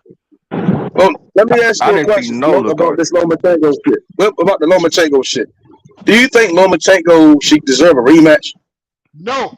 Yeah, deserve a rematch? Hell no. I mean, all right. So here's the thing. So if you fight, too much white privilege for Loma is enough. No, hold up a second. Take Loma out of it, right? Like if a fighter does well enough that there's a public outcry for a rematch, and they question the result, then yeah, you probably earn a rematch. Well, it's controversy. We're not gonna take Loma out of it. This guy had a franchise belt. Like, I mean, this guy had all kind of privileges. Yeah, I mean, hey, the WBC loves Loma, but you praise the belt. You praise the belt. Guy, right? Boxing is not a he's an entitled privileged guy. We don't need to actually, and he also we consider him to be white, right? That's it. Like Americans, they look at Loma, they look at this guy and go, "There, that's a white guy." Loma might not even consider himself to be white. Hold up a second. Can I get through this thing? Just real fast. Like Loma might not even consider himself to be white, right? He might think he's just like a Ukrainian guy and all this other shit, right? That's firstly. But regardless of without bringing race into it, Lomachenko is fucking privileged. That dude is privileged and fucking entitled. Definitely. So Yeah, I mean, it is white But privilege though. It but is Yeah, white enough privilege, of that Smoke. shit. but hold up a second. I don't even know this white privilege. Like I keep saying, the dude has earned it in the ring. What he what? did, it earned the benefit of a rematch. Once we get rematches, so we've got the rematch, like the Derek Chisora fights, right? That didn't deserve a rematch or a third fight. Do you think that Danny That is the Jacobs worst and trilogy I can Darian think of, right? Chenko deserve a rematch? Do Say you think again? Danny Jacobs? Do you think Danny Jacobs and Darian Chenko deserve a rematch with Triple G? I think yes, both of them, yes. I think Lara deserved a rematch. I don't think, for instance, I don't think AJ deserved a rematch from what he did in the ring, but he did deserve a rematch because he was because he put put in the contract. Well, so all right, great point, right? Well, Lomachenko ain't bringing shit to the table in this fight, but with some past shit and some L's. Then he took another L. I don't understand how, as a voluntary guy, you lose the fight. But even if I thought he won, you lost. The judges said that was the better man. Well, Why because the like fuck is he on the doing that? night, everybody was talking about how Loma did so well. I mean, a lot of people went back home and rewatched it and changed their stance on it. Of But course they did, if because the like white hope for guys hysteria like had for worn me off. rematches for me rematches are about it. Like, did I think that Luis Ortiz did enough to get a rematch? Yeah, Against even though he Wilder? got fucking stopped in the first fight. Yeah, but it's not, I think that's heavyweight still. Even still, the heavyweight is Loma lost. Like no matter how I think if I thought he won, you fucking lost. You beat the Comays, you fought the Jermaine Ortizes, you got the shot, you fucking lost. Take your ass back in the rankings and fight. I don't see Okay, with the so right, potential. That shit weird. That shit weird. so now we have to address the whole white shit. All right, so Ukraine has neo Nazis. That means he's white. Okay, just so we understand, Nazis were killing white people by the millions, right? Their things was about Aryan. They're about master race, not white race. Just so we understand each other, right? Yeah, neo Nazis don't get you there. I don't know that Loma considers himself to be white. Yeah, no, he's white. He got white skin with blue No, eyes. He's we call considered him white. white. He's white by American standards, but he's not Yeah, an American guy. So you don't yeah. think that he's going to use that to? He's not. You don't think he's using that to game the system, using that white privilege, whether he believes in it or not? Okay, hold up a second. I think that Loma is using a privilege, but Loma is a privileged guy. Loma grew up privileged. Like, we have to understand who Lomachenko is. His dad was the head. He was one of the head coaches for the USSR boxing team. Right, they got fucking kicked out of the Olympics. This dude has always been like, when that Olympic team that the dad was a coach of had Usyk on that shit, Vosdick, Postal. Like, Loma is just a continuation of a famous guy. I think That's like he. saying like what we're saying is like what's Will Smith's kid's name? That Jaden. Jaden fucking Smith. Jaden Smith, right? It's like saying Jaden Smith is black privilege because he got fucking the Karate Kid movie. Like, you can call it black privilege if you want. He considers it. That's I don't even celebrity know if he privilege. considers himself black like that. Maybe he does, maybe he doesn't. But really, that's just privilege. Yeah, yeah, yeah, No, yeah. I see. But I don't I think. see your point, Smoke. That But makes sense. I think Loma privilege is a little bit. Man, damn, I don't want to go down this road. The The reason I white, say it's a bit of white privilege is it's because the white, it's the of white how hope America set up. syndrome, But I bro. don't. Yeah, It's my the bad. Go ahead. white Go ahead. hope syndrome. Simple as that. It's the white hope syndrome in boxing. It's been there from the very beginning. It's still there now. Yeah. The only thing with Lomo is this: Lomo is the white hope because he's that good. Okay, Holy shit. so Okay, guys. All right. so So he's right. that So good. He's hold up a actually the second. real deal. He's the real deal.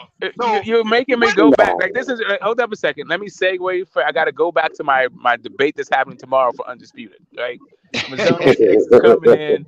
Right, I got Jack Johnson versus Rocky Rocky Marciano. Marciano when it comes to like the legacy in boxing. Right, like who has a better legacy in boxing. Right, so or who has a greater legacy in boxing. And for me, I'm this whole like white hope thing.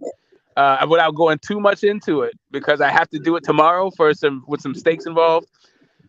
that was a reaction to a black person to a single guy being on the top of the fucking top of the division, right? Top of the heavyweight division. Lomachenko, there was not a black guy on the top of fucking the 126-pound division when he was around. Like, No, right? no, not at all. Like, if anyone, it was like Mexican run. And really, the point when it comes to Bob Arum and Lomachenko is that Bob Arum wants to serve under underserved boxing demographics. So his thing wasn't about supplanting some black champion or some Mexican champion. He wants a whole group. He wants Eastern Europeans to. He wants to bilk their money. Like, he wants to separate them from their money, or he wants their eyeballs in his fights. The same way that he brought the Latino community into boxing, because that was really him that did that. Like, your boy Don King had Julio Cesar Chavez. Bob Arum saw all the money he was making with Chavez and saw that Latin America loved boxing, but weren't really represented. So he went out and got Michael Carbajal, and the rest is history. He's been like selling to the Latino market ever fucking since. He's trying to do the same thing with the Eastern European market. But that's it. That's not really a great white hope thing. That's more like, let me grow the tent. Let me grow the tent and get some more fucking money. I'm not disputing what Bob Arum is doing. That's that's not the point. Okay, whether what Bob Arum is doing that or not, that's all good. And those Eastern European fighters are good fighters. I like their style. So like Loma is one of my favorite fighters, without a doubt. White hope or not, I don't care less. I don't care if you're black, blue, purple, pink. I'm a fan of boxing, and if you can box, you got a fan. And Loma can box without any question about it. So I'm not disputing that. All I'm saying is that in the masses of people in this country, we living in America, bro. So nobody can't tell me nothing. Okay, the white hope syndrome is alive and well. Okay, it's alive and kicking right now.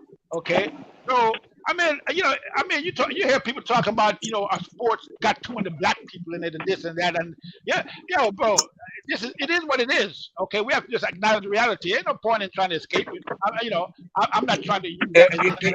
The problem with the take is Loma's not that popular here, and partially is because we don't know if these fucking dudes white. That's the issue. Like, we just say white, but he doesn't. No, he is white. He's Caucasian from the mountains of the Caucasus.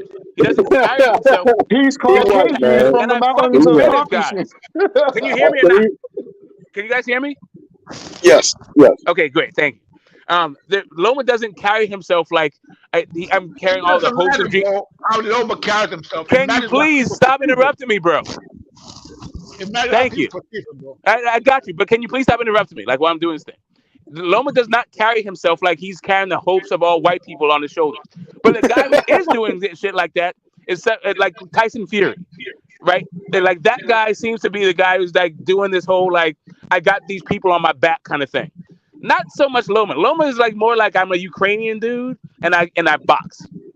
But he is awfully fucking entitled. What do you think about the fight and him bringing the whole Haney being a Muslim and Noma bringing in his Christianity or Catholic? I don't know what the fuck he is. Bringing in his religious faith, and after the fight, he said he like to thank Jesus. What do you think about that, Smoke? I don't know that it's gonna, like, nobody's. It could be interesting if you led with your Christianity, like Tyson Fury kind of leads with his Christianity a little bit. Andre Ward definitely led with his Christianity, but you'd have to get guys who lead with like Ryan Garcia, right? If you did Ryan Garcia and Devin Haney, you could definitely do some whole crusade shit, like Christianity versus goddamn Islam. But like Loma, I don't know. He just doesn't. He's not striking me. He doesn't. Literally, the dude just comes across as like a really entitled boxer. That's it. Like, he's a celebrity. Like, but the son of a celebrity kind of shit. So, I don't think Islam is a good choice of words, boy. You better rephrase that. Which one? I think it's a mixture of both, and kind of what TV is saying is that, well, based on how America's set up, I'm not saying Loma is all in on that. You get what I'm saying? I think again, on my guys, two immigrant come and they come from a native land where everybody got that light, like no melanin shit going on. That very low melanin, like they call white. They embrace that shit in America, bro. No, but see that's the thing. Like, the difference between the difference between white is you just say the name and white. Like when you say Joey Spencer, you say white. You know, Tyson Fury, like maybe you can even throw like a gypsy on there, right? But once you start talking about the kind of like Ukrainian or Polish or whatever the fuck, that's not really white at that point. Like now you just talk about the country. Smoke. He is white. He's Caucasian, bro. He's so what about Caucasian. bro, listen, just so I understand, Amir Khan is Caucasian. Just so I understand, Amir Khan is Caucasian. Yes. Right, but we don't think that dude's fucking white. He is white according to the census in America, but that's not the way that we see him, right? Right. This is semantics, man. That's all that is. That's bro. what I'm saying. That is the issue. To me, like when you say shit like White Hope, that's more like Tyson Fury versus Deontay Wilder.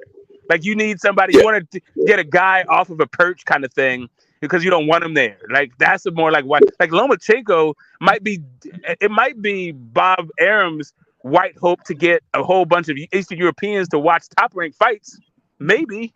But like I don't even think that's really the issue. I don't think Don King. I'm sorry, not Don King. But I don't think Bob Arum is looking for a white person to do it.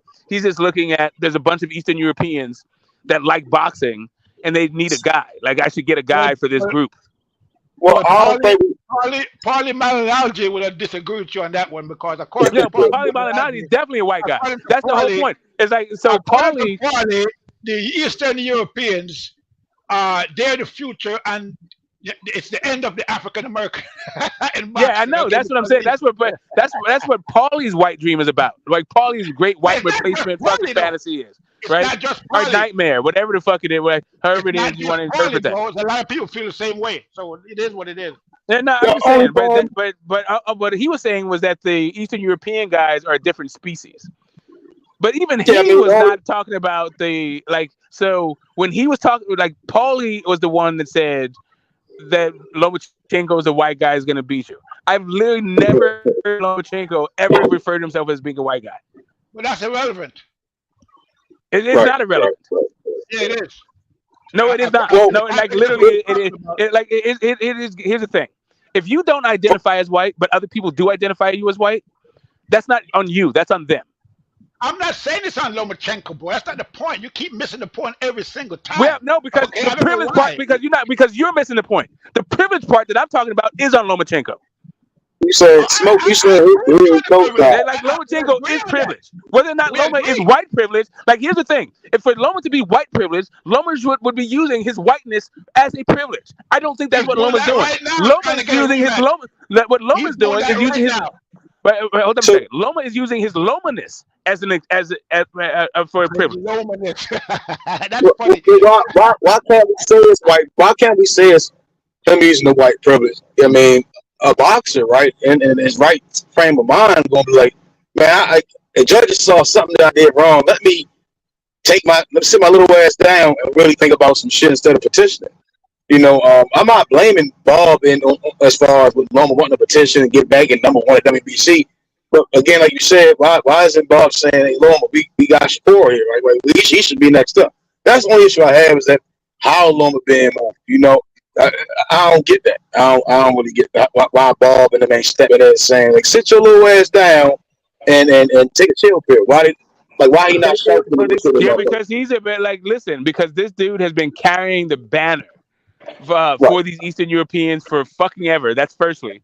Secondly, he probably has some deal with goddamn Bob Arum about like becoming undisputed and yada yada yada.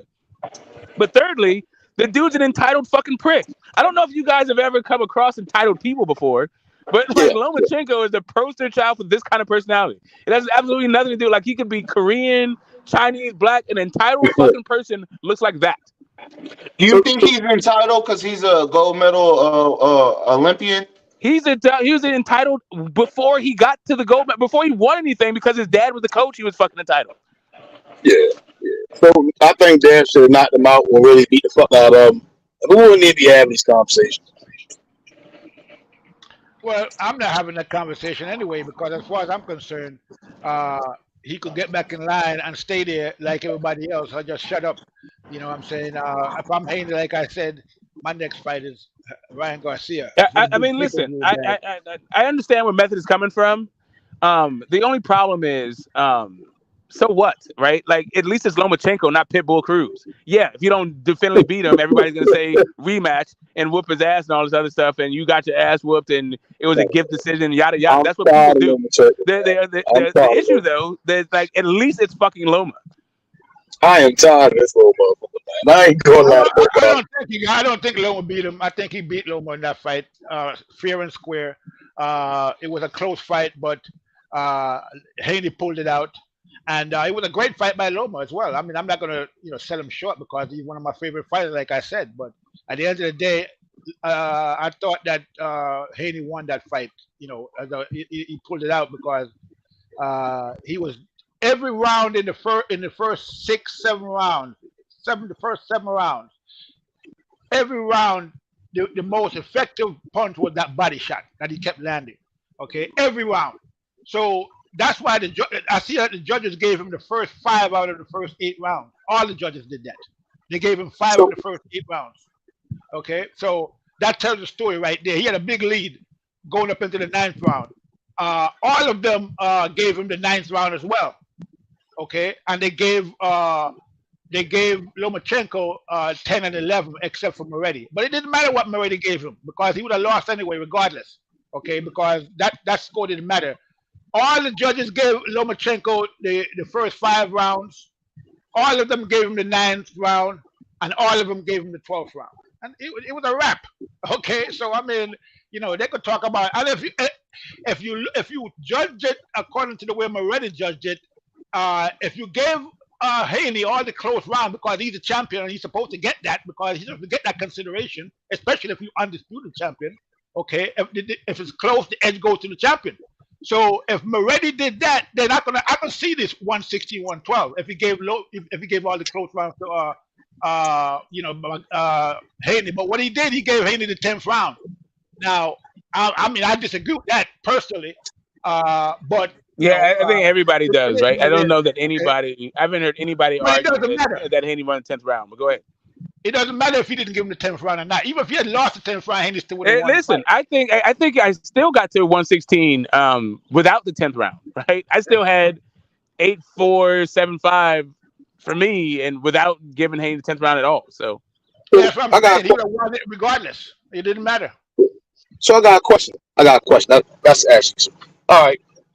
Loma lost. Like again, he lost. Jermaine Ortiz, he had lost to Loma, right? And then now they ain't even seen this motherfucker, right? He got to get back in the rank and fight. I because Loma's a privileged guy, right? If Devin drops the belts as a privileged guy, like, do you think Loma will fight a Shakur Stevenson? Like, if I'm a privileged guy, why wouldn't I try to pick and choose a fight? Joe Blow from the donut shop for a title, and then just say I became like it's hard to read what the fuck Loma going to do at this point. Yeah, I mean, he sounds desperate. Well, if I'm Loma, right now, Loma got a couple of choices because as far as I'm concerned, I didn't really see too much slippage in Loma. He's still fighting at the top of the game. He's still good. He can beat a lot of guys out there still. He probably would have beat Tank or Shakur. Who knows? But at the end of the day, if I'm Haney, I would say, okay, Loma, you wanna, I respect your skills. You did good. You wanna fight me again? Beat Tank and Shakur, and I'll give you another shot at undisputed. Simple as that. Well, Devin Haney will be out the division by then, but yeah, Loma's he's not gonna have a choice but to fight Shakur if he's in the WBC. So yeah. But why? Yeah, but we've seen the WBC do. I don't know. This is breaking news. You may not have heard this, but Lomachenko has won his petition at the WBC to retain his #1 contender spot. So correct. I'm aware. Yeah. So but he can fight anybody that he want at this point, right? I mean, if you're #1, you can. Let's say Dev dropped the title, right? He's #1, and let's say he tried to fight. I like to look at the rankings, and they say, well, I want to fight Cream Puff for the WBC title. And But it so looks what like it it's means is cream puff. You Steven got to is be mandatory. realistic, Method. No, Listen, listen, listen. I If feel Shakur's like in the We're talking about WBC Lomachenko and right now. Loma's in the WBC and they're both on ESPN Top Rank, what fucking fight do you think they're gonna make? Not with fucking That cream puff. sound. I'm saying it sounds so good. I'm saying it the sounds issue good, but is we're that talking about a the issue desperate man with right now. the issue with Loma winning his petition is probably Shakur's mandatory spot isn't as secure as people were talking about going into the Loma Haney fight. Like I think now, that that makes it whole thing more about secure. fighting a title eliminator, nobody said it was a final eliminator. It was just an eliminator. Yeah, I think Lomachenko is desperate right now, bro. I don't like. He just lost to the guy that isn't a silver medalist. He just lost to a guy that he think you see what I'm saying. I think he knows Shakur better. He knows Shakur will whoop his ass. I just think he's desperate Wait a minute, hold for up. that The last silver few medalist is rounds. better than the two-time gold medalist? And as a pro, yes, I think pro Well, I mean, in the why pro bring up the side. silver medalist if you just finished beating a two-time gold medalist? Right, I just think he's desperate, bro. I'm assuming. I think Loma's very desperate right now. He seems desperate. He's crying and shit. Holy He shit. Oh my potentially God, seems dude. desperate, Listen. bro. The battle of the desperados, who's more desperate, Loma or Shakur? That's a That's good crazy. question. Loma, Let's that ask him to answer that question. Loma, definitely Who's Loma. more desperate? Question. Let's hear. Let's take it around the panel. Let's hear who's more desperate and why. I said Lomachenko, he just fought for undisputed, and then he said this was his dream, this was his goal, and it seems like he's never gonna attain it unless barring a immediate rematch. So yeah, he's hella fucking desperate. Shakur still got a long way to go. I don't think he's more desperate than Shakur. Well, what was the question? Who is more now, Shakur or Loma, and why? I mean, it would have to be Loma. I mean, Shakur is a young kid. He's up and coming. I mean, he's, when you're looking at the business part of it, you're gonna invest in somebody like that, and he's a phenomenon as well. So, Loma is at the tail end of his career, and Shakur's at the beginning. So it would be natural for Loma to be more desperate. Simple as that. It's just, that's just the way the Yeah. business is. Before I give my answer, Yes. yeah, go ahead, Matthew. Oh, I when you said Shakur, right? I get in the sense like he's desperate for an opportunity. I just think Loma is desperate for the last hoorah. You get what I'm saying? Like if he can go out there and they can throw cream puff in there and say he won a world title, I'm like, well, at least I won the world title again. I'm Lomachenko. Oh, into the sunset I go. And then now it's like we're back to square one with 135. I just think he's a very desperate guy. Just to again, even in the dead fight, he ain't go all out. Yeah, I mean, so I just think he's a desperate old man. We just seen him broke down on the pay-per-view event. We seen him petition. I don't see. I think he's at his wits' end. He knows he's not going to be able to get the titles go there. He's not going to be able to get to the WBA, IBF, none of them titles. I think he's done for. I just think he quit. He kind of quit mentally or something. He's just desperate. He's out of it. Yeah, his goals and dreams have been shattered.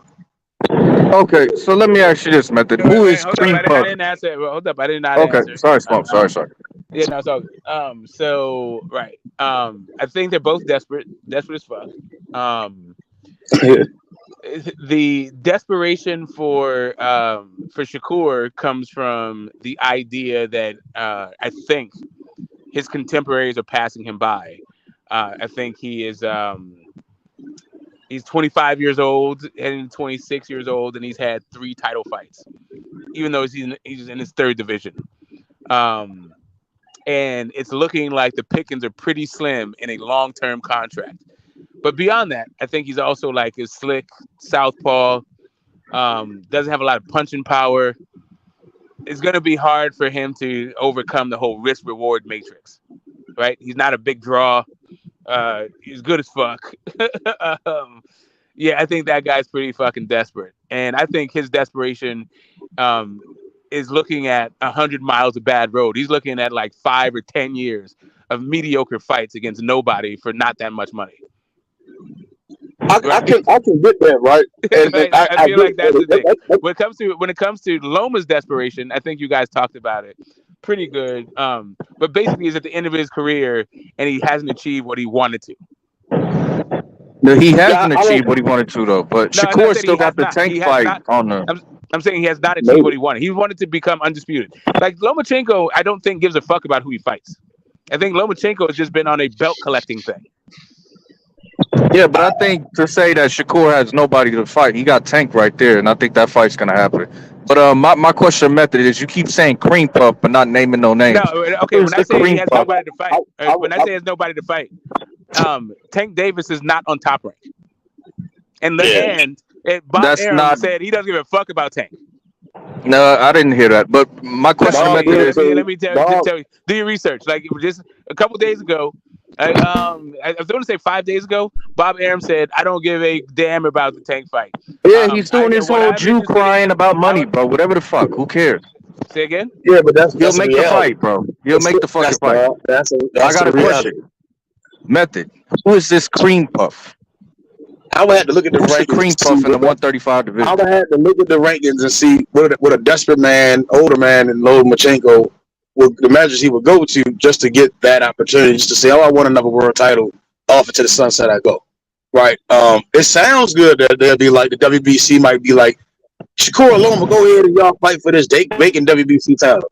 That sounds good in theory, but we've seen the franchise shit, right? And no matter if I think that the TF, it's just the desperation that Lomachenko was willing to go through and the excuses that he's willing to make is what I've seen from him. We see it right now. Like I'm seeing this nigga's character unfold in front of everybody's eyes, and then it's like he does that, and then the WBC grants some Yildirim type shit. I don't have to tell nobody. I just don't. I don't know. I don't know how far Loma's willing to go to just get a last hoorah without fighting Shakur Stevenson, Keyshawn Mortal, and them other guys. I don't know. It sounds good that he'll do some shit like that, but this nigga got a lot of experience. He's doing a lot of crying, a lot of bitching and moaning. You know what I mean? Yeah. I think you just chatting, Method, because there's no cream puffs in the division right now. And if you think Bob is There's going to some. let Loma fight anybody else other than Shakur for a vacant WBC, you are tripping, bro. It sounds good. I want to believe that, but I don't know. Shakur is not what he wants, bro. That has nothing to do with it. Like, what the fuck? It's just business, bro. Like, you got your top contender with another top contender. They gonna fight, nigga. What the fuck you talking about? I'm saying it sound good, but I'm saying a desperate old man trying to find a way any means just to get that opportunity. He know damn well he not getting no fucking rematch. He know damn well he let all that shit plays in the fact of how I'm seeing him as a person. I just don't think he gonna if he can get a title without fighting Shakur, I think he's gonna go fucking do it, bro. That's all I'm saying. He could Yeah, have got. if He he could have can, got a he rematch. probably can. I That's the 100% point. agree. I He could have 100% gotten a agree. If rematch. that dude, if he can get a title without Shakur, that's what they'll do. And then Bob Arum, and that's what Bob Arum wants also. So then they can fight for like a unification on his way out the door kind of shit. Cash Of out. course, you can have more belts, try and collect them all again. But what I'm saying is, if it's gonna be the WBC specifically, he's fighting Shakur. If it's some other fucking sanctioned body, then yeah, of course, it'll be somebody else. All Is Lomachenko Loma had the gatekeeper now? all Loma had to do to get a rematch. All he had to do to get a rematch with Haney was say after the fight, "Hey, that was a great fight. I fought my heart out, but it just so happened that tonight Haney was a better fighter. But I think I deserve, to get another shot at it. I would, if Haney, we're willing to do that. Thank you, everybody for For coming all out. that sore losing, right? Since he didn't do all that, That's all he since had he to didn't do. do that, how Right, that's all he had to delicious do. are Loma's tears? Like, aren't they just great since he's such a sore fucking loser, such bad sportsmanship? Isn't it funny that he was crying like a little girl in the behind the I scene mean, and I put don't the care Bud about the Light towel on crime. his head? I don't care about the crime part, but the part where you said that you don't think that Devin Haney is a pound for As a pound, Papa Pound, yeah, is that Papa yeah, Pound? that was like, what are you Oh, talking about, bro? wasn't that hilarious? You got You a just not he Papa just Pound beat you. ass whooping. You know what I'm saying? I mean, it's crazy. And so I mean, Lomachenko just needs to sit down somewhere, bro, Hey, because he blew opportunity for a great rematch that he could have had by just being a sore man, loser. the fight wouldn't have been shit. Man, again, me personally, I thought the fight was okay. I thought both of them. I thought Dan should have punished him. I hate the game plan that they had. It sufficed. Should have punished him. Should have just punished him. Loma shit. He Loma. I don't think he a killer at all. You know what I mean? I think he cool, but he ain't no killer. Right now, he's at wits and Smoke just made an excellent point. I just think if Bob can get that motherfucker though with some cream puff to get a title, they gonna do that shit, bro. If they can bring up somebody from 30 just to throw his ass in there and get a title, they're gonna do that shit. I just don't believe Loma is what now as things are fully unraveling. It's like he's for sure not what the fuck he been sold as. This nigga's a crybaby, bro. I gotta. My phone's about to die. I'm gonna go back to the fucking house, see if my internet went back on. Shit, I'm having technical difficulties with this stream. But can you guys please be civil to one another? Hey, Zone, can you please, and Zone and Phantom, can you guys help keep fucking some order, while I work out my technical issues? Well, everybody's been civil so far. There's no problem. Yeah, I know. I feel like it'll be good, but just be cognizant. And I know, one of you guys might be be involved in the back and forth. That's why I'm asking two people. Okay, if one of you guys involved in back and forth, then somebody else. I ain't gonna get cut off for a while, for sure. Yeah, I'm about to cut you off as soon as I possibly can. Right back. Oh man. Fuck Lomachenko, man. He's a crybaby. Yeah, he definitely is a crybaby for sure. And like I said, he could have got the rematch easily, because Devin is a competitive kind of guy. He would have done it. But at this point, Devin Haney just needs to drop those belts, bro. Move up to 140 pounds. Go for Josh Taylor, the winner of the Josh Taylor Teofimo fight, which is probably going to be Josh.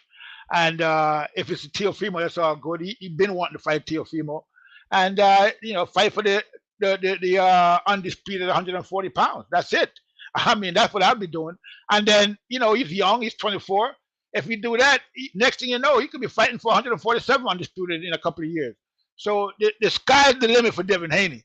Okay. All them other guys, Tank and Shakur and Loma and Frank Martin, drop the belts, let them guys fight over those belts and just keep it moving.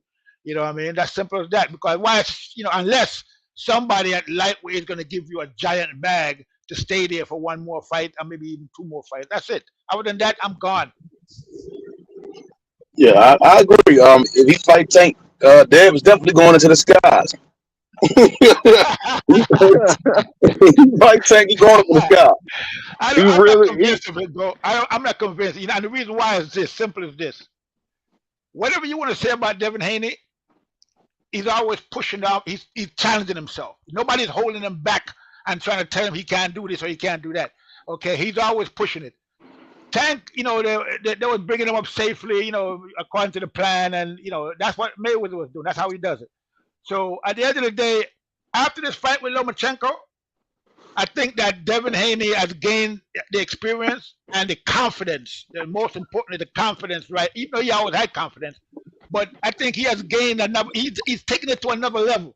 And so, I think that he would be even Shakur, who I thought, would give him a lot of trouble, would probably have trouble with Devin Haney right now. So I don't think it's going to be people out there saying. I totally disagree. I think Devin Haney is more unsure of himself after this fight than he was before. I think he's questioning shit now. Can I really fuck with these southpaws, bro? I really. agree with you, Phantom, on that. He's second guessing. Should I fight these more dangerous southpaws coming up? Tank's a knockout artist, got power in both hands. If Tank land like how Loma was landing, Devin Haney gonna really be the dream. Yeah, but he really gonna have the dream. Tank is not gonna land like Loma because Tank is not Loma. Okay, not saying that Loma is better than Tank, but it's just a different style make fights. It's a different thing. It's a whole different ball game. So I don't see that happening. I mean, I see that. I think again, the confidence that Haney has now, what he learned from fighting Loma, it's gonna be difficult for somebody to beat Haney right now, bro. I'm saying I don't care. What did he learn? I can't get out of the way of a straight left hand. A little old Ukrainian man can put hands on me. What the fuck did he learn, bro? He learned that he learned that he's a winner. That's what he learned. Yeah, by a very That's a slim good. margin. You are correct. That's a good point. That's a good point. He ain't learned how to lose. That's a good point. But Shakur got a mean straight left hand, man. That motherfucker, it rattles brains. Yeah, but you heard what Shakur just said, right? On the interview with Spencer Fearon. He said, "Oh, the best thing Devin Haney should do is to move up to 140 pounds and leave the belts, because I think that he'll be stronger at 140 pounds. He should just move up there instead of staying at 135 and fighting somebody like me." What? What are you talking about? I would want him to stay at 140 pounds and be weak and Yeah, fight me. Not send him to 140 pounds. Nah. Right now, I agree. Shakur is like he's having second thought. He went back and rewatched that fight. Remember he said it was a wash, that Lomachenko, it was a robbery. He went back and Yeah, watched the fight, and now he's saying, "Oh well, yeah, Devin Haney is a lot better than I thought." He watched that fight a couple of times, and he said to himself, "Damn, this Devin Haney kid is no joke. Maybe might not be a good thing for me to fight him right now. Maybe I should just focus on the guys, Tank and all them guys." My big problem with Devin Haney going to 140 now is you talked a whole bunch of shit. Okay, I'm listening. You've been talking shit, and now you have a little bit of adversity and starting to realize maybe I at think with Shakur, 135, the elite at 135 is too much for me. I think I the can't. problem with Shakur is that he's showing too much. I don't know the word. He being too nice. Like he don't owe Dev none of that shit. That's one thing Tank says, that we ain't friends. That y'all can take again, like you said, after the Loma fight, you can shake hands after the bout. The problem I have with Shakur is like he's showing too much niceness. You can be Shakur kind is with not him. a nice You can guy, show bro. him. He doesn't show no niceness. Shakur is a killer. The Shakur ain't reason, showing no niceness. Nothing. bro, He's not being nice. I think under the mic it's niceness. Like you said when he would, like, I want to say shit about Dev moving up. Like, man, stop running. Just like you can just keep it on the same tempo. But once you get the same shit, like, yeah, he should move up. No, fuck that. Stay your ass down here. If you want to fight, if you really He's want to get some saying weight, that. I'll fight. That's Yeah, all He's he's but saying your saying. that mouth because Then wrote he some don't want to checks face that you. your weight cut can't cash, my Furthermore, nigga. Your that's mouth wrote I some think, checks the weight cut can't cash. That Facts. nigga is not long for the division, bro. But yeah, nigga he I'm saying knows Doesn't less his is have reign to is more. be long for over the as soon division. as he gets in the ring with Tank. It's He doesn't have over to be. For what? that way What is he there. fighting Tank for? What is he gonna fight Tank for? For what? What does Tank have that Devin Haney needs? For pure supremacy, for no doubt and He's the no question in undisputed your mind champion who's the of the number one lightweight guy. division, bro. Tank is 30 years old. Devin is 24, and he's the undisputed champ. Why isn't Tank the undisputed champ if he's so fucking good? Tell me Bro, that. because Devin Haney got to fight Cambosis, bro. That's it's Tank as could have that fought simple. Cambosos. Tank could have It's fought that simple. Tank could have fought Loma. He could have fought Cambosos. He could have fought whoever he wanted I, to fight. I Loma don't didn't think want to I fight. don't think Bro, come I on. don't think either network, well, however what I said, they weren't They making were that fight. that part. Boxing's in way better space now. As we see, this may be the best year of boxing. And it's already started. Now I'm looking at July. You see what I'm saying? It's like back then boxing was so fucked up, and now that we hear, it's like now it's time for these motherfuckers. We're gonna see who really the baddest in boxing. Now we really ready to see who really is what they've been saying it is, and who really want to fight. We finally get it. It took Terrence Crawford to leave Top Rank for this fight to happen. One of the biggest fights to happen. We know wanting the fights and making the fights is two different things. Nah, man, nah. You can play. Correct. You're absolutely correct. Yeah, You can play this shit. No, Don't you ever confuse Errol Spence who fought on Campos and Kell Brook as Arab Bro, Bud had Method, why are you going? Look, you're taking it up the ass, bro. You taking it way personal, bro. I'm just using that as I'm an not taking up example, bro. Stay on topic. Don't you ever conflate Earl fighting on Campos and Kell Brook as Bud had to leave Top Rank. No, Earl wasn't shit until he got a mighty fight, and they wanted to build him up as something, and people could use reverse psychology if they want to use it. Earl now is a good star in his own right, but Bud is still is the best fighter in the world. Bud ain't had to leave shit. They could have made that fight. They could have made that fight. PBC just did a good job with Earl where they want him to be at, where he's at today. That's a fact. No, I mean they wouldn't have made that fight in between what Crawford and ESPN had going on. They were gonna make that fight. What the That fuck for? weren't that fight would That's the never best been fighter in made, the bro. world. Listen, we're talking about the best fighter in the world, and then we're talking about a guy whose whole name is built off. I can't get a Keith Thurman fight on the own side, on my own same Did side. I ever say Bud What we didn't talking want the about? fight? Did I ever say Bud, Bud didn't want the fight? I just said between two promotional companies, it almost was impossible to make. Yeah, you totally misheard, Method. We talking about Bud doing his shit on ESPN Top Rank and No, Spence over there on PBC, bro. It's not about the no. fighters, it's about the business, bro. Right. And we're So talking again, about the business at that time was the business at that time was that's when boxing was fucked up. That's what you said, Method, and I was agreeing with you. Yeah, right. bro. No, then you went with some other shit saying that Bud had to leave. Bud ain't had to leave no fucking Bro, top why, rank. Method, why are you Bud ain't acting had like to leave no I top. try to sneak a Bud ain't diss had to on leave Bud, no bro? top rank. Bud ain't had to leave no top rank to fight no fucking Errol. Errol wasn't good. Do you think that if he hadn't a lot left Top Rank, you think he'd be getting this fight right now, bro? Hell no. All right, so Hell now no. now We wouldn't be getting nothing. now that we've gone 4 or 5 more years and Errol and fought Mikey Garcia, Sean Port, and got his Danny fight. Now we're talking about however the networks want to move. Cool. But we go back to when the fight was initially being spoken of. Errol wasn't shit. It was Keith Thurman, and Keith was trying to get the Manny fight. So no, Bud ain't had to leave top rank to get no fucking fight with Errol. PBC wanted to build Errol up. So yeah, it was Errol could have easily left fucking Showtime. We saw him fight Kel Brook, whatever the fuck he was. Yeah, I mean, so no, niggas like y'all conflate shit too much. Let me ask you this, Method. Let me ask you this. Hold up, Cisco. Hold up. Listen, Method, listen. The reported purses, right, is 10 million apiece, right? Do you think that them niggas would have got that kind of money on ESPN Top Rank fucking with Bob Arum? 10 million apiece, bro. Who gives a fuck? That's the price. That's the Bud price, bro. What are you talking That's about, the man? price, The bro. fighters who care, I'm Bud saying- and fucking I'm Spence saying- care. I'm That's who saying- gives a I'm fuck. saying who- That's their I'm saying pockets, bro. Who gives a fuck, right? Once you The start talking fighters about care, bro. What are you talking No, about? no, Errol no. and Bud. Once you- We once know you- Bud cares about it. We Bud definitely was know Bud was the one who gave a Bud was fuck. already getting bread. Bud We still getting definitely bread. know it Always was getting Bud bread. caring about who getting his bread, Bud bro. is about to make a career payday. He was not going to do it in one fight on ESPN Top Rank, bro. Bud been getting money, still getting money. Now he getting more money, right? Earl wasn't getting none of that shit. So again, when you say that Bud had to leave top rank to get the fight, no, that's cap. They could have easily made that fucking fight, bro. The problem is Earl wasn't who the fuck he is today. I respect it. I get it. Now we got the fight. But don't No, the thing is, Bob Arum wasn't going to put up the money for Bud to make that kind of fight. Bob Arum said it personally, bro. I lost money on Bud, bro.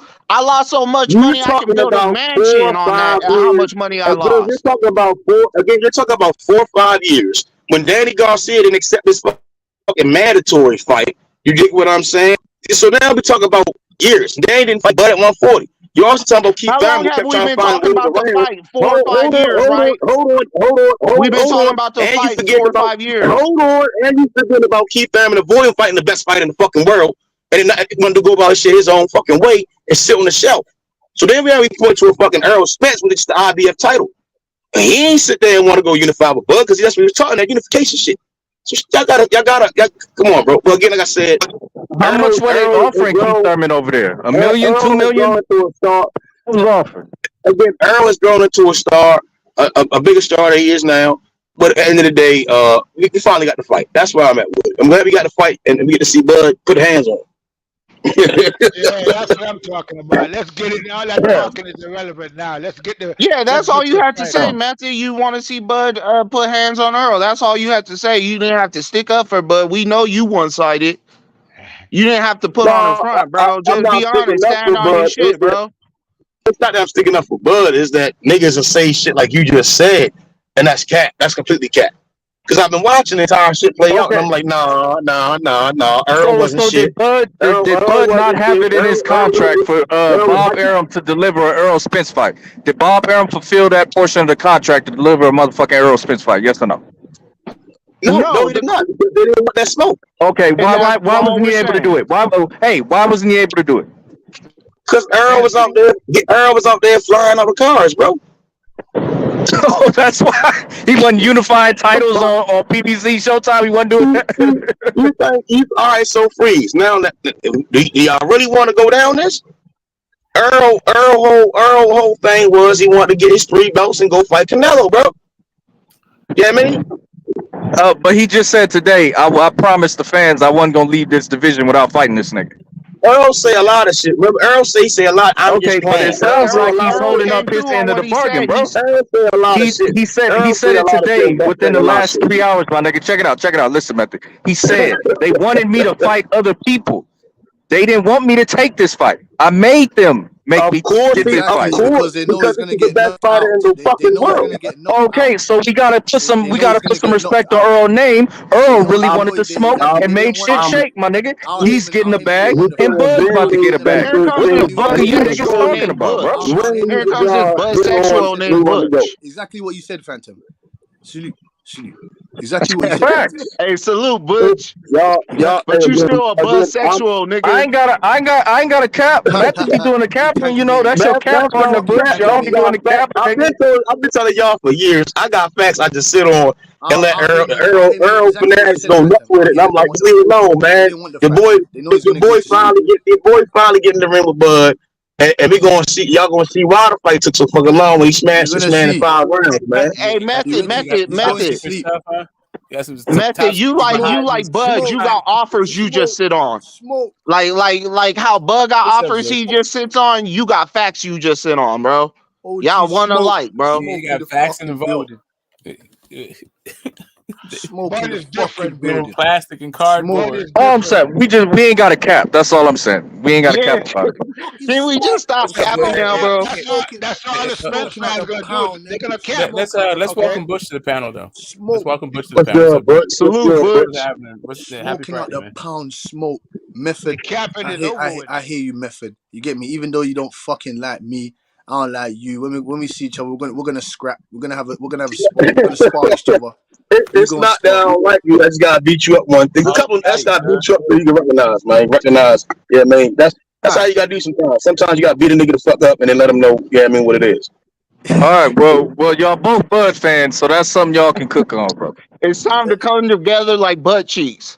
Excuse me, sir. Butch and Method coming together like butt cheeks on this topic. The Spence contingency team, Phantom and Cisco. Your boy's going. Hey, don't include me in that shit. I just don't like the cap, Butch. That's all.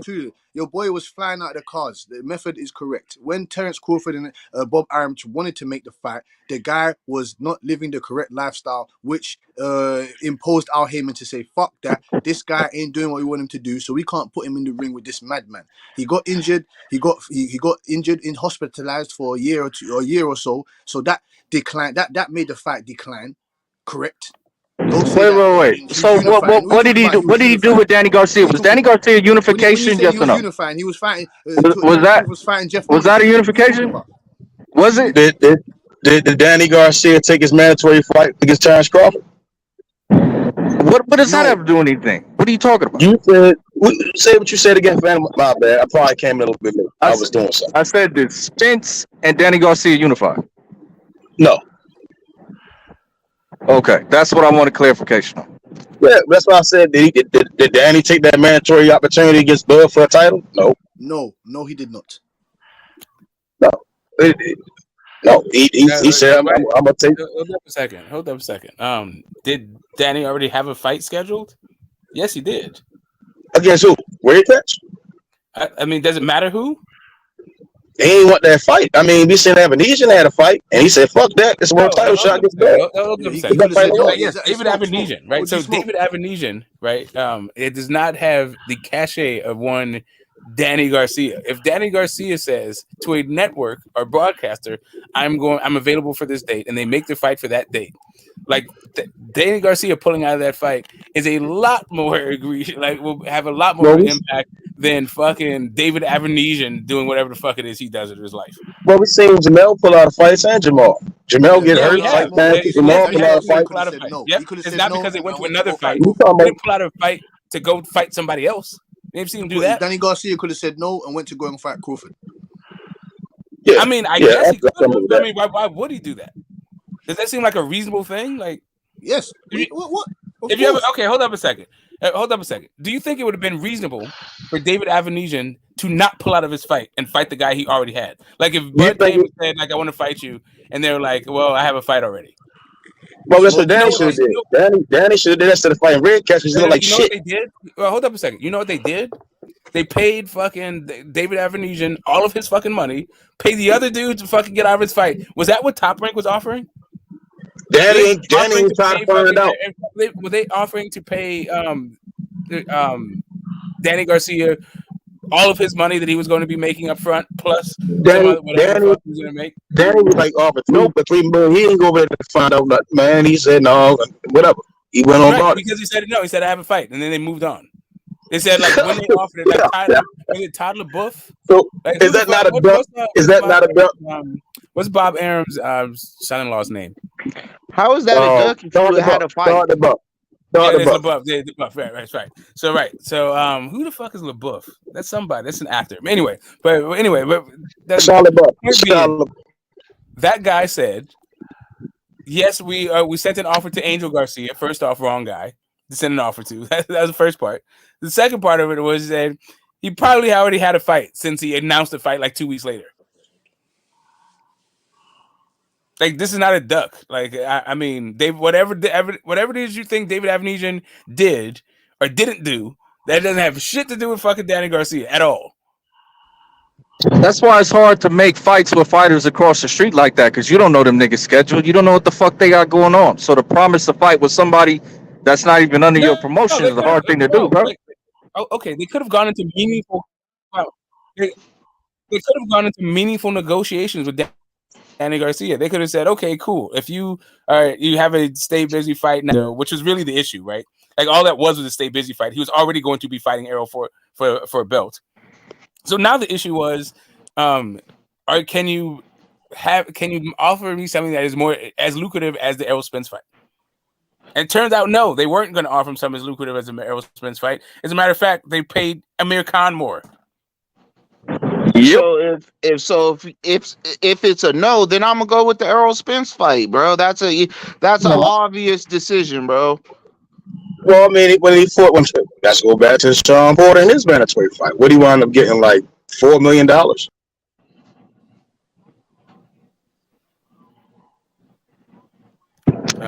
Method dropped I'm off. not quite sure what this has to do with anything. Like, yes, they're both mandatory. So what?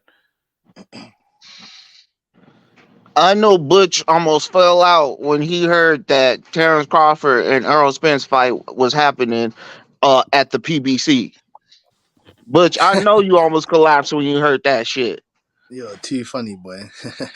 All the shit you talk. Well, Yeah, I already knew it was gonna happen. Like other niggas was confused, They're giving but us you what we know. deserve. They're giving us what we fucking deserve. And it's about time they're giving the fighters what they fucking deserve. And it's as simple as that. Tim Bradley said it out of his own mouth. I spoke to the man him fucking self. He said too many of these guys put their hands into. There's too many hands in the pie. There's too many egos. There's too many fucking guys that want to be at the top of the head of the snake when there's too many heads. Fights are not going to happen like that. So hopefully this fight urges other guys to fight, like Charlo, i.e. Keith Thurman, i.e. Andrade, i.e. all these other guys. They need to get in the ring and fight. It's as simple as that.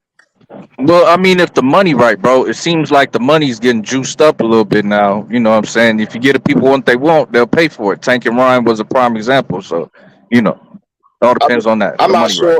Right. Do y'all think Matt? All right, so now I don't know. Right, so we see Top Rank making certain fights. We see Showtime, PBC.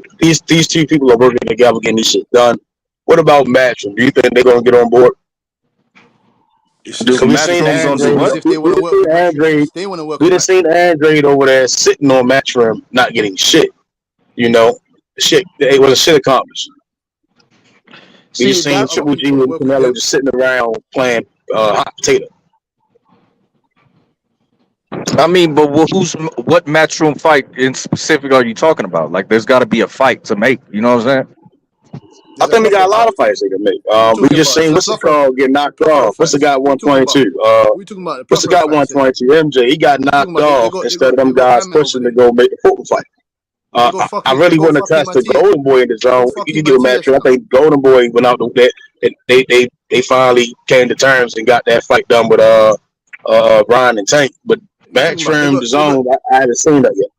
They go fucking Matthias now. There's a plethora of names over there now. What are you talking about? They don't have Matthias. I haven't heard them announce anything about Matthias. Regis, not Well, they go Matthias. Regis. Yeah, even Yeah, still with correct. Regis, the new Imperial fight just fell through. You see what I'm saying? So they Yeah, but offering shit Regis is that's not getting going. done. Is he's gonna have a hometown fight, and you know, Richardson Hitchens probably gonna beat Montana Love. Then they gonna meet up and fight, and that's Hopefully. probably where Devin is going next. I mean, hopefully, right? But I mean, hopefully, yeah. See, the problem I have with Matchroom is that I don't see them doing that with all their guys, right? I see them playing like they play some weird ass games, but I could be wrong. I'm gonna sit back, let shit play out, and see if they get on board so we can get all these fights. We gonna see. Yeah, I think you're gonna get the Richardson Hitchens and Regis. I don't think Eddie Hearn got no problem sticking you in there tough. I mean, Lee Wood just got knocked the fuck out. What'd he do? Put him right back in there. You know what I mean? Like, yeah, hell yeah. Yeah, I mean, if it makes money, it makes sense. Why not make that fight? That's a great fight. It probably won't be as big as it's supposed to be. You know, we got to get the casuals more on board. Well, Matthias is a free agent, and they said Eddie Hearn looking to sign him so they can make that Regis fight. Yeah, I think Regis. If I'm Go ahead, Matthias, I'm not going to Matchroom when I can stay at fight with show. Why would you do that? That's what I'm saying. The boxing gods didn't understand what the fuck he was talking about. He dropped off again. I think. Wait, real quick. But I think Matthias is gonna be on the Spence Bud undercard. I think that's been reported. Hopefully, Yeah, they're trying to get Matthias. Everyone said apparently Matthias is a hot commodity all of a sudden, which is nice. But it's mostly just talking about it. I think Matthias is still some years away from breaking through. Why would you not go mash up? Go to Matchroom. Go to Matchroom and go fight Regis for the some fucking years. WBC belt. That's why Yeah, you go a couple Matchroom. one. Like he might be that's like why 2025 is probably his year. 2024 is probably heat up, but yeah, 2025 is probably his year. That's why you would go sign to Matchroom. You go sign to Matchroom to go fucking fight Regis for the WBC belt. Go unify. What the fuck is Matchroom gonna do with a Puerto Rican fighter who don't speak English? What does Eddie Hearn know about promoting that kind of shit, bro? He's fighting. I haven't seen Eddie Hearn be able to. Like, I like a little bit what they're doing with Richard Hitchens. Still got a long ass way to go. We just seen the Montana Love Steve Spark shit. I thought that was dumb. Steve Spark was at 154. Bro, like, it's a lot of little intricate shit that they do. That's some dumb as shit. I'm sorry. Like what Eddie Hearn did with Demetrius Andrade and fucking your boy Daniel Jacobs. Rosado to an extent too, but Rosado's like kind of past it. I don't know. I'm not fucking with Eddie. Not on the way up. I ain't fucking with that dude. I think Matthias is right where he needs to be, bro. He's in a good place. He's in an excellent place. Yeah. He get one breakthrough. It's a wrap. That's all I'm saying. Yeah, like like cheese behind Matthias is a wrap. Top rank. He might be better top rank, but top rank's thing at 140. Yeah, the Puerto Rican Mexican thing, they can keep like playing that shit out. Yeah, top rank might be a better shot for him, but it's hard. He's in a good spot.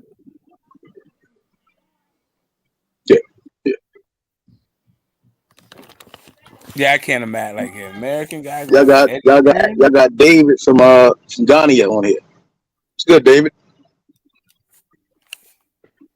No, David. What's up, man? What's up, South Salute, Africa? David. Oh my god. We got Africa in the house. He about to hop on Bush head. The south side of South Africa, nigga, better recognize. This casual guy, fam. David's definitely a casual. We'll figure it out. This casual guy, man. Instead, I'm a casual. Hey, Booch, I'm not casual, bro. I'm a real boxing fan. Yeah, you think you are. You think you are. That's why You think you are. No, I You am. couldn't even tell me. You couldn't even tell me what a pro bellum step is. What is a pro bellum step? What? Yeah. Let's just nip it in the bud here before you two get started, bro. Come on. You have no idea. They gonna start talking and clicking language and shit. Start clicking with us. All three of you fucking shut your wire water up.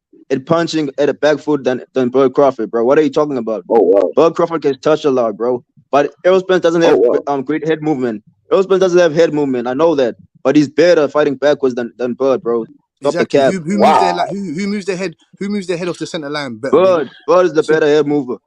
Errol Spence can't Simple. move his head, Who's bro. the better lateral movement? Who's the better Errol Spence keeps lateral? his guard up. That's what he does. Excuse me, David. Who's the better mover? Who has the better movement? The better lateral movement. It would be Bud because he's lighter. Who is more Mimi. explosive? Who is more explosive What? at this time in their career? Who is more explosive? Errol Spence is more explosive, bro. No, sir. Oh, No, what sir. the His fuck? body punches are crazy. Errol Spence body punches are crazy, bro. They're more explosive than any puncher in 147 pounds. And Y'all, do you know y'all, y'all, you want to talk about Boots David, you want to talk might about be an you want to talk exception. about Errol Bro, Spence this and is jab? this is just his opinion. He don't necessarily gotta agree. It's just his opinion, bro. No, of course, Phantom, but Yeah, he has no I way think of y'all. breaking I down. He don't has no think way y'all of breaking getting down anywhere that with this, stupidity. man. I ain't Yeah, even gonna lie. Butch. You can convince me to be a Bud fan. I'm not a I'm Bud not fan. convincing you. I'm just trying to show you Like the line. he's a fan, like right, but so he not, I'm a he fan, can't but have bro, that. He boxing can't comes have first that to me. conversation Boxing with comes you, first with so me. that it gets I won't make nowhere. any excuses for At if least EJ lose he against Bud. gotta I be won't make able to any excuses. concede. Hold on, David. He gotta understand what Hey, Butch, let me explosiveness tell you this, is bro. to even If concede with EJ loses what's supposed against to be. Bud, bro, I won't make any excuses. At least I know they're fighting twice. He's just a fan of Earl, so I They're don't not think y'all gonna gonna get fight it. twice. They're not Yeah, gonna we fight twice. know they're fighting once. We Hey, know they're fighting Method, I'm once, a David. boxing fan first. They're not gonna fight twice because after the first They will meeting that fight twice. They will Crawford's fight gonna beat twice him down. regardless, bro. He's not gonna Regardless of want the who wins, they're rematch. fighting twice. It's David, written First, down he's there. not gonna want the rematch. Second, he's not gonna be in shape to get a rematch Stop. because he's gonna be beat up. Don't say that, So bro. that's Don't it. say that. You want it. Who would want a rematch for undisputed? Cambosos had a rematch for He's Devin not gonna Haney. be in any condition to Cambosos do wanted a a rematch with Devin rematch. See Haney. David, Why see wouldn't he David, want see a rematch David, with David, He's Bud? not David. gonna Now you be need to in stop any now, David. When you condition say to do a Cambosis, rematch. David, you can't see Cambosos, David. what are See you talking David, you about? can't speak about, you can't mention names like Cambosis when you're talking about Crawford is Bob gonna Crawford and Errol retire him. Spence. That's what I'm saying, Errol David. Spence and David, Bud what are are you both talking about? elite How can you fighters. say Cambosos is not Cambosis an wanted even to elite rematch? fighter, He's bro. fighting Devin So why Haney. Devin wouldn't Haney EJ is not or on the Bud want a level of an rematch? Errol Spence or Terrence Crawford. How can you mention Right. So Cambosis? let me ask you this: Crawford is gonna retire him. Do you think that Cambosis versus Devin Haney was the number one guy versus number two guy at lightweight? Yeah, bro. Yeah, At the yes, rankings, he yeah, for was. sure. Okay. Because they All right. both had them Let's belts. keep pushing. They both had them belts, though. No, he wasn't. No, Let's Devin keep Haney pushing. wasn't. No, No, it's all good. Devin It's Haney. all No, good. no, Like no, I no, get no, the no, no. perspective. Like No, let's keep. he isn't right now. Well, Devin Haney if the number 3. belts are the determining metric, then yeah. But if you go Oh, yeah. past them, then no. But If we talking boxing, no. If we talking about uh material shit, like yeah, I mean, I could have just Yeah, that's said what I'm who talking had the about. Crawford titles, Yeah. fight. right? I could have just said That's That what was who the that, two that people was with titles in the I'm card, talking about right? material, bro. I'm not talking about being a star. I'm talking about material, the No, I'm belts. talking about Yes. being actually the number one, like proving the number one and number two in the division. Like right Because now, when like right Tio now, beat Spence Loma, and when so Tio right beat now Loma, he Spence was and, number one. Tio right. became So number one when he beat Loma. say yeah, again. it's called lineal. Yeah, exactly. So if you if you have 3 of the belts and the other guy have 1, that's the number 1 and number 2 guy in the division. Plain and simple. So let me when Tio Even was when in the Shakur division, right? Stevenson, So even when Devin Haney said Devin Haney spoke to Shakur at the ring when he was leaving, he said I'm number one. Shakur said after Tio he meant that he got them belts for now. That's what he meant. He's number one for now. after Tio beat Loma, who are your top 4 lightweights at that point? Damn. At that point, I don't think Tank was like a regular lightweight. He was just up and down. But I'll put Tank number 2. I'll put Tank number 2. Number 3. Tank Devin Haney number 2. Tio number 1 and Loma number 4. Excuse me, David. Up and All down. right, so What are you talking right, about? So it was Tio, Devin Haney, Tank, and then Loma. At that That's time, I would my have top said 4.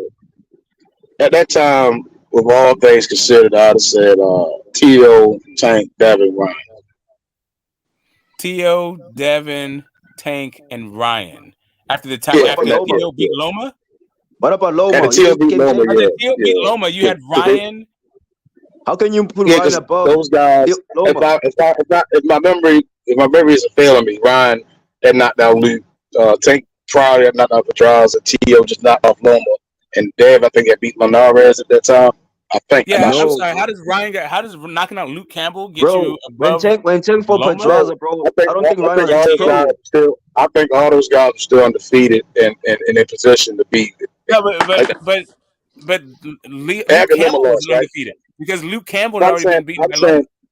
I'm saying after Loma lost, right? So we saying after Loma lost, that's how I would have ranked them, and I'd have put Loma at Right, but why 5. wouldn't you put Tio in front of? But that would put Tio in front of Ryan. That's what I said. No, you I didn't said say. Tio. Okay, all right. I said Maybe I'm missing your four. Maybe I'm missing your four. Smoke is Go trying to ahead. say Loma, bro. You talking about Loma? Smoke. No. Maybe I Loma. missed his top four. Maybe I just got it. I might be off. Right, sorry. Say what your Lomachenko top should four be is again, number man? 4, bro. Because Lomachenko lost to Tio. He was just the champion. Yeah, but You can't put Ryan in front of. yeah, but at that time, I mean, he beat the Luke's. He just beat the Luke Campbell. He went to the TO, came out the Comey knockout. Then he lost to this guy and got washed. I got washed, but he ain't do shit for 6 rounds. Yeah, I gotta drop him below Ryan at that point. You know what I mean? Because it's now a lot of what ifs on this guy. Yeah, so I'd have had a TO, Dev, Tank, Devin, whatever you want to put it, Ryan. And then I'd put him at number 5. You're not getting no courtesy points. Yeah, Because see, you lost. I have to do all this talking. Like when it comes to Errol, Spence, and Bud, you don't have to do all this. Like, oh, well, I was moving this guy around for this other thing. These guys really just beat everybody, and now you got to go to up and coming guys or whatever you think of what's left of Keith Thurman. Yeah. Like with Bud and Spence, what you got is number 1 versus number 2, clear fucking cut. Facts. There's nobody at welterweight. There's no fucking inventory over there. The Right, niggas, well, everybody else got cleared out. Everybody else got cleared out. Yeah. Nobody left for those guys to beat. Correct. You might throw, and like I said, you might throw Keith Thurman in there if you feel like he still got it. But like for me, absolutely everybody not. else is no. See, method, bro. I'm not trying to step on any Garcia, Keith Thurman fans. Ryan Garcia at that time, bro, he wasn't Thurman, part of guys, the 4 Keith kings, Thurman bro. still has Until Tio beat Loma. Keith Thurman still has some of those fans that are still living in the Obama era, right? With ponytail Keith. Yeah, they're still out there. So for all them shout outs, he only lost to Pacquiao. Shout out. He only lost to Pacquiao, who's a legend, whatever. Yeah. Hey, that's who he should walk out the ring with, Obama. Like if he fight again, like the nostalgia of it, walking out with Obama, nigga, I'll be dope, nigga. Once upon a time, Thurman. So once upon a time. Yeah. Hell yeah. Remember when this nigga was president, y'all? What I'm saying? I was never a Keith Thurman fan, so I missed that entire thing. I thought the Danny Garcia fight was boring. Keith Thurman as fuck at to one me. stage, Keith Thurman was a top guy. The Sean Porter fight was boring as fuck to me. The Josecito Lopez fight, even the Pacquiao fight, it was all right. Smoke. Hold on, Smoke. You said the Sean Porter fight was boring. Yeah, but Sean Porter, Keith Thurman, yeah, that shit was boring. That wasn't boring. What are you talking about? Man, listen, Sean Porter has been in one. Let me explain to you really what I mean. Sean Porter's been in one exciting fight in his entire life, and that was Errol Spence. It was like the Bud fight was like kind of interesting, but nah. What about the Kell Brook fight? That shit is unwatchable. Yeah, Keith laid out the bench, Keith balled up, and then Keith got us out there. To me, I don't know which fight is actually worse, the Kell Brook fight or the Devin Alexander fight. But both of them, the Andre Berto fight. The Andre Berto fight is the worst fight. Yeah, like whatever. Both of those fights are unwatchable. That was a headbutting war. That was a ramming contest. No, Kell Brook fight might be the worst fight. The Kell Brook fight might be the worst fight. That might be. David, you watched that fight? Is not like known for. For me, I can't watch that dude fight. I hate watching that guy fight. I like the Berto fight. That was Sean Porter being Sean Porter. You like the Berto fight, huh? Okay. And the Parley fight. Because that was Sean Porter. The Devin Alexander was cool. There's a couple of incidents in my life that I wish I was blind, right? Like just a couple times. I was like, God damn, I wish I didn't have eyesight. Yeah, that shit right there. Like, yeah, Berto and Sean Porter made me long for blindness. Damn. So you don't like seeing a running back trying to go up the middle, smoke, like taking that ball, trying to run through the gaps and shit. I mean, if you got like 10 other dudes, 11 other dudes, 12 other dudes, whatever. If you were trying to play like kill the peel, right? Like that, what you say, kill the pill. But we pronounce it kill the peel. And I think the less, I guess, politically correct term was schmear the queer, where basically there's one guy against everybody on the field, and you got to get around there. Very fine. I don't mind that shit, but like one-on-one schmear the queer, like get the fuck out of here. That's it. Hey, that's funny. That is What is funny. that? Them Oklahoma drills? Yeah, whatever. Omaha. Hell yeah, Sean Porter be trying to shoot them A gaps, nigga. He be on one. Yeah, Hey, do you guys think the EJ versus Bud fight will sell more than Tank versus Ryan? EJ and Bud selling more than Tank versus Ryan. No. Bud, Ooh, I'll say close. Bud. It's gonna be close. That's so far. First of all, so Ryan far, if the ticket sales, Ryan Garcia has Hold on, Butch. So far, the ticket sales for Errol, Spence, and Bud have eclipsed Ryan and Tank at the same amount of time. Like right now, apparently the whole shit sold out, and the cheapest ticket is like $2,100. 2 million pay-per-view. Yeah. The pay-per-view buys on be more, bro. 2 Like million pay-per-view. No. It's like that fight is going to do better, bro. Ryan Garcia That fight is going to do better, bro. Fans are going to pay for that fight. They don't even. The fight, million people like don't even know. you're in denial. I understand you're in denial. One at a time. Like somebody stop talking. Smoke, you know, I was talking first. Hey, Butch, bro. Yeah, I know. That's my fault. Go on, Butch. Go ahead, Butch. Thank you. I appreciate that. I was saying that, in my opinion, Ryan Garcia, not even my opinion, this is a fact, but this is what I think from my fact. Ryan Garcia has 10 more million followers than Terrence Crawford and Errol Spence. Tank Davis has almost 5 more million than Errol Spence and Errol Spence and Bud Crawford. They don't even have a million. How many followers J. Cole got? How many followers J. Cole got? How many followers Jay-Z got? Like now that follower shit sound good, right? It sound good for like his songs got over 100 million views.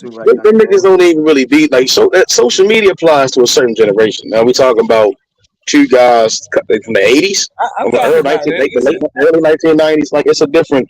If this fight is gonna sell itself, aren't they fighting at the same place? Right, they're both T-Mobile, right? They're both fighting T-Mobile. Apparently, Bud and Spence have sold out, and the cheap tickets were $2,100. That is 3 times the amount of fucking Ryan and Tank's cheap tickets. The pay-per-view buys. The tickets haven't even went on sale yet. What are you talking about? I don't know. That's what they said yesterday. I don't know if this is what they're saying. They said we went online. They try to get fucking tickets. I don't know. I haven't went online to buy tickets. I got very discouraged by it. Yeah, I didn't even see they won't sell anywhere yet. Like no announcement or nothing. Yesterday. Shit, I found them T.O. tickets early. Tickets ain't even sell. Oh, fuck. Shit, I found them T.O. tickets early. They them bitches gonna go. Yeah, but I think they're gonna have a press conference before they announce the tickets on sale. All 5,000 tickets are available for T.O. versus Taylor. Like, you think it's good? 4,999 of your friends. You probably just walk in that motherfucker without a ticket, nigga, and just be like, "Hey, I'm here." And be like, "All right, go ahead, turn left." T.O. tickets like 350, It was up there. Hell no, it was $350. Yeah, it was up there. No way. I mean, I was going gold. I'm like, nigga, fuck that. Yeah, I mean, the car gonna be nice. Ringside? Is it 350 for Ringside was up there. Ringside was good. You lot are getting bumped. I was going gold, so it was like we talking about the Hulu theater, the up top shit was about 300. AJ ticket. That's some AJ ticket money. You lot are getting bumped. 350 to go see T.O. Now you lot are getting bumped. But we talking about that's gotta be Ringside. It's 5,000 seat stadium. I mean, auditorium. I We're had not to go getting back and booked. check the prices. We're paying Hey, 350 to Bud, go to Pre-sale was 100. like We're 300. paying. We're paying at Pre-sale least. was like You got to 300 be able up to get top. $40 ticket. You have to get We're $40 paying 350 to at $40 least ticket. to go to 100,000 stadium, 100,000 capacity I, I, stadium. How you paying I'm 350 dead to ass go to serious. I shit ain't got little to read ballroom? the line. Pre-sale for the TO tickets was like 300 up in the top. That's a Up bump. top. They're Hey, bumping Bud, you. They when was selling. EJ They was selling. when EJ Hey, beats let me Bud, take a look. bro, You know, there's too much Lomachenko be the confusion. Let me best take a trainer, look. bro, of the year, bro. Let's Because clear you're up gonna have two confusion here. We don't undisputed start champions. confusion without Can you clearing put You're some gonna some? shit have Can you up. two put some money Hey, undisputed down? that Can you champions, put bro. some money down, 350 Then better David? be then VIP then backstage Can you then type put you're some gonna money have ticket, two down, bro. David? undisputed Can champions you put after some that money down, fight, bro. David? Can you put some money That down? better That's be the where you can Marcelo go Rodriguez, backstage bro. and get an autograph How or much you wanna bet, something. bro? How much you wanna bet, That's the bro? best trainer in boxing right now. How If much you that wanna bet, happens, David? How much you wanna what? bet, David? How much you wanna bet? I'm not on a bet, Bet bro. what? I'll bet on Tank. I'll bet on Tank, not the EJ. Oh, you bet on What Tank. are y'all talking about? If it's a Tank fight, I'll get bet, bro. I can bet my life on that, bro. Of Okay. course, because Tank ain't fighting no goddamn body. What are you talking They about, betting? nigga? We You can talk bet about when Tank. Tank fights the core. We can bet when Tank fights the core. Who wanna Yeah, bet? yeah, when bet. Okay, so I have when do Tank you Don't by think don't that even knockout guy? and take your Okay, all money. let them me Don't ask. even guys. swap your money. Don't But even let me ask swap you I your this. have money. Tank Okay, by knockout and all them guys, bro. Swap your money. hey, David, 1 second. What percentage do you give Tank and Shakur happening in 2023 or 2024? Nah, I don't think it's gonna happen this year, but for sure next year, bro. For For sure sure next next year. year. You think there's a 100% chance of happening When next year? Shakur becomes Depends on undisputed, Bob. whether he fights Lomachenko or fights Devin Haney, he will fight Tank next. There's no other big fight for him except Tank. Hell no, that is not about to happen. Unless bro, this year's complicated, bro. Because Tank said he wants to fight Devin Haney or Shakur, the third fight this year. So we'll So see, bro. let me ask you a question, David. Let me ask you a question. Coach Kenny called out Shakur. Let me ask He you. threw the No, it coin, doesn't bro. matter Let what Coach He Kenny landed says. on It doesn't tails, matter bro. what He Coach landed Let on me Kenny ask you says. tails, this. Coach bro. Kenny is That's not. Shakur, Nothing bro. financially. That's a It doesn't call out matter from what he Tank says. It doesn't everything. matter what Coach Kenny says. He's not in the boardroom talking financials. Don't you understand? It What are doesn't you matter what talking he about? says. You It doesn't listening to matter what he Shakur right says. now. Hey, It doesn't hey, matter hey, what he let me says. let me So ask do you? Zone 6 because this came up earlier and he's here. I don't know if Tank's he's the A right side. next to his mic, but if he is, I have a question for you.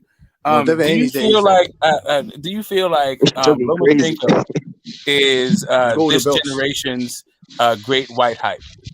Hold on, what? I couldn't Great hear. White Hope. Sorry, Great White Hope. Sorry, Great White Hype. That's the movie. Is Lomachenko that? Yeah. No. Okay, there we go. I Who think said? Who What are said the no? differences that you see Who between said no? Loma and the whole concept Loma of Great wasn't White hype Hope? at all, bro. Loma wasn't hype at all, bro. No, I think Great White Hope. Yeah, he wasn't hype. Sure, that guy had no He hype walked the whatsoever. walk and talked the talk, bro. Yeah, anyway, calm down, David. I want to hear what Zone has to say about the differences between the Great White Hope and Lomachenko. see is in the word, great white hope is somebody who hasn't really attained anything or very little, right? And they're trying to prop them up to knock off whoever the would be actual king or champion is. I think Lomachenko is just legit. He just, lost. Not what white hope is. Fact, bro. I agree with you, bro.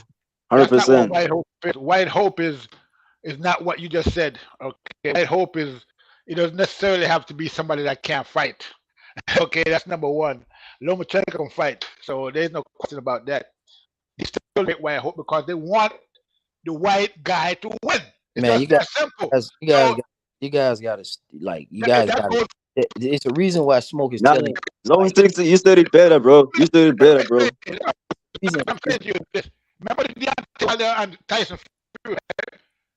If Yeah. Tyson Fury, if Deontay Wilder had won that fight, he would be hated right now. But he lost. So after he lost to Tyson Fury, But see, you gotta relax and listen though.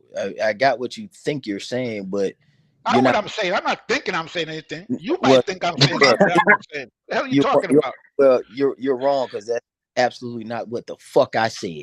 You I did. don't know what you said. You didn't say anything. Say Okay. I wasn't You're talking right. to you. Yes, what you just said. I was describing what a white hope is, and you said some shit that I didn't even. You. Oh, okay. Yeah. So I don't know what the hell you talking about or who you responded to, but what I'm telling you is I ain't asking a goddamn question. I'm making a statement because I know what a white hope is. That's why they have a white title. Did you know that they had a white title? They had an actual white title at some point.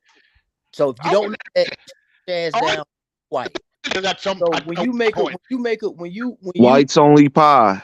Yeah, when you are a white hope, it is by historical text, somebody who's pretty much somebody who really ain't necessarily legit, but you're trying to put hype behind them, and you're wishing and you're hoping It's that not. Nah, you're wrong, bro. that they can dethrone whoever the true champ is. We already saw this with Jack. We saw this with Jack Johnson. We saw this with Tommy Morrison, Jerry Cooney, and people like that in history. Are you familiar with those guys? Yeah, If I not, remember Jerry Cooney, and okay, that was another White Hope. okay, so you sound like we're in that era.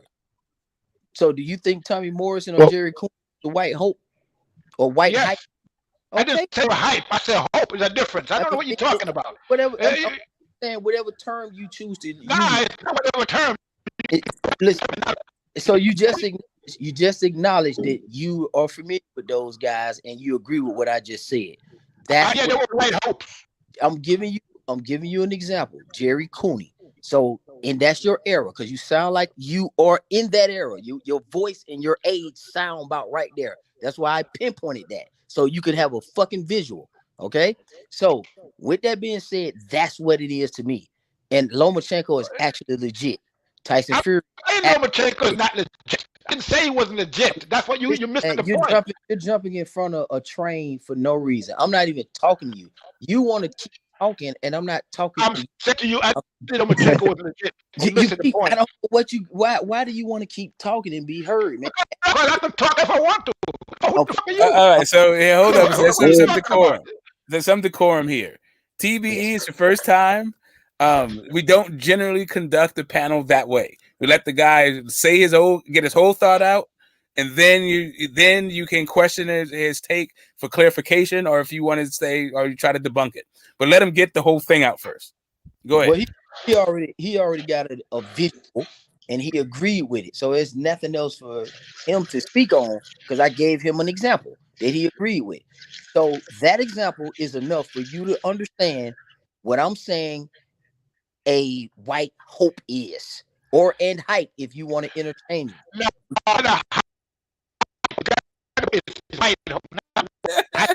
It's a difference. Why you do that to him, Zone? Why you have to say hype again? We're almost out. We're almost out.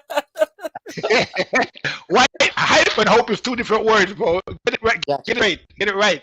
Okay, so now what we have to do, since you want to do this, let's dance, right? So I know the dance. Okay, what is the difference, Mr. TBE? Tell us and give us 2 examples for each. I'm gonna give one each. Need 2. Okay. One you learn from one. So first of all, hype. Hype means that what I said, like there's a guy, he's there, he's not really that good, but they're hyping him up, okay, to be what he's not. Like Edward Berlanga, for example. Okay, that's a good example of a hype guy. He's hype. Okay, he's not really that good. They're bringing him along and they're hyping him up. Okay, now that's the hype. The White Hope is, for years boxing was white only. Okay, when they finally let black people, just like all the other sports, whether it's baseball, boxing, football, whatever, you name it. So when they brought the black people into the boxing, okay, Jack Johnson, all them guys, they started, murder. They was winning. You know what I mean? So now it got to the point where black was dominating the game, the boxing. So they, America being what it is, there was this hope for another white champion that could dominate, like the way Fury did for a couple of years, like the way what's his name, Klitschko did for like years. So that's what they want. That's the media narrative. That's what's out there. That's why when they was calling the Haney fight, what I'm saying, there was, Loma, everything Loma, if he farted, they was giving him points. I mean, that's a difference. So, okay. So could a White Hope be in existence without hype? So could we have a guy who's just a White Hope without being anything remotely close to a white hype? I don't even understand what you're saying, bro. I'm sorry. I don't get that question. What are you talking about? Elaborate. Okay. So for White Hope, can he be without hype?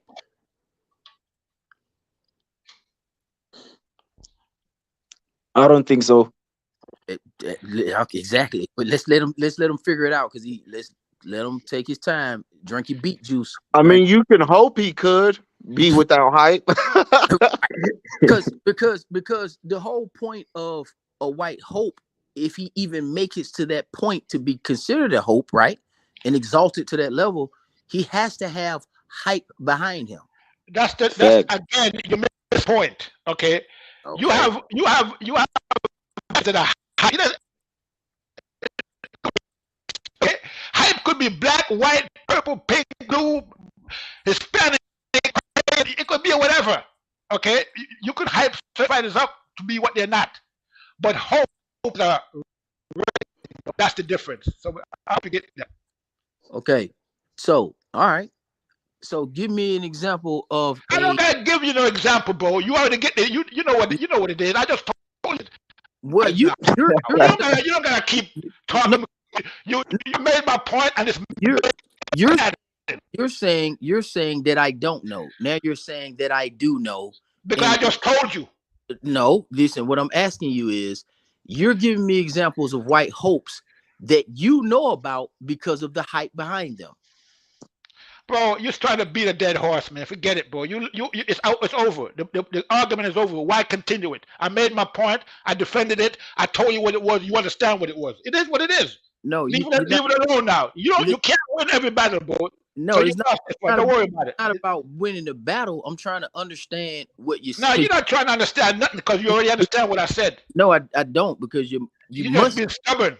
No, I'm not being stubborn. I'm trying. Yeah, you are. Listen, you're really not making too much sense, but I'm trying to get. No, I made clear. I made perfect sense, bro. You just don't want to understand it. That's simple as that. But that's up to you. That's your choice. Do what you want. As far as I'm concerned, the conversation is done. Right. So okay. So then that means you're good, and we don't have to conversate with you. But I can ask everybody else. You don't gotta conversate with me. I don't have to ask everybody else. It just let's see what everybody else think. We don't gotta just talk. So for everybody else, what's y'all definition of a white hope and hype? And is they one in the or are they different?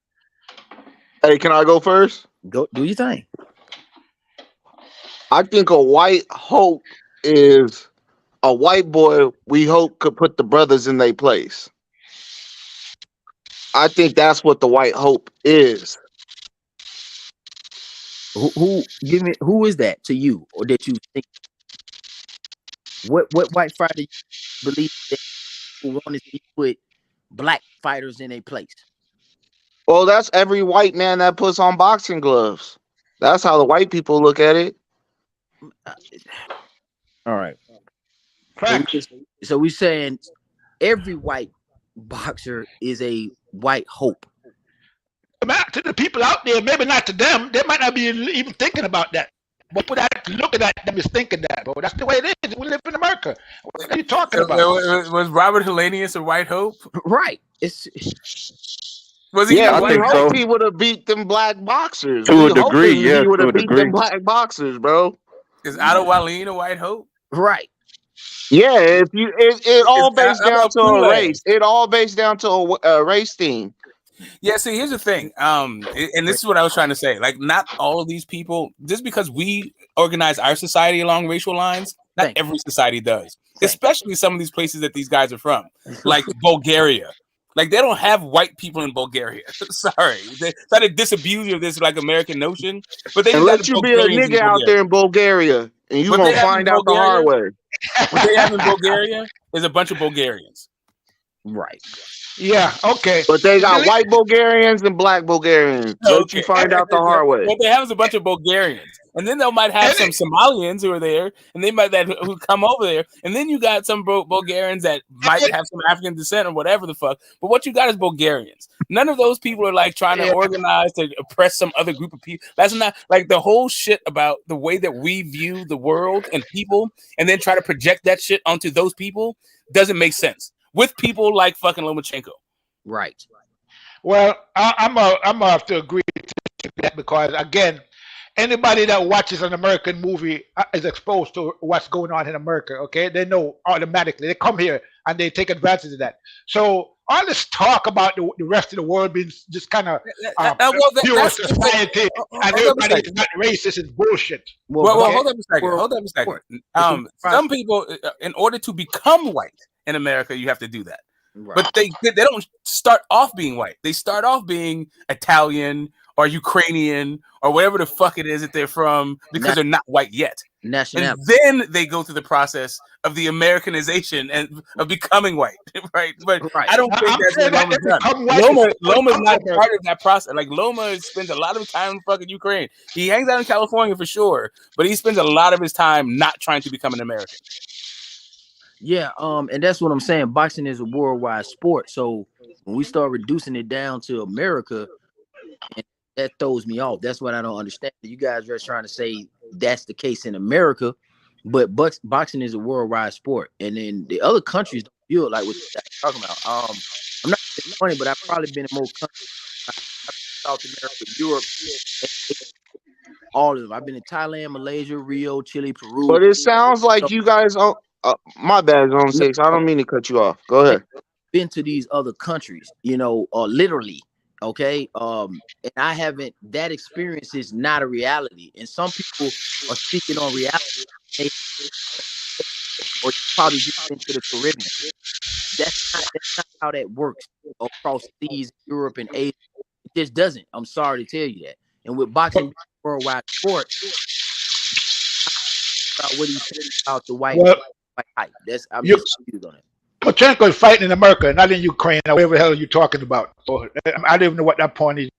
You saying because he also fights in the UK, right? He's also fought there, and he also fought in the Ukraine, but he also lives in the Ukraine. That's the whole point. Like the idea of people moving over here, immigrating to here, and then the process of becoming white through their immigration and assimilation process. That is absolutely not what fucking Lomachenko's doing. Exactly. No, but Zone 6, what you were saying is like you only believe like racism off skin is like in America, bro. That sounded like completely naive, bro. It is naive. You saying because you just visit the country. You're at the local. Of course, they're gonna treat you like you're the king there, bro. You're American with American money, bro. But if you actually live there, come on, bro. You gonna find out the hard way that racism is alive and well all across the world. That's not what I said. That's not what I'm saying. I said they don't look at it the way we think they do. Is racism alive and well? Absolutely. But when we're talking about the white hope thing, I'm trying to see how that relates. I understand what you're saying about racism and all that, but I'm trying to figure out what you guys are saying is a white hope. And give me an example of one. I mean, just saying any white person that wants to fight you is a white hope. I can say the milkman down the street, white hope, because he wanted. Did you see that movie? Did you see that movie? Do the Right Thing. That old Spike Lee. Anybody saw it? Yeah, I have. All right. So you remember when he was in the pizza shop and he said, "Why do if you hate black people so much, why do you have all these black athletes on your wall?" And then the guy looked at him and he was like, "But." You totally butchered that scene. That is not how that scene went. The dude wanted to have white people on the wall. Hold up a second. The guy on the wall, there's nothing but white people, Italians. Right. But the son of that owner liked black people. You are mangling these two fucking things. Right? Like, oh, what did you got, man? Did you see the movie? The pushback I got for the pushback I have for towards Zone 6 is that in America, right? I think although Loma hasn't co-signed the that with Paulie Malignaggi, labels him or pushes towards him, the citizens like that are that I'll say live on that bigot side, they will always see Loma as that great white hope. And it's not that Loma embraces it or takes on that role. He not Batman. I mean, he ain't stepping to the role of that Batman guy, but the fans will always see him as that. That's kind of like with Tex Ricker. He thrived off of that. Just any white guy fighting black Jack Johnson is that great white hope, and Jack Johnson will whip their fucking ass. But in modern day, in a sense, it's like with Loma, although he never embraced that role or took on that that narrative, the white fan base as a polyminology will always live in that lane. That's what I would say. You said better than I could ever say, Yeah, bro. see, so here's the thing. That's the issue. Is I think that Loma's his fan base are mostly just a bunch of Ukrainians. That's why he doesn't sell that well. I don't think he has this white fan base. Exactly. I think there's a lot of people who don't like to root for black people, but that doesn't make them Well- white. I mean, some of them are trying to become white. If you want to start talking about that whole immigrant and the process to become white, sure. Yeah. Then you can get on those things. But those are mostly those. I don't even know that they're Loma fans. Mostly it's just like you learn that it's time to shit on black people. Like that is the immigration process here. Like the assimilation to become white in America. Well, when I heard several Loma chants in the Haney fight, I figured by then, Loma got some kind of fan base. Yeah, but those are a bunch of Ukrainians. That's what my point is. That No, they're not a bunch of Ukrainians. It's the whole that crowd wasn't a is whole chanting bunch of Smoke. Come on, bro. Ukrainians. Okay, hold up a It second. was a lot of I'm sorry. What was it? A Was lot that? of black people are fans of Hold Loma. on. Wait a minute. Were you checking passports? Did I miss the part where like they went through customs first? Well, Like, you guys- I mean, it was smart for you checking passports. Well, I mean, if we go back, Yeah, no, because if we right. go- So for me, is that all I saw was them panning the camera. And from that, I saw a whole bunch of Ukrainian fucking flags, a whole bunch of people that don't look like they shop at any fucking store that America has, right? They look like a bunch of fucking foreigners. But yeah, that was what I was looking at it as a thing. Like now, if you're gonna say they're Americans, I mean, okay, they didn't appear to be. I've been to a Loma fight. That's the other part of this whole thing. I went to an actual Loma fight. Weren't that many fucking white people there? There were a lot of Ukrainians. Now, if I wanted to just say that because by virtue of them being Ukrainian, that they're white, I guess I could have gone that way, but like, nah, not really. That's not how it works. I see us talking about Lomachenko more than any other ethnicity. I see more of us black people talking about and giving credit and criticizing and breaking down boxing. That's what I see. I see a lot of more Hispanic. I would say that Hispanic and black people give and control the credit to what is hype and or hope. In my opinion, I just don't. Yeah, exactly. Then there it is. I was an outsider. That doesn't mean that it doesn't exist. Don't get it twisted. I'm all about that on the political arena, but I'm not finna waste my time on a boxing channel when I can be in my community for real. So I don't get into that shit there. So, but on the boxing game, we talk about it more. We do the podcast. We do the content. We argue and debate. We're debating about this shit right now. So, and by and large, that's us talking about Lomachenko. I'm not impressed with Lomachenko at all. I don't think he's a goddamn thing except what he is. I don't even care to talk about him. He just got his ass whooped. He's okay. He's cool. Move him to the next. I'm not buying into it. You guys are talking about Lomachenko and what he is and what he ain't more so than anybody. Who gives a fuck? Paulo Malignaggi probably is one of the worst boxers in history. And he's got his ass whooped by every ethnicity of man you could think of. An Arabic guy, a black guy, a white guy, a European guy, a Puerto Rican guy. So I don't listen to Paulo Malignaggi, and I'm not going to allow Paulo Malignaggi to jade my perspective on Lomachenko, who's an accomplished fighter. Is he white hope or white hype or whatever the fuck he's supposed to be? I don't know, because I don't go into spaces and poll white people and say, hey, who's the next big boxer for you guys? I don't have to do that. And all I can say, I think Lomachenko is a great fighter. He's one of the best boxers out there. That's without doubt. I'm not even, all I'm saying is that a lot of people see, especially like the announcers and a lot of these boxing heads and that's running these narratives in the media. Lomachenko is their white hope, and I don't care what anybody says. I see it in the action. Anybody not tell me anything. I'm gonna say this. I'm gonna leave you guys. I'm gonna say this, and I'm gonna say this real talk, man. I think some black men worry about white men way too much. There's nowhere in the fucking world that I would have woke up and ever thought of this son of a bitch Lomachenko as anything great outside of what he's accomplished. Having this conversation, I'm curious to figure out why would you guys relinquish that kind of description? Like I just don't see that. I don't see white people riding down the street with Lomachenko flags and talking about Lomachenko. It's all black and Latino. It might be a couple of white boys on here that get and talk about Lomachenko, but most of you niggas are the one talking about Lomachenko every No, goddamn day. no, it's not that. See, you got it again. You know, there's a lot of people who fall victim to the white hope syndrome and the And I media just narrative. Okay, and that's what we're talking about. Okay, so Like who? that is. I don't see it. I don't think Yeah, Smoke. like all I don't out there talking any about of watching guys. Hey, boxing Yemi, because Devin Haney wanted to Yemi, fight. just jump in after they're done. I But don't I hear you. I hear you trying to any. jump in. I hear you double I dutching it, but don't hear just let any him of the finish. So guys just jump in. that know boxing in the chat behind the scenes sitting here saying, "Oh my God, Jesus, man, they got Lomachenko as the great white hope again." No, we don't do that.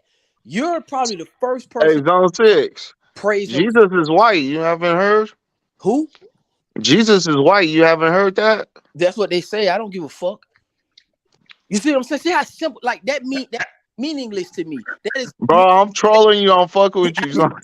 that has the same amount of value as the anthill outside of fucking Smoke's house. I don't give a fuck about it. I don't look for white people for anything. I mean zero. Like I don't even care what their culture is, what they think. Like what do they think about Spence? I don't look to their authority or their opinions outside of in leisure. So it's a privilege for me to do that for a white person. Bro, it's just not like that. I'm in an all-black county. What does that got to do with what we talking about, bro? What I'm telling you is, I don't do anything. I'm trying to tell you that I don't understand what you're saying when you say white hope and all this racism about. You know, okay, for them, bro. It's not, you're not going on your punk on your preach. You don't understand it. You don't understand it. It's just that simple. I think you have a fear and a love for white people all at the same time. I'm not talking. You probably like white girls. That's the beauty. You can think whatever you want. I'm not going to with a guy that I verify you think first. Whatever you want, bro. I don't know. See, my whole family black. My whole county black. The police black. Whatever, bro. Nobody needs to hear all that. That's irrelevant, man. What I got to do with anything? What are you talking about? If white boys give you a hard time or have mistreated you, I apologize. Do something about it, my nigga, because that don't go down. For white boys, yo, bro, get off the air, man. You apologizing for them? Not apologizing.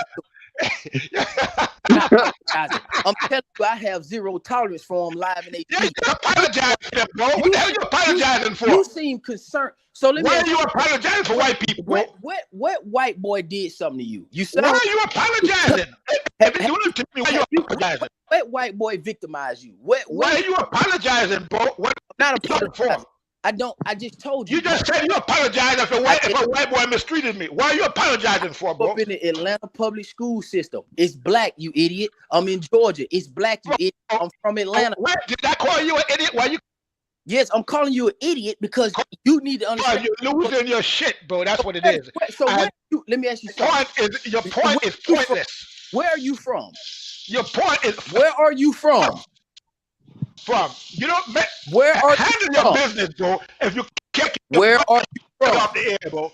Where are you from? It's over. You just understood. You apologize. Where are you from? Where are you from? If you're from the islands, you really got a problem down there. Unless of course, yeah, we do. Everybody got a problem. You niggas down there love white folks. Yo, they don't even play that game. You niggas love white folks. You niggas the one who think Jesus is really. You niggas from the island. Hey, these is facts. They do love on my mind. I'm a fucking history major, nigga, and I was in the military, you idiot. So if you ain't from Haiti, you niggas in the islands are the biggest coons known to earth. The fuck is you talking about? That's all you niggas do is want white gals. That's all you niggas do down there in the islands. I've been down there, so I don't know what the fuck. I'm from Georgia, nigga, where we stomped down and we led the revolution on that kind of shit there. So I don't know where you from, and I don't know where you gumming up with this shit about Lomachenko being this. Man, that shit is nothing to us down here. It's meaningless. All I'm saying to you, say whatever the fuck you want. All I'm saying to you is it is what it is. You don't gotta get in your soapbox. You don't gotta apologize for white people. We know you like white girls. Like you don't gotta do that. You don't gotta. You like white girls? For white people, bro. You like white girls too? You don't need to apologize for white people, bro. Do you like white girls? You don't need to apologize for white people. I'm asking you a You question. do not need to apologize. I don't have to apologize. So why did you apologize? I'm asking you, do you like why white? Did you tell me why you apologize? Asking you, do you like white women? Tell me why you apologize. Denounce white women. So listen, I don't tell me why let me show you the difference between me and you. Listen, I'm live right here, right? I don't date white women. I don't like white women, and I don't give a fuck who hit it. Let me ask you the same question. Let me ask you the same question. Answer my question. Do you like white women? Answer my question first. Why did you apologize? Do you like white women? Why did you apologize for white boys? Again, do you like white women? You say you apologize for white boys. I want to know why. I tell you, boy. Do you like revolutionaries? Do you like white boys? Why you apologize for them? I'm telling you, I denounce white women. I don't like them. I'm not attracted. So I'm asking you. I'm not denouncing anybody. I don't denounce anybody. I'm not denouncing. I don't got to denounce anybody. No, you talking black shit. So I'm asking you. I'm not talking black shit. I'm talking real. No, we talking black. I'm talking real shit, not black shit. Black. Do you like white women? Bro, I already told you. I'm done. I thought so. Well, you should be done because you don't make no fucking sense. You make 0 sense, bro. No, I know it don't make sense to you because you like white people and you want to drag and now you're talking bullshit white people. I mean, you off the chain, bro. You just exposed yourself for what you are, bro. I did expose myself. You exposed yourself, bro. I did. All right. Now we got that out. We got that out of the way. Let's see with Jimmy. He's been trying to get into this whole thing. Yeah, he like white. Salute, Smoke. Hey, what's up, man? Yeah, shout out. I'm glad I caught you guys where love Smoke streams. I'm not really sure what I walked into. It's very difficult to make out the conversation, but me smashing on. Right. So here's the thing. So it was Zone came up. Zone and I have this conversation. We have a debate tomorrow for undisputed roundtable supremacy. And somebody called Lomachenko the Great White Hope on here, and so I went into briefly why I didn't think that was appropriate, right? And then Zone joined the panel, so I wanted to get, since he's arguing for Jack Johnson tomorrow, I just wanted to give him a brief idea whether or not he thought Loma would fit the description, and if not, why not? And he gave a really brief thing, and now it's gone back and forth about, This is interesting. So as an outsider looking on, I have to be honest, I don't think an American citizen generally, the average American citizen will really look to a Russian, or obviously it's ex-Soviet Union, right? The sort of Eastern Bloc. Like, I feel like because of the Cold War, I mean, you're talking about iconic movies like Rocky IV. I feel like the history between the Soviet Union and the United States has been so bitter. The red, obviously the Red Army, the commies, I just don't understand. Like, for me, not in my lifetime, I really wouldn't be able to see like an Eastern European to come over to the US and to be embraced universally. Like, I feel like skin tone is not enough, like, for him to be culturally accepted by the masses in America. Because a lot of people just see Lomachenko as a Russian. I just don't know. I just can't see like a lot of Americans, waving their white flags. Like, when you think white hope, right?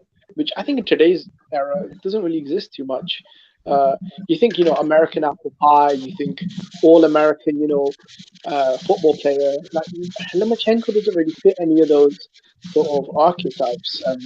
If anything, most people think he's a Russian, and I feel like the history between America and obviously the Soviet Union has got such bad after effects. I mean, there was an entire obviously there was an entire Hollywood industry dedicated to that with the Rocky movies and the Red Army and things. The list goes on, and I just find it hard to believe that the average American would burn his American flag and start saluting the Russian and telling him to come over. They're flag the Ukrainian.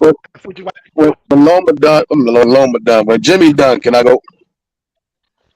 Yeah, that's what I want to say. I really don't believe that to be true. I think Lomachenko has a hardcore fan base in American, generally sports speaking, right? He's respected as an elite fighter in the world of boxing, but there's not really a nationalistic movement in America or anywhere.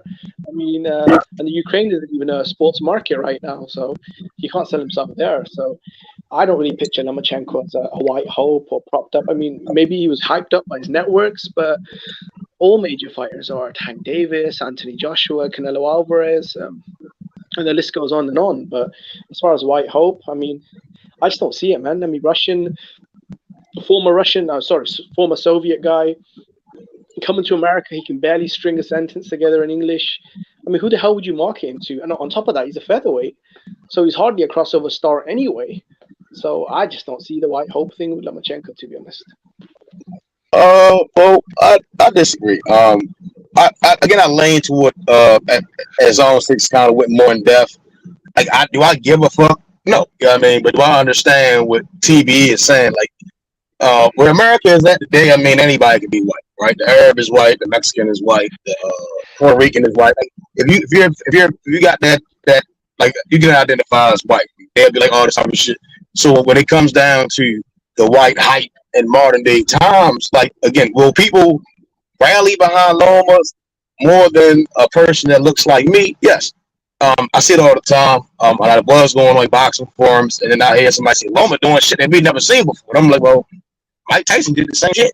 You know what I mean? But that's my understanding of the sport. Do I think, again, that is it globally or nationally glamorous, like how you saying to me? Like, no, right? No, like, no, not at all. I mean, if I go around down there, like Midtown area of Baltimore, am I going to see Ukrainian flags? Yes, the fuck I am. I live in a democratic state. The Democrats are supporting Ukraine. You won't really see a Republican or a conservative giving a fuck. You know what I mean? Because money. You know what I mean? But I'm on both. I get both sides. Again, do it truly exist? Woman as great white hype. Great white hope. Not really, but in a sense, for certain fans, like, yes, because they don't like black fighters. So if you live in that lane, that's where your mindset is. You don't just like black fighters, or you just can't stand. Like, yeah, that's the fuck you going to generally gravitate.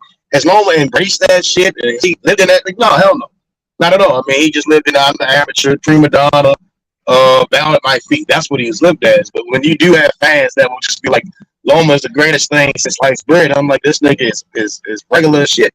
So no, I mean, for real boxing fans, no, but certain people that just don't give a fuck, and that's what they live in that, they thrive on that shit. Yeah, like Paulie, again, they'll thrive on that shit. But most in reality, no, Loma has never embraced that shit. He's never been promoted as that shit. Yeah. But a lot of the people who be watching the fight are black channels. That's what this is what I'm saying. I'm agreeing with what your observation is, right? I'm just saying, look at it.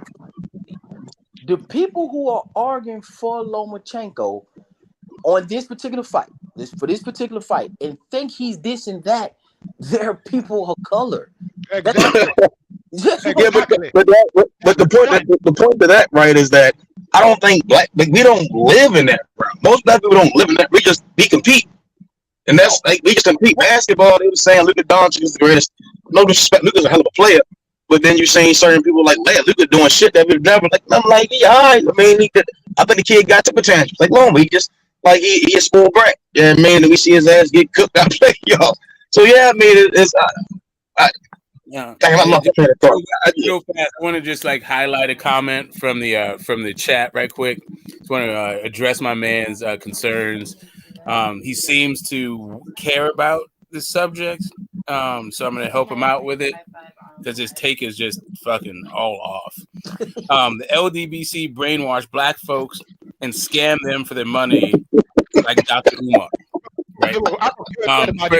Just let me finish. That's another white hope right there. Yeah. So just so you understand, what you were describing to me says you don't know anything about the LDBC or brainwashing or what scamming means or Dr. Umar.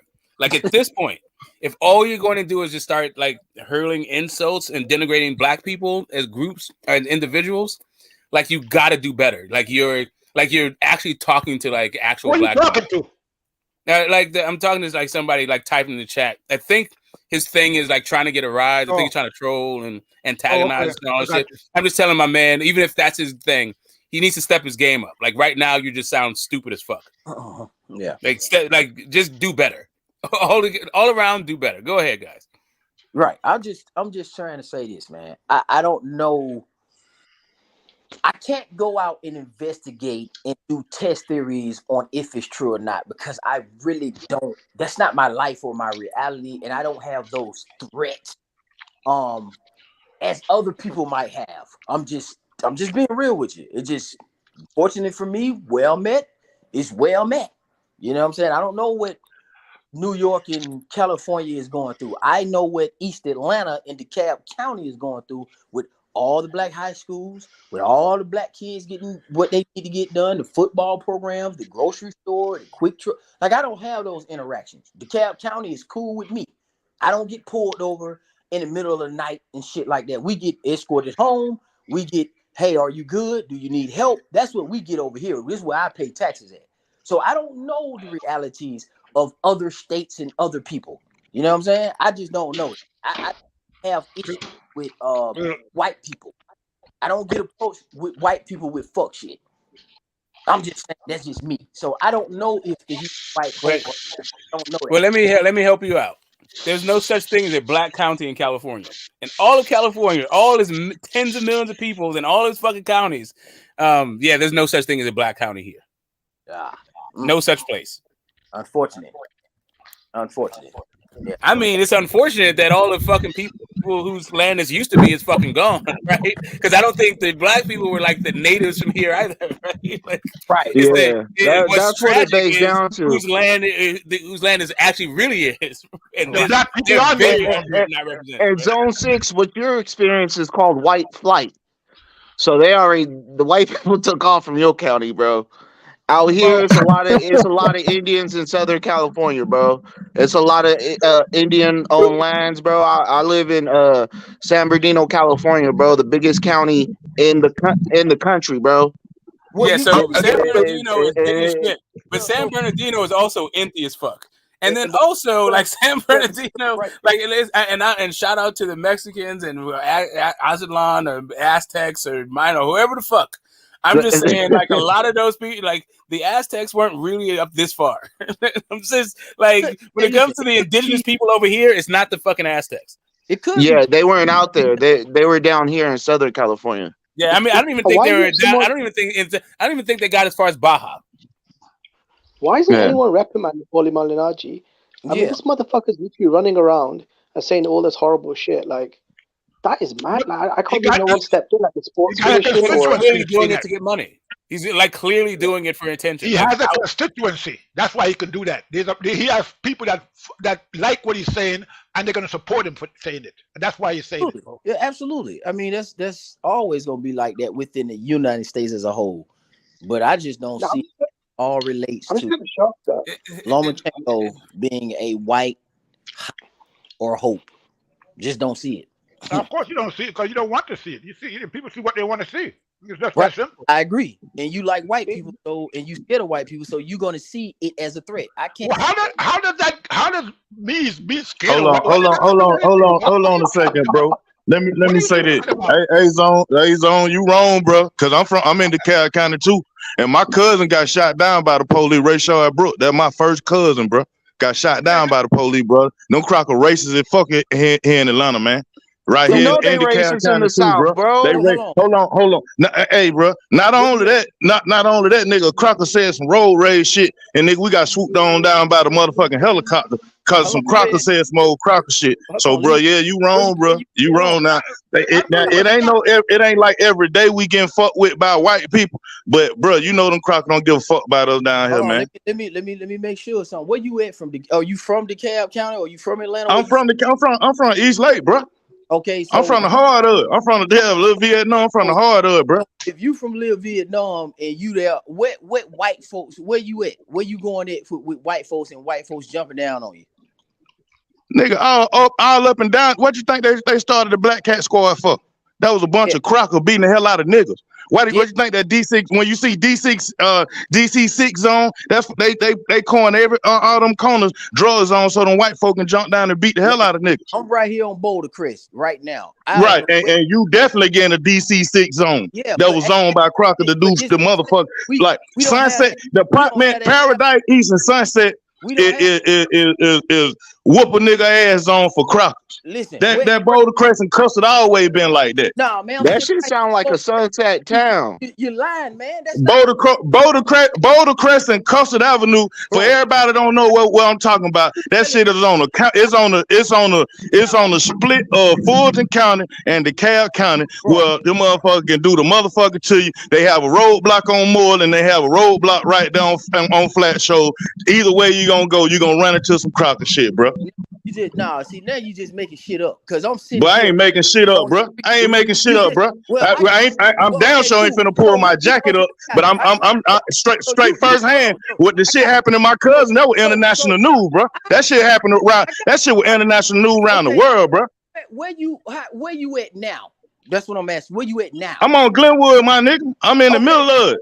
Nigga, I went to Towers, nigga, 107 to the door. Hey, all right then. Well, I'm in the middle of it. I'm in the middle of it. Going to Tower don't mean going to Tower don't exclude you from not getting fucked with from white people, bro. Because you went to Tower, you probably got fucked with by crocodile the time on that little back street. I stayed in Arthur's Court, man. I ain't never had no shit like that going down. Nigga, man. I stayed in Arthur Court. I trapped in Arthur Court. That was my motherfucker. I crunked that motherfucking block up. Ask any nigga in Arthur Court. No, you didn't. Nigga, you crazy fuck, nigga. I'm the one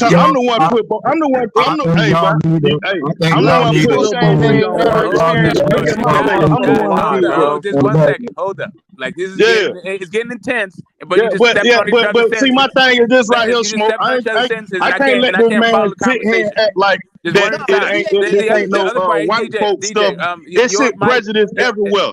Your mic is real loud compared to Zone 6's. So like I'm trying to hear what both of you guys are saying, but just like let the other person finish. Go ahead. No, what man? We already know that Zone 6 is clapping, bro. That's cool. Listen. I'm not trying to prejudge.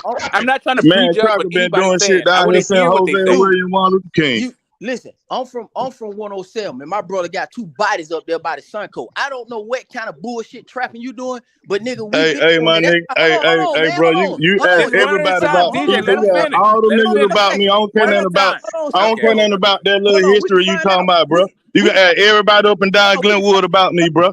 I ain't putting no cap behind none of this shit, my nigga. Straight up, my name ring.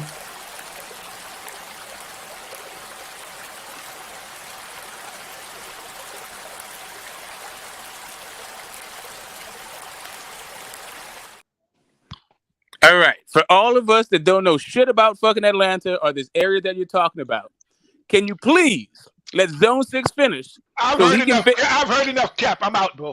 Okay, but peace. Thanks for coming up. Until next time. Zone. Please let this dude land his plane so I can learn about these fucking counties on this stream. Go ahead. I was letting him go. He said his name, so I said, "What's his name?" But I came up on Glenwood through 2003, so I'm trying to figure out when he came up on Glenwood and when he stayed back there off the court. When he talking about, that's what I'm trying to figure out so we can see the timeline. We're trying to get a timeline there. We're trying to get a timestamp on this thing. That man said 2003. But I got you. I'm up on you by 10 years, bro. Okay, so you talking about cool. So you I'm up on you. I'm up on you by 10 years on. So Zone. I remember when the Black Cat. I remember when the Red Dog. Man, this shit ain't never changed, young brother. The crackers in the mask they put up. From the school system to the jail system, boy, a nigga ain't getting no motherfucking love. Bro, you said your name reigns supreme. I'm telling you. Oh yeah, my name reign bell, bro. And I'm telling Black you, Charm. Yeah, hey, boy, hey, my name reign bells up and down, all through Decatur, bro. It's me. I don't hide my face. It's me, bro. You know who Kenny Boo is?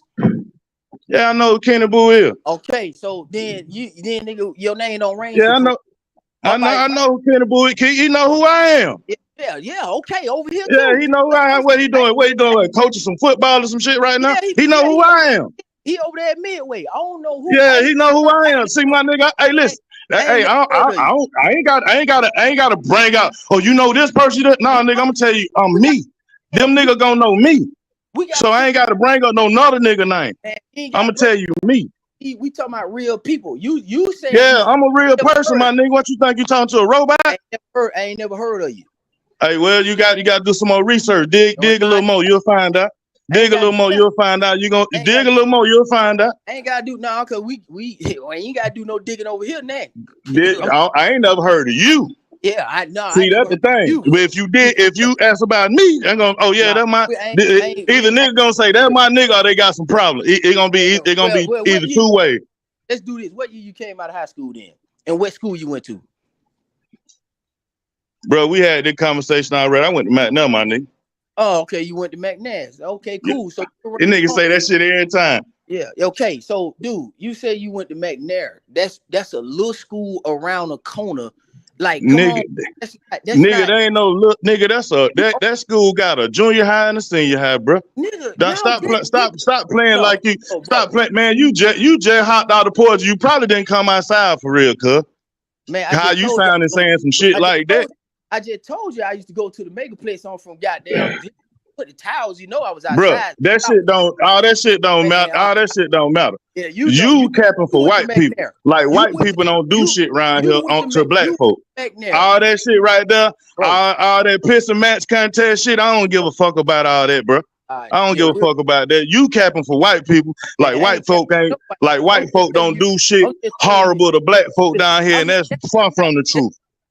I mean, it's obvious a bunch of niggas can pull up newspaper articles on 6 and see that the atrocities that white people do to black people around here, bro. Yo, my family, listen, your people got shot down by some crackers. Nigga, nobody in my family ain't ever, we always been free, nigga. So that's what no, that sound cap, bro. See, man, listen, bro. Okay. So we're gonna do it like that. We're gonna do it like that. My cousin got jumped by he got jumped by 3 white police and one of them shot him. It was on national news. Hey, it is what it is, my nigga. I ain't no renegade finna try to run up on the police station with a pistol and try to shoot some police. Nah, I ain't no radical nigga like that. My nigga, he way more of a killer than I am, y'all. I ain't even finna put no flicks like that on the internet. Fuck wrong with this nigga, man. All right. So I think we've got it. Like, I want to hear Zone do a thing. Like your mic is kicking DJ Black and just drowning out my man trying to make his points. Go ahead, Zone. Let's get this. Let's see if we can get some resolution. No, he said he from a different era, and he said he got a different experience, bro. Listen, this is the thing about it, man. Niggas gonna have their experiences with white folks. I'm just telling you that I don't have no issues with them. If a nigga out there trapping and he fucking up in the trap, and you're goofy, or you out here you thugging or whatever you supposed to be doing, nigga, and you get caught slipping, it ain't got nothing to do with white folks. It just got something to do with a testament to who you is. Could you be a victim? Absolutely. Is it some victimization over here? Absolutely fucking not. We already done been through that. That's my whole family from here, from the west side to the east side. I remember when DeKalb County was Pleasantville. When you was coming up, nigga, white folks was over here. You're absolutely right. Y'all didn't even have fucking junior high schools. Y'all had 8th graders in high school, nigga. So y'all went from kindergarten through 7th grade and then went to fucking high school. Yeah, when I came over here, that shit changed. So me and you ain't even in the same category, bro. That's what I'm telling you. No, Zone, because when I was in Atlanta, it went from kindergarten to 5th, and then from Coin, it went from 6 to 8. So I went from both from Fulton and DeKalb. Okay, me too. I went to West so I know about it, bro. I remember when the books was fucked up, bro. I remember when niggas had to share books. One day I get the book, Zone. Next day I had to give you the book so you can that got the pages missing that you didn't have, bro. That's what I remember, bro. Folks went to Fulton High School with Holyfield. That's how long we've been in Atlanta. They were before when Fulton High was still standing. You know what I'm saying? That's where we was at with it. So we came from 2 and you was in the era with the Red Dog, run every drug deal out of Georgia. Yeah. Oh shit! I see it right here. Yeah, I see it right here. I got it. I'm gonna hold it like this. Okay. All right. Hey, okay. All right. Hey, hey. I was saying, hey, what's up? I'm finna try it right now. Oh, man, Black got a whole thing going on, man. My stream is not about you and your loved ones, DJ Black. Shout out to you for having people that love you in real life. Y'all off the chain, man. Y'all off the flexing on my show. Goddamn. Man, y'all off the chain. I ain't flex yet, man. Yeah, Man, look, now go ahead, I'm son. You on finish. I'm on Boulder Crest. I be at Gresham. I be everywhere. I be at Fletcher's. And I'm just telling you, with all due respect, OG, wherever you from, I ain't never heard of you. That's all I'm saying. Period. Yeah. You got to tell you put your do your background, bro. All right, I'm gonna tell you like that. I produced Mr. Cool. God dang, we had Born Threat. I produced Archie. We had We Ready. Then I had Fat Boy Records. We had Drew BLK Records. I'm DJ Black John. Look me up, my nigga. Ask somebody. They'll tell you. Well, Archie, his mama taught at the school, so shit, they Yeah. I know Archie and Alice, and I know Archie and Alice and their brother Mike that flipped the script. Okay, so we seen like Yeah. I know y'all young nigga. Okay. You're about to dox each other in a I second. know young niggas from goddamn Tower all the way to Brick Road. I remember when they first started talking about some Brick Road. That shit was. You know what? That shit wasn't even no neighborhood yet when I was coming up. Let me say this then. I will yield to the OG. I that's how I go. East side. You certified. Sorry, my bad. I will yield to you. I will listen to you. Go ahead. You ain't got the year. What I'm saying is, see, this what I know, Smoke and Zone and everybody, that I asked my son 30 years old. I asked my son about some white folk, black folk shit.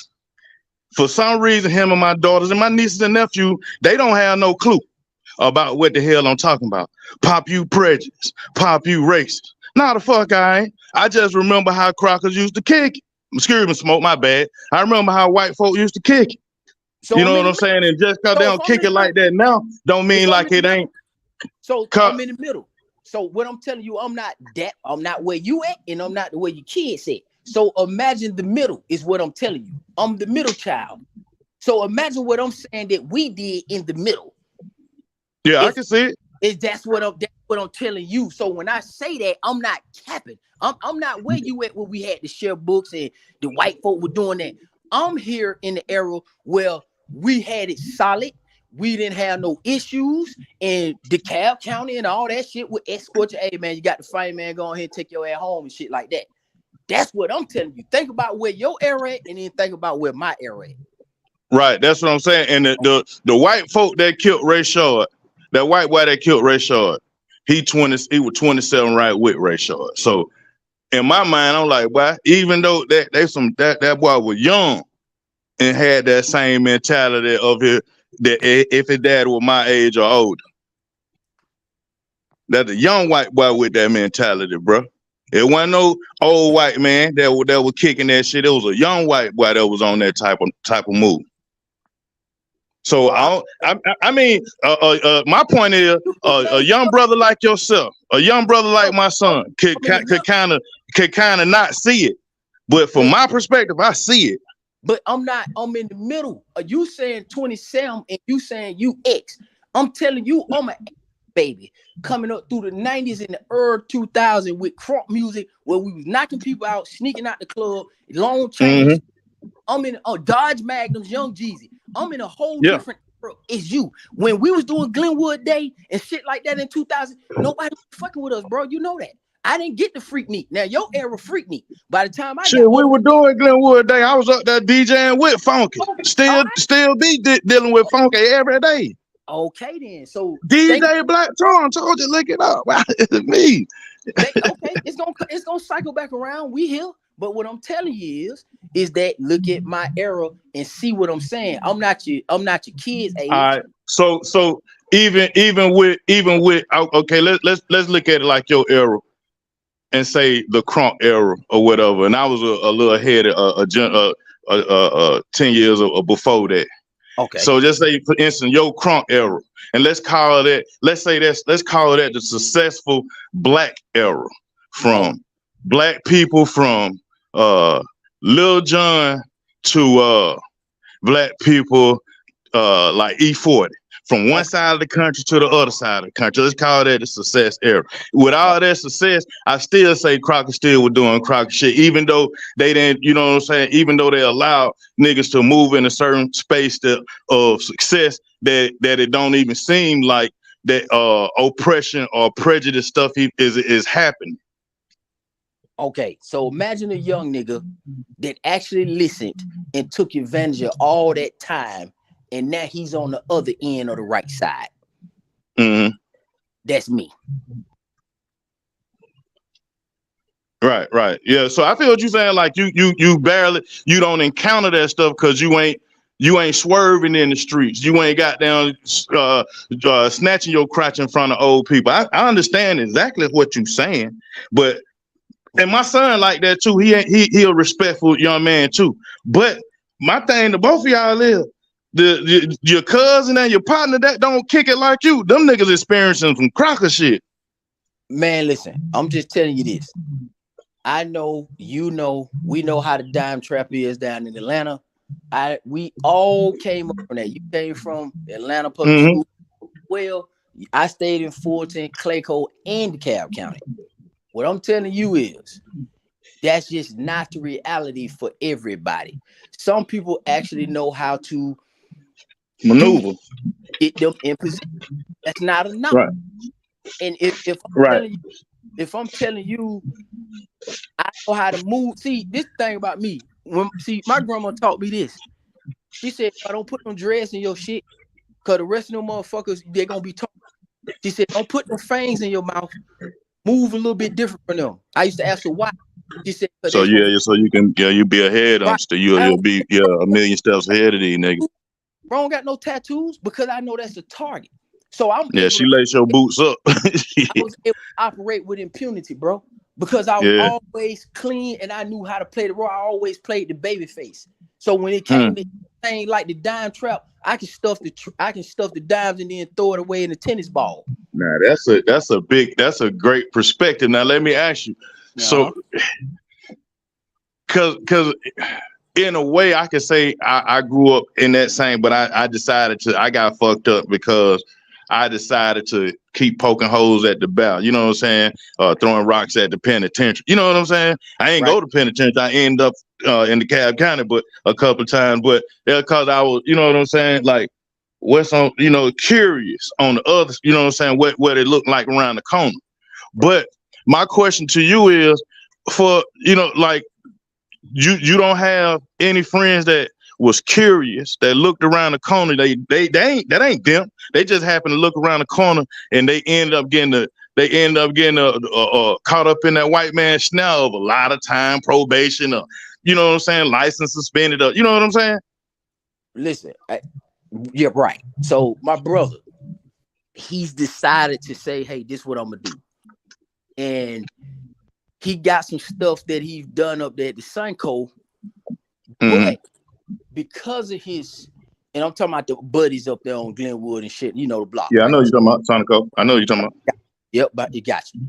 So I don't know if it's because he know how to move or what, but I'm just telling you that hasn't been the experience that I had. I understand the history because I do talk to OGs and they do speak on that, but I have enough wherewithal to listen to avoid those traps. Example, like I told you, if you give me some game, I'm the young dude that's gonna run the football for the touchdown. If you say, "Hey man, the way I slipped up at, don't make this same mistake zone," I'm gonna listen to you. I can't speak to everybody else's experience. If you got knowledge, use it. Just like I told you, the dreads, the goals, the tattoos. We get that shit. We 13, 14, 15 years old down in the 8.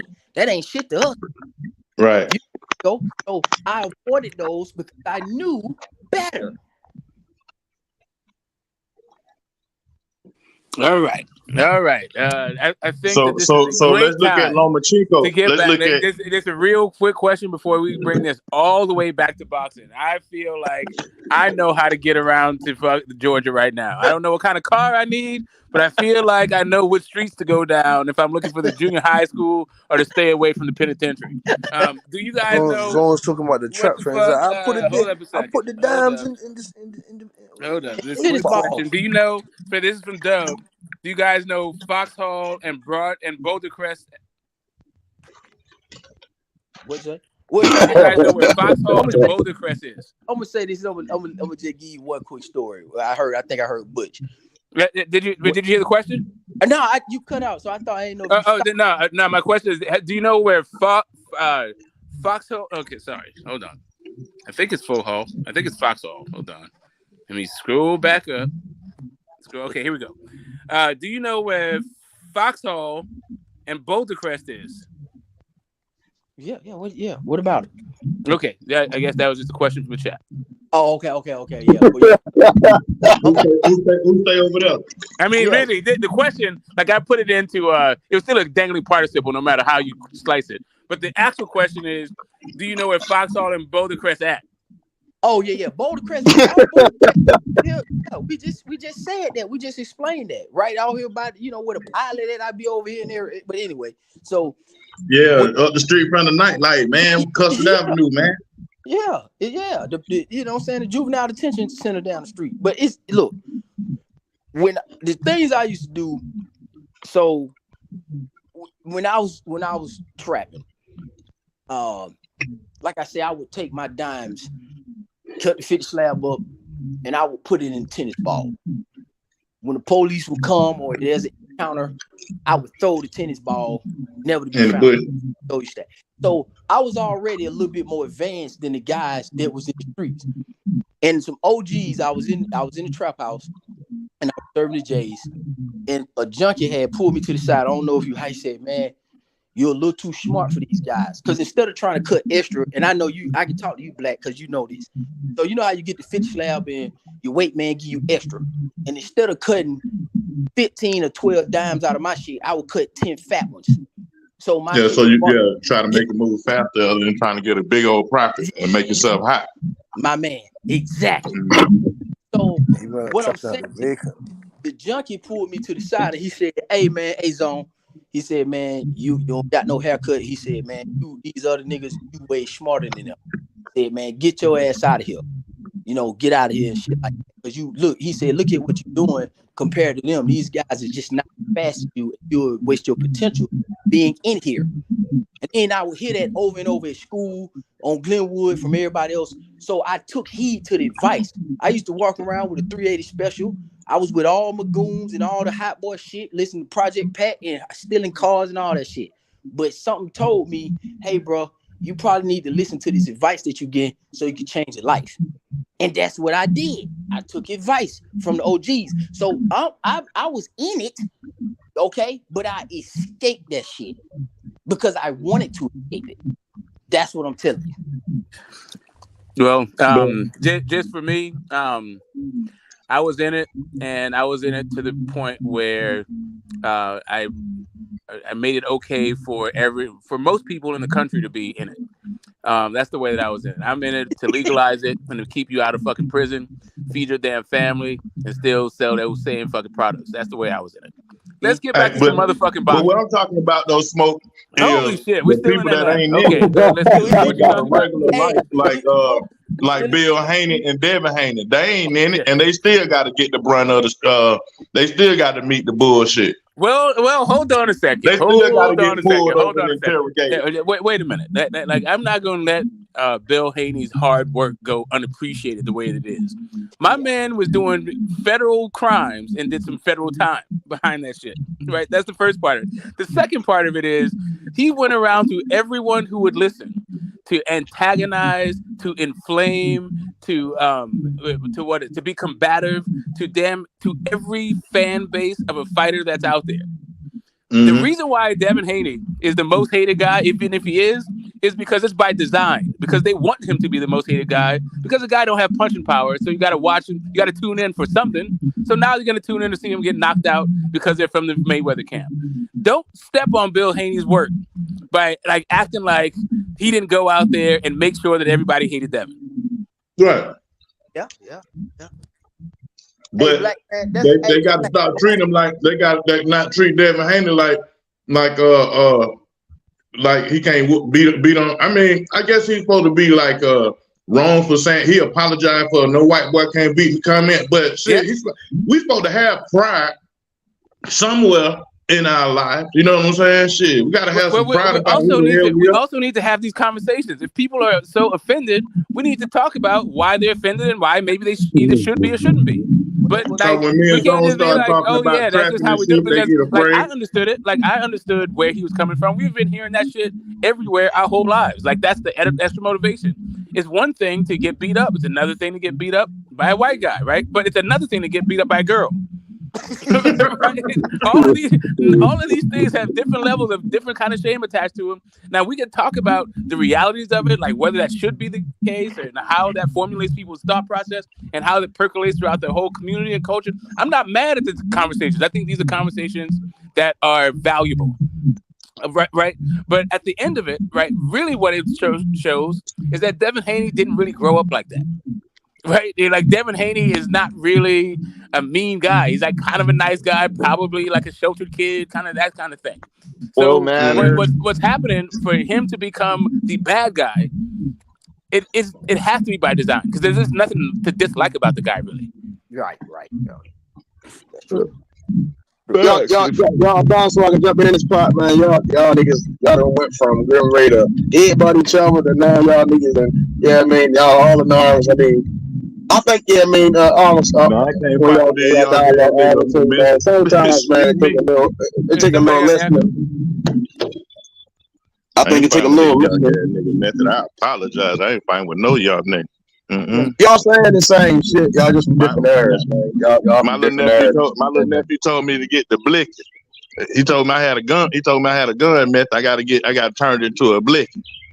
Yeah, it's different. I don't know what the hell they said. Hot boxing. When they said hot boxing was smoke. Yeah, when they said hot boxing was like stealing cars, I was like, what? That's smoking in cars. I don't know what the fuck is going on these days. I don't care. Like, can I be honest? Like, I actually love Bill Haney. Like, all the hate he gets, like, because I know what he's doing. He's like a troll. That's why I appreciate his troll game. Like, I know how emotional. Because these Shakur fans, I don't know where the fuck they came from. But over the last 2 months, Shakur Stevenson's overnight got one of the biggest fan bases I've ever seen. Right? Tank Davis fans, they're wound up. Like, it's I appreciate the hustle. You know, like Bill Haney. Shout out to Bill Haney, man. I think him and Devin Haney, bro, they did a great job as a father and son duo. You know, they had a great deal of their own. I don't have any dislike. I don't dislike. I respect what the Haney team is doing. My whole stance is Dev is his own man. When I see Shakur speak, it's on his own team. When I see Keyshawn speak, it's on his own team. I'm glad we starting to see Dev show his, like, see that, so then now it's like when we get these fights, either one showing up, What's funny to me is like all these dudes who are like done time and street dudes and like come up with it, how they have to cherry pick and make excuses for these other dudes that just didn't grow up like that, but yet they're acting like it, and they still pretend like they're that way. Like, how do you call Tank Davis this hard real dude, and then he's wearing this like purple fucking fur with a purse? Like, what part of the game is it? Outfits and shit. While we still talking about Dev, I just want to say, as of about an hour ago, Regis offered Dev ringside tickets to his fight coming up, and Dev stated on Twitter that he called Eddie Hearn to set up a Regis fight between him. So he got off the phone with Eddie. So Dev's response to Regis offering the tickets was, he said, Eddie must have just called you and told him I talked to you, or I talked to Eddie, and Regis didn't respond, but Dev made it clear. He put another tweet out there that said, and for the record, I called Eddie Hearn about the Regis fight. Oh yeah, what's up? He wants a steady diet of lefties. Regis, I think Regis Prograis is an excellent prep fight for fucking Tank. Excellent fucking prep fight for Tank. They first want to go up in weight, fight another lefty, fight a dude that can crack and box. Excellent fucking choice. And who in the fuck is going to say you duck Shakur Stevenson to fight Regis Prograis? Who's gonna say that? The WBC belt as well. And then you can I want to ask, because I've read a lot of Devin's ducking shit, but and Mr. Meth, the guy who can't figure out how to say something positive about Devin Haney. Let me know if you're gonna say if he fights Regis, that means he's ducking Shakur and Tank.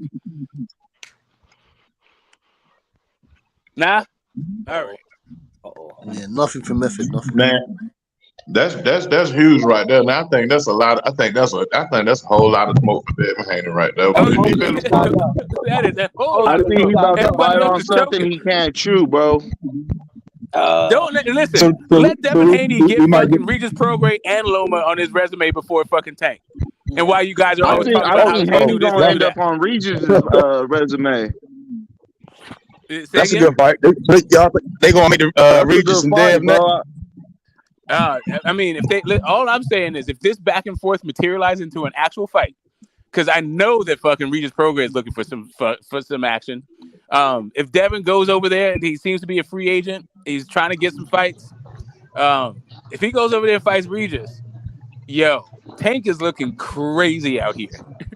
Regis That's all I'm gonna said. say. Regis All these said Tank that. fans, I'm about to go. Like, listen, I'm a Tank fan, and I'm about to go crazy on some of these Tank fans. If Devin Haney fights both gets Loma on his resume and Regis Prograis, while this dude is rematching Isaac Pitbull Cruz and fucking Ryan Yeah, that is Garcia's and bad luck, shit, bro. nah, bro.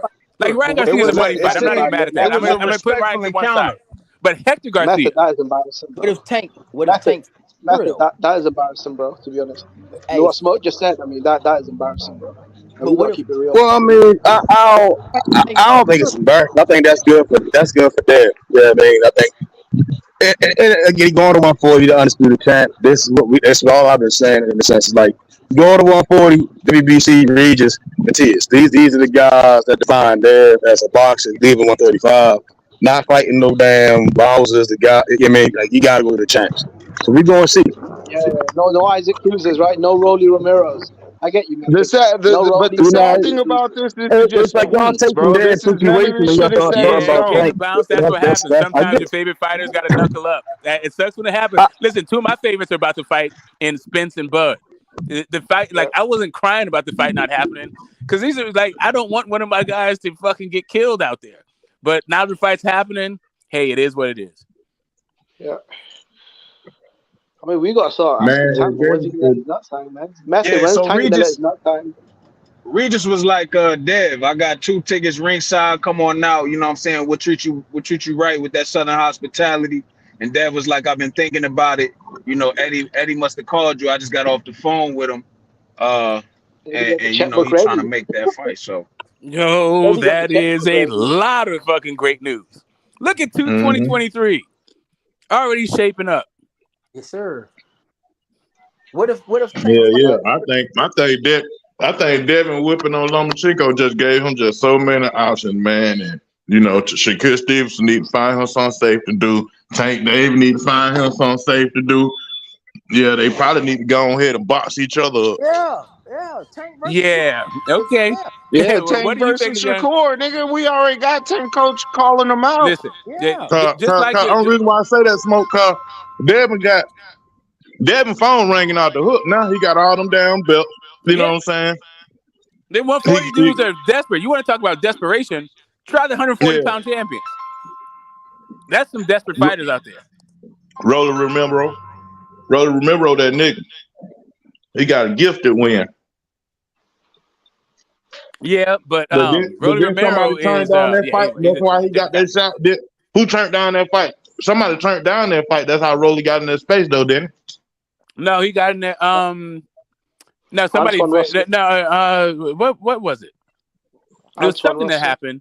I can't remember. Well, right, your boy Antoine turned it down, right? Gary Antoine Russell, he had an issue. Oh yeah, with he the one turned it down. Yeah, he turned it down. Yeah, Gary Antoine Russell didn't want it, and then some other guy. I don't know. There was a twist and turns that Rolly came up to it, but the champion tested dirty, which is how he got it was supposed to be an easy touch. No, but see, I don't get that though, because I feel like Gary Antoine Russell would have fucking stomped out both of these guys and got a belt. Why did he turn it down though? Because he said it was weak opposition or he's looking for bigger fights. Like, dude, You seen what that Mexican boy was doing to Rolly Romero? Well, look, I think the Russell brothers. if you Gary Antoine brothers are in Russell, agreement. They're grieving. Gary Antoine Russell already getting a little flack because his last 2 fights, people think that the fights will stop early against Postall and Rancis. So if you go they're out definitely here and padding you fight, his knockout record. They're definitely padding. And then you go out here and fight Rolly, or you already building this track record and not getting credit for real for what you got going on. Yeah, so bro. I don't knock him for one. It wasn't supposed to be fighting Rolly. He was supposed to fight the champion. He didn't fight the champion, and then Rolly slipped into that spot. Right. The champion slipped out of the spot because he tested Right. positive. He tested positive for the banned substance. Right. Yeah. That what made Rolly fight. That what made Rolly fight. He got in the ring with Tank. Got down. He thumped on Tank a little bit till he got knocked out. Then he got him a title shot. Roller the man. Okay, so all he got to do is get rid of failing Britt. upwards, right? The art of failing upwards. He said failing right upwards. now, Yildirim is the poster child for that shit, right? Nobody does it better than Yildirim at this point. I think Rolly is right number 2, right under fucking right under Yildirim, and Shakur is trying to do it, but the boxing gods not letting him. They're looking at him and just like making fun of him, cracking jokes. Yeah, I mean that was bad though. Standing in an empty ring, giving an interview, calling people out. No one was even paying attention. Well, you know can what it kind of is? make I the just argument man, that I Devin just figured ran, out something bro. about You boxing. can make that argument that Devin ran out the ring. So it's like you can make an argument. Okay, here's the thing. Here's the thing about Devin running out the ring. First off, he wasn't running. That's the first part. The second part of it is like the second part is it was his night. He was done working. Like it's not like he fought a bum and Shakur was the real fight. He fought Loma, and the Shakur is the fight that people would like to see, kind of shit. One of the fights that he'd like to see. But like nobody. Here's the thing. As soon as you said Regis and fucking Dev, people forgot about Shakur in that moment. As soon as you said it. Right. But what's the possibility of that fight happening? It's left to none, bro. It sounded like he was running for score now. It sounded like he was running to come tell Regis lace his boots up. That's what it sounded like. Yeah, exactly. Like, bro, like you don't run from Shakur to fight Regis Prograis. Like, get the fuck out of here. Like, you guys don't stop with this shit. At a certain point, you're just going to have to recognize that you guys are pumping up Shakur for whatever reason you're doing it. I don't get it, but maybe you can explain. Yeah, that's weird though. I'm not gonna lie. Smart does make a point though, because overnight Shakur's got one of the biggest fan bases I've ever seen, and it happened all from this Yagoshi fight, or Yagoshi or whatever that dude's name is. Because even when he beat Oscar Valdez, I didn't see this massive Shakur fan. No, it's not that, Jimmy. It's that most people project that at 140, probably 147, Shakur still will be standing in the sport of boxing, and we just seen that fight, but just right there, possibly.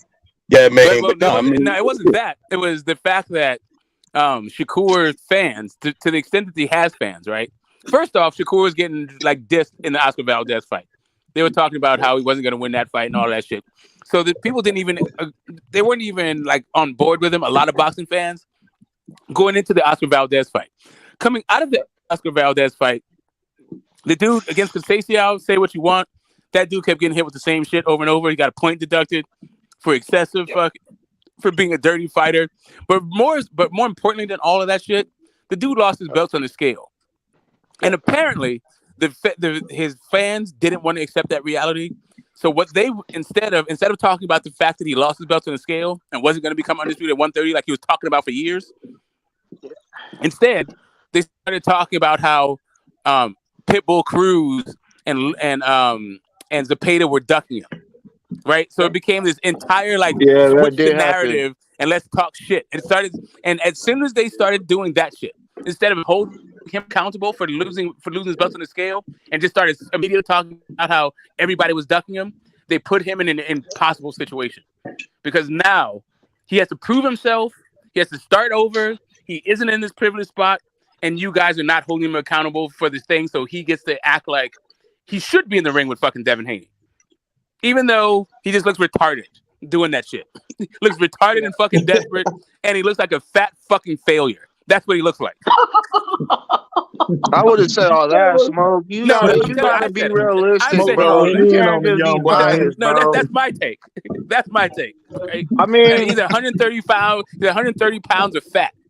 So he needs. That goes back to what you were saying earlier about the Dustman. So that means he does need that Lomachenko fight, and Loma can't go get a clean puff. Shakur needs that Loma fight. Yeah, they're gonna be fighting for the WBC. If Shakur beat Loma, then what, bro? We just gonna be up here. They might fight two cream puffs. You never know with Bob. They both might fight cream puffs in order to build the fight with each other. Yeah, I don't know Loma going to because it's gonna be 4 belts free. Like actually, sorry, 3 belts free because Tank is just gonna get elevated to the WBA Super.